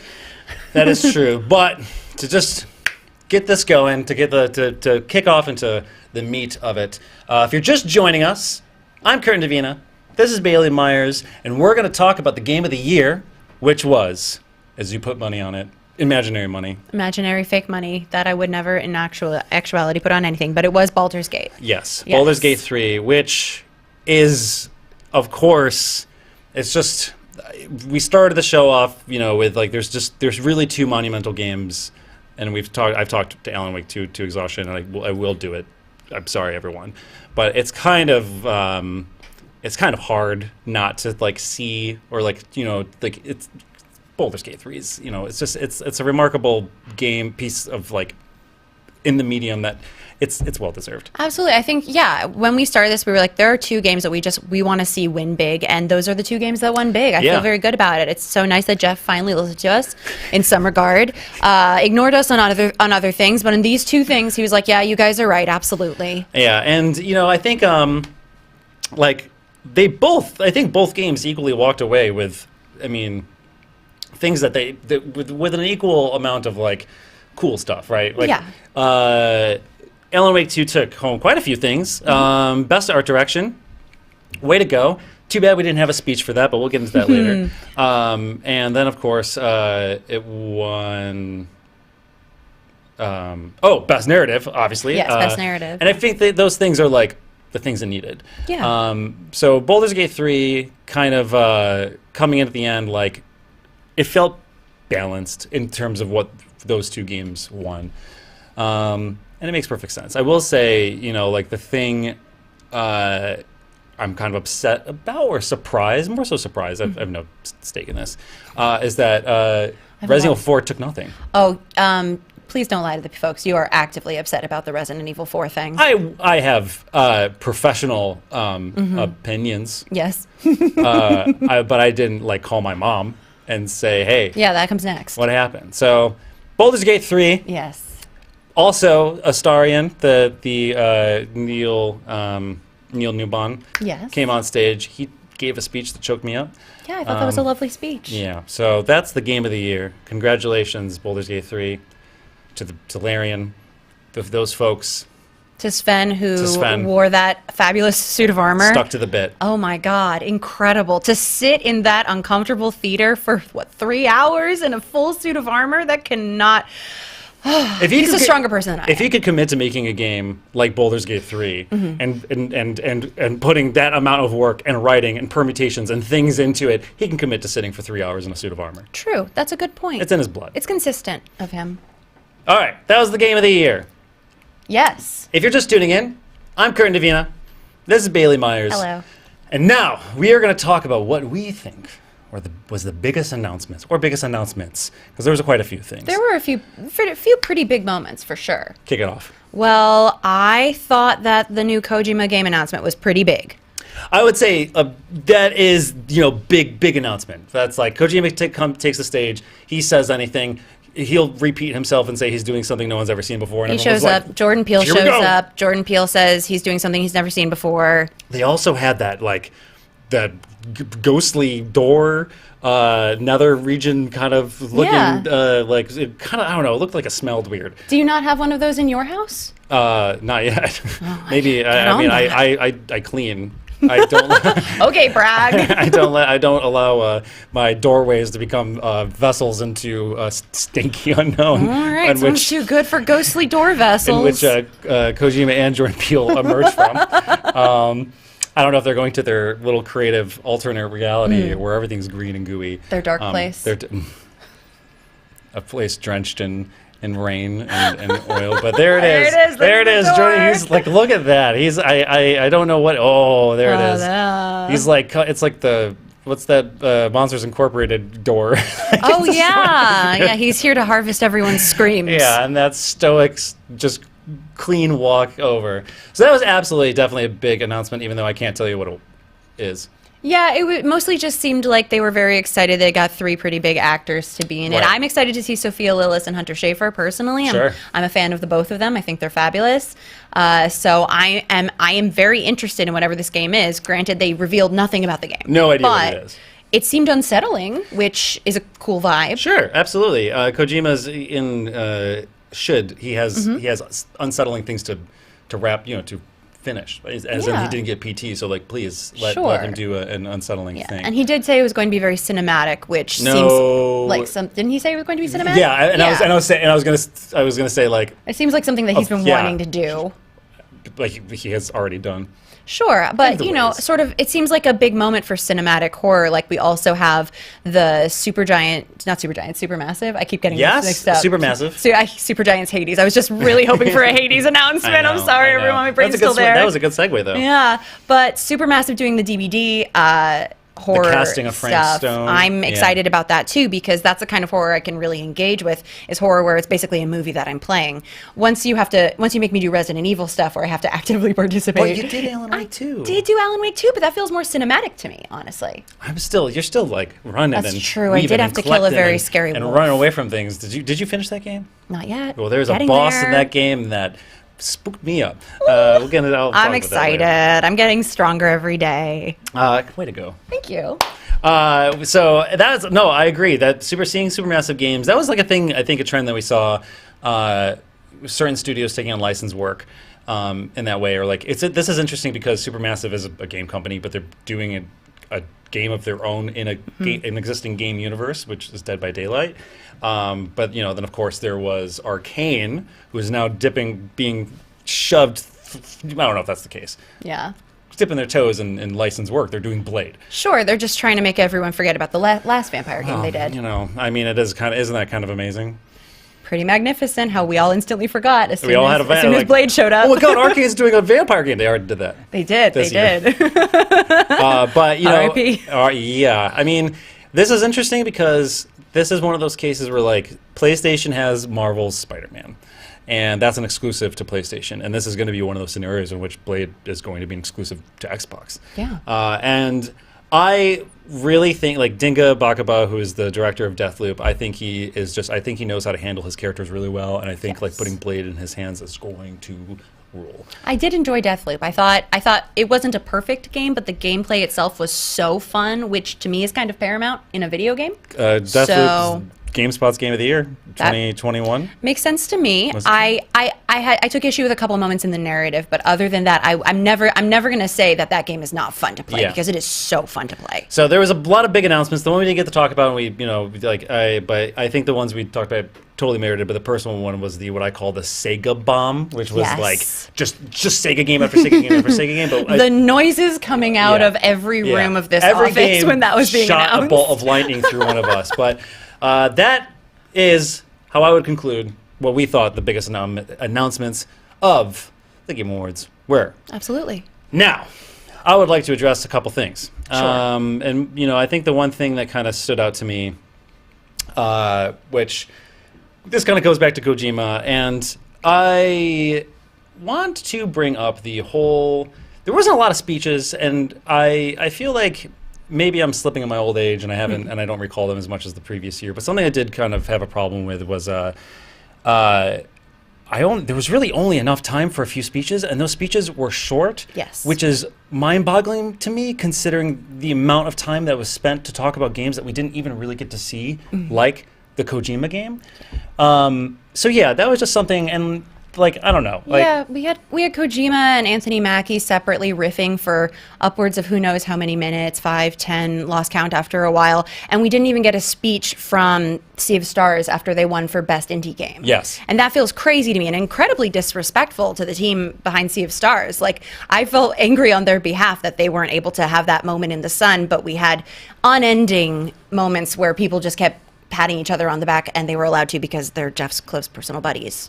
I mean, the thing I think the it's ironic that's like Christopher Judge gave the longest speech last year, and then he came on. He was one of the first people on stage, and he was up there for a while. He was. And then one of the first big kind of speech award outside of Best Performance, which was a great speech, was Best Narrative, in which Sam Lake went up there and he was maybe up there for like a total of 30 seconds until they started to play him off. Which, by the way, that playoff music only made his speech sound more beautiful. Oh, yeah, no, it really made it sound incredibly moving. It only like emphasized it more. Nice try, Game Awards. Yes, but it's amazing that you have this kind of please. There's on Twitter there's pictures posted of the screens that would be showing to them, and when they were hitting the 30-second mark, they were being told please wrap up. And there is something to be said about this whole like please wrap up, but we are going to give an incredible amount of time to a game like OD, but we still have no idea what that game is. Yes, it feels so in line with what has been going on this year. It's an incredible year for video games, and yet the developers themselves aren't allowed to enjoy that success. Yeah, I mean, like there was a ton of awards, and this is something that the Game Awards does every single year, so this isn't new. But it's always a little jarring when it's like Geoff slams through these for example, like Best Strategy, Pikmin 4. No time for speech. It was the only thing Pikmin won And you know what? And it won the award I wanted to win because I love that game. It deserved that win, but I wanted it to have a little moment in the sun where they got to thank the team. It's the same thing. It's the same thing with Best Art Direction, Alan Wake 2 won, and like we didn't get to hear like why that was important or impactful from the person who did that thing. Yeah. And then of course, we got 4 Samsung Galaxy ads. I stopped paying attention. But we. And the same thing, like Best RPG, Baldur's Gate did get the chance to give their speech for Game of the Year, but Best RPG felt like the moment in which they should have been on stage to talk about it, and it just, I don't know, it's a very, it goes back to, like, that's why, Keighley himself says, like, you don't compare this to Oscars, it's a much different show. It is, it's a show in which you celebrate new games, you get to premiere games, show announcements, all that jazz, and then award them, but there's a very clear it's unbalanced in how we're trying to represent these things and also embrace them. Yeah, I feel like it's always been more advertisements than celebration of the games that we had this year, but this year felt notably off kilter on that. Yeah. As excited as I am for these upcoming games, what is the point of the Game Awards if not to award the games? Like that's the purpose. That's why we're here. Yeah. Celebrate the ones that we've already played. It's called awards is it's called the Game Awards. Like I'm amped for the new Jurassic Park game. We didn't mention that, but I am very amped for the new Jurassic Park game. We'll get there. But I would happily have cut that reveal if it meant that we could have gotten a speech from a developer who got an award and wanted to celebrate it. Yes. That feels more important to me in this moment. I agree. And I think that's it's just the nature. I mean, it's the nature of the award. I mean, it seems to be a theme, but this one more so than other ones, I took notice more so than other times. But it's interesting though, because then you also have this Hollywood presence now as we get bigger actors showing up in these games. Of course, Timothy Chalamet was in the end. Yes, famous YouTuber Timothy Chalamet. Famous Xbox controller person. But we got Matthew McConaughey. Yep, showing up fresh from the gym. Pew. Pew. Pew. Yeah, he just rolled up from the gym. At least he didn't do the Al Pacino, I don't know why I'm here. It's very interesting. But was Matthew McConaughey in the trailer? No. That he announced? Nope, I was watching very closely. I didn't see him even once. This is my first time in games, and I don't recall. We had no actual contact. Obviously, the game sort of echoes Interstellar, a movie he was in, but to what degree is he in the game is what I would have loved to know, and they did not answer that question. No. We got Gonzo. We did get Gonzo and his chicken board. Kingdom. He did show a chicken board, and hey, if you want to see another chicken board, check out a video from our own Emma Fife on GameSpot, Reality Check about chickens. It came out 2 months ago, and we have a pretty good chicken board in that one too. Geoff, I see you. Anyway. Yeah, I think it's in vogue, and we all owe it to Emma. We're trendsetters. Emma, very much. And who knows? There was case boards are coming back and are a thing. Yeah. Alan Wake 2 is... Case boards are huge right now. Case boards are... I said at the beginning of the show, Alan Wake 2 is going to give other studios permission to be weird. What I really meant was Alan Wake 2 is going to give permission to developers to put more case boards. I mean, it makes sense given everything I've seen so far. Can't wait to see more case boards. I know. Certainly. There is one thing I kind of want you to talk about. Oh, yeah? Which was that Starfield ad. It's a very small thing, but it was something that really got Bailey. I could not believe it. The passive aggression in that note at the end. Todd Howard really wants you to know he's super not mad, you guys, that he didn't get nominated for anything. He was still in the audience. He was still there. You're going to show up at the party. The power suit, the power armor from Fallout came out and was like, "There's Todd." just so you know, he is here. He's here to respect. He's here to appreciate all the games that were nominated. Genuinely didn't think he was going to be there. I thought he was going to be this passive aggressive ad, like, how dare you forget about our big boring space game. He's there. Fallout had its big trailer. I am excited reveal. for Fallout. I'm not going to pretend I'm not. I mean, they are like, I don't know if they just got drunk with all the Bethesda Fallout art direction books, but like they were like, this is what we're doing, this is it, and like yes, that's it. That's like exactly how you should be doing it. We saw Walton Goggins pre and post Ghoul. Hello. Yeah, see? It looks so good. And yet, everyone's like thirsting over that thing, but not Withers from Baldur's Gate 3. Listen, I never judged you for that. I need you to know. Well, I talked behind your back about it, but not to your face would I ever judge you about your Withers lust. I didn't say. That's my friendship. I would never judge you over your. You were all about like, they show the bears. They show the bears. This is Brandon. They show the bear. They show all the bear. Yeah, so they show all of the bear. And I wasn't saying it like I personally thought. I just thought, that's so nice that they've got something for everyone in this game, except for Kurt. That's okay. But overall, like, it's I think, like, generally speaking, like, I really did enjoy the show. Like, of course I had my tips, and it's something that I just think we have to comment on. Like, I feel due diligence to be able to say, like, that's something we noticed. Yeah, it just feels like with the trajectory, I feel like next year we're going to maybe get a Game of the Year speech, and no one else is going to give speeches. If that. But for what it's worth, it's like we did have really like interesting announcements. I would say for first off, what's the Skull and Bones? Oh yeah, allegedly it's coming out in February. Yeah, which by the way, everything's coming out in February. Yeah, I don't know if you noticed this. It's gonna be a busy February. It was Skull and Bones. It was the Banishers, the next Life is Strange kind of like fantasy spooky game. Suicide Squad. Right. Sure. There was a like sort of Metrovania sort of 2D Tales of Kanzera Zao. That's coming. A lot of games are coming out in February. February is the new October. Yeah, October. That's true. If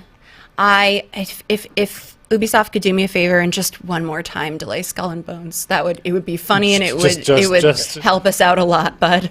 I mean, or at least like one of the other games should like, I don't know, take a breath. Well, I don't know. Like Skull and Bones is. I mean, they're so good at delaying it; they might as well do it one more time. I mean, at this for point, old time's sake. I don't think anybody would blink an eye. No. All things considered. I am excited for stuff that they announced. That's like specifically one thing that they announced that's going to be out next week: the God of War roguelike. That's all you.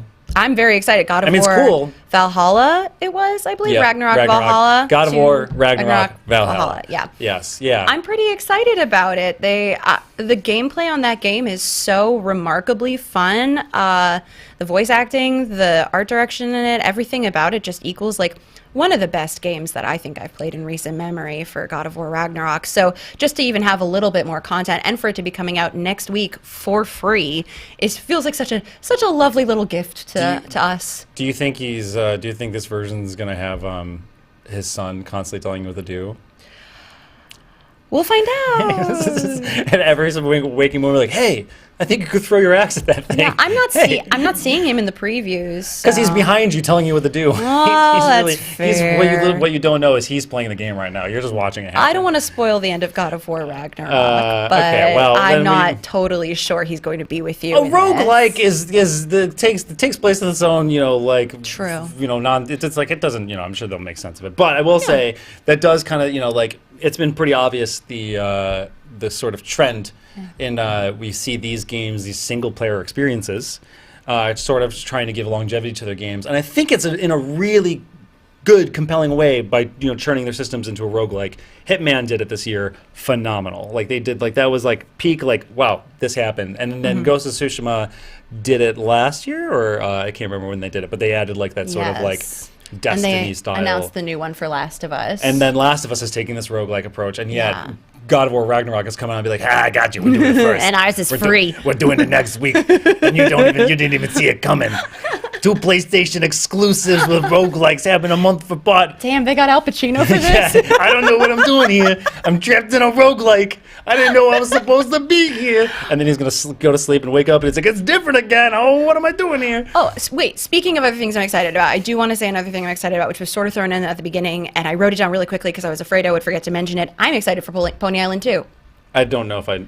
yeah. Sorry, that was like the first thing that was shown. Exactly, that's why I wrote it down, because I knew my little brain wouldn't be able to keep it in there. The full title, Pony Island 2 Panda Circus. Yes, Pony Island 2 Panda Circus from the makers of Inscription, a game that I personally love. Fantastic. So I'm very excited. It looks very intriguing to me. Yes. And plus, it's, again, another game company that is doing something very original and special. Yeah, so and a sequel. I'm very excited to see more from that studio. Inscription was able to instill, it's like that game was able to instill that developer and like what they do and like subvert, like, I think the thing that looked cool about Pony Island 2 is that like Inscription did such a good job of subverting the player into basically involving them in multiple games without different styles of game without them realizing it. And that's like, it kind of looked like Pony Island 2 was like that, like to the nth degree. Yeah. So that's awesome. But the one, and then another game that was announced I was actually like really intrigued by because I just love this person, not just like everything they've done, they're just phenomenal, was Kamuri. The from Unseen, the Unseen developers. Right, yes. She worked on Ghostwire Tokyo before leaving that studio and started her own studio, Unseen. And then, she has quite the lineage in game development. And I think that game, like, it almost had like a kind of like pseudo Ghostwire Tokyo, ghostly big city thing happening, like with a sprinkle of like Sunset Overdrive. And there's monsters, and look at that. It looks so cool. Honestly, just the movement, the stylization, everything about it, just her vibes when she was on stage, everything about that was really intriguing to me. Fantastico. And then the one that we like all kind of collectively weirdly were like, which, I'm not usually you turn into a like the good God, good bad, good God, y'all. Was Jurassic Park Survival. So Jurassic Park Survival.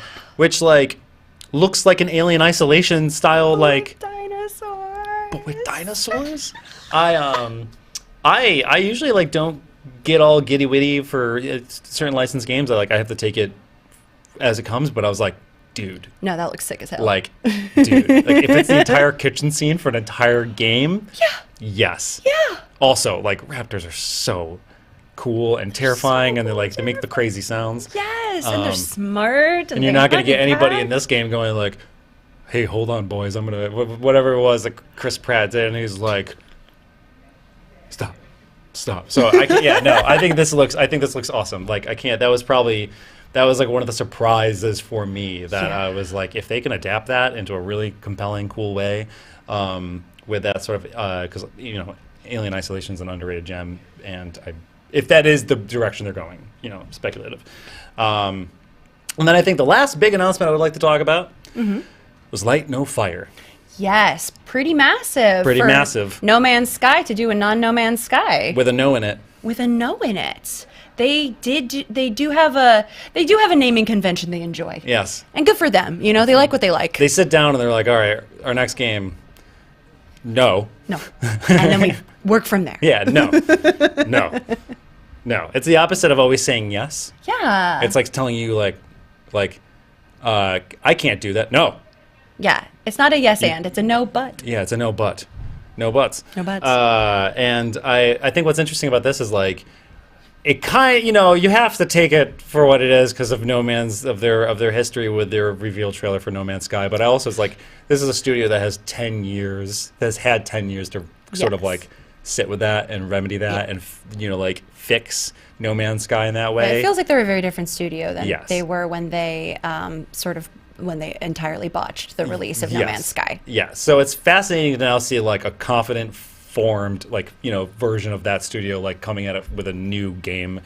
that gives like EverQuest vibes. Like I don't know. Like it looks fantastic. I love it. They're like, we did space, now let's do fantasy. Yeah, now let's just take everything we learned from doing an infinite space and just put it on a planet. I love that. A single world. That's fun to me. Space is done. We're all about big robots and fantasy now. Yeah, I mean, it's always in vogue. It's the two things people love: dragons and robots. So true. I know. Now let's get into some robot dragons. Let's get into robot Where's that dragons. at? Did we already do that? Feels a little Horizon. I see it. It's in. Oh, I guess. Yeah, but not whatever. It's fine. Yeah, I mean that is it. That's where we're at. That's like I'm for the most part like this was just such a monumental year for like really remarkable games, really remarkable experiences, very high highs, very low lows. I think in some way, shape, or form, this year's Game Awards like did reflect that. And it's tough. So I hope that all of us as an industry go into next year with.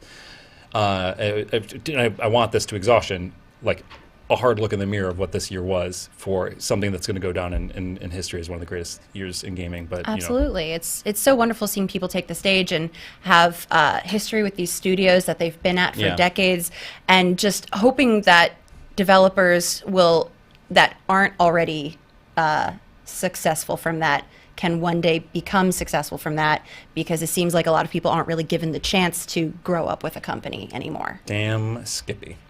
So, with that said, I just want to thank you all so much for being here with us. I want to thank you for loving games. I want to encourage you to continue loving games, to love what you love and love how you want to love it, and being, to embrace that thing in the best way you want to. And don't let anybody stop you, but also don't stop anybody else. Larian, come on. Patch it. Let him hang out with Withers in a way that he finds special and romantic, please. Like, even if that's like a pinch cheek button. Oh, he'd love that. Except it might tear his skin off, so we'll see. Oh, yeah, maybe Withers pinches your cheek. So thank you all so much for being here. Bailey, thanks for being here with me. Thanks for being here with me, Kurt. I had a great time. It was an honor. Aw. Cool. Also, before we kick out of here, this was brought to you by Sega and Ryuga Gotoku's upcoming Like a Dragon Infinite Wealth. One of the most anticipated games of 2024. One of the most anticipated games. Comes out in January 26th on consoles and PC before whatever February is going to be, which is a lot. So yeah, gives you time to play I'm very, very grateful that game's coming out at the time which it is, because I cannot wait for that game to ride a Segway through Hawaii, hang out with these two, and also Coconut Tree guy. Can we get that, Cam? Can we camera on Coconut Tree? Yeah. Yeah, okay. All right. Sweet. All right. That is it. I was Kurt and Davina. I am Kurt and Davina. This is Bailey Myers. Hi. I mean, bye. Bye. It's been a wonderful, wonderful night hanging out with you folks. See you later.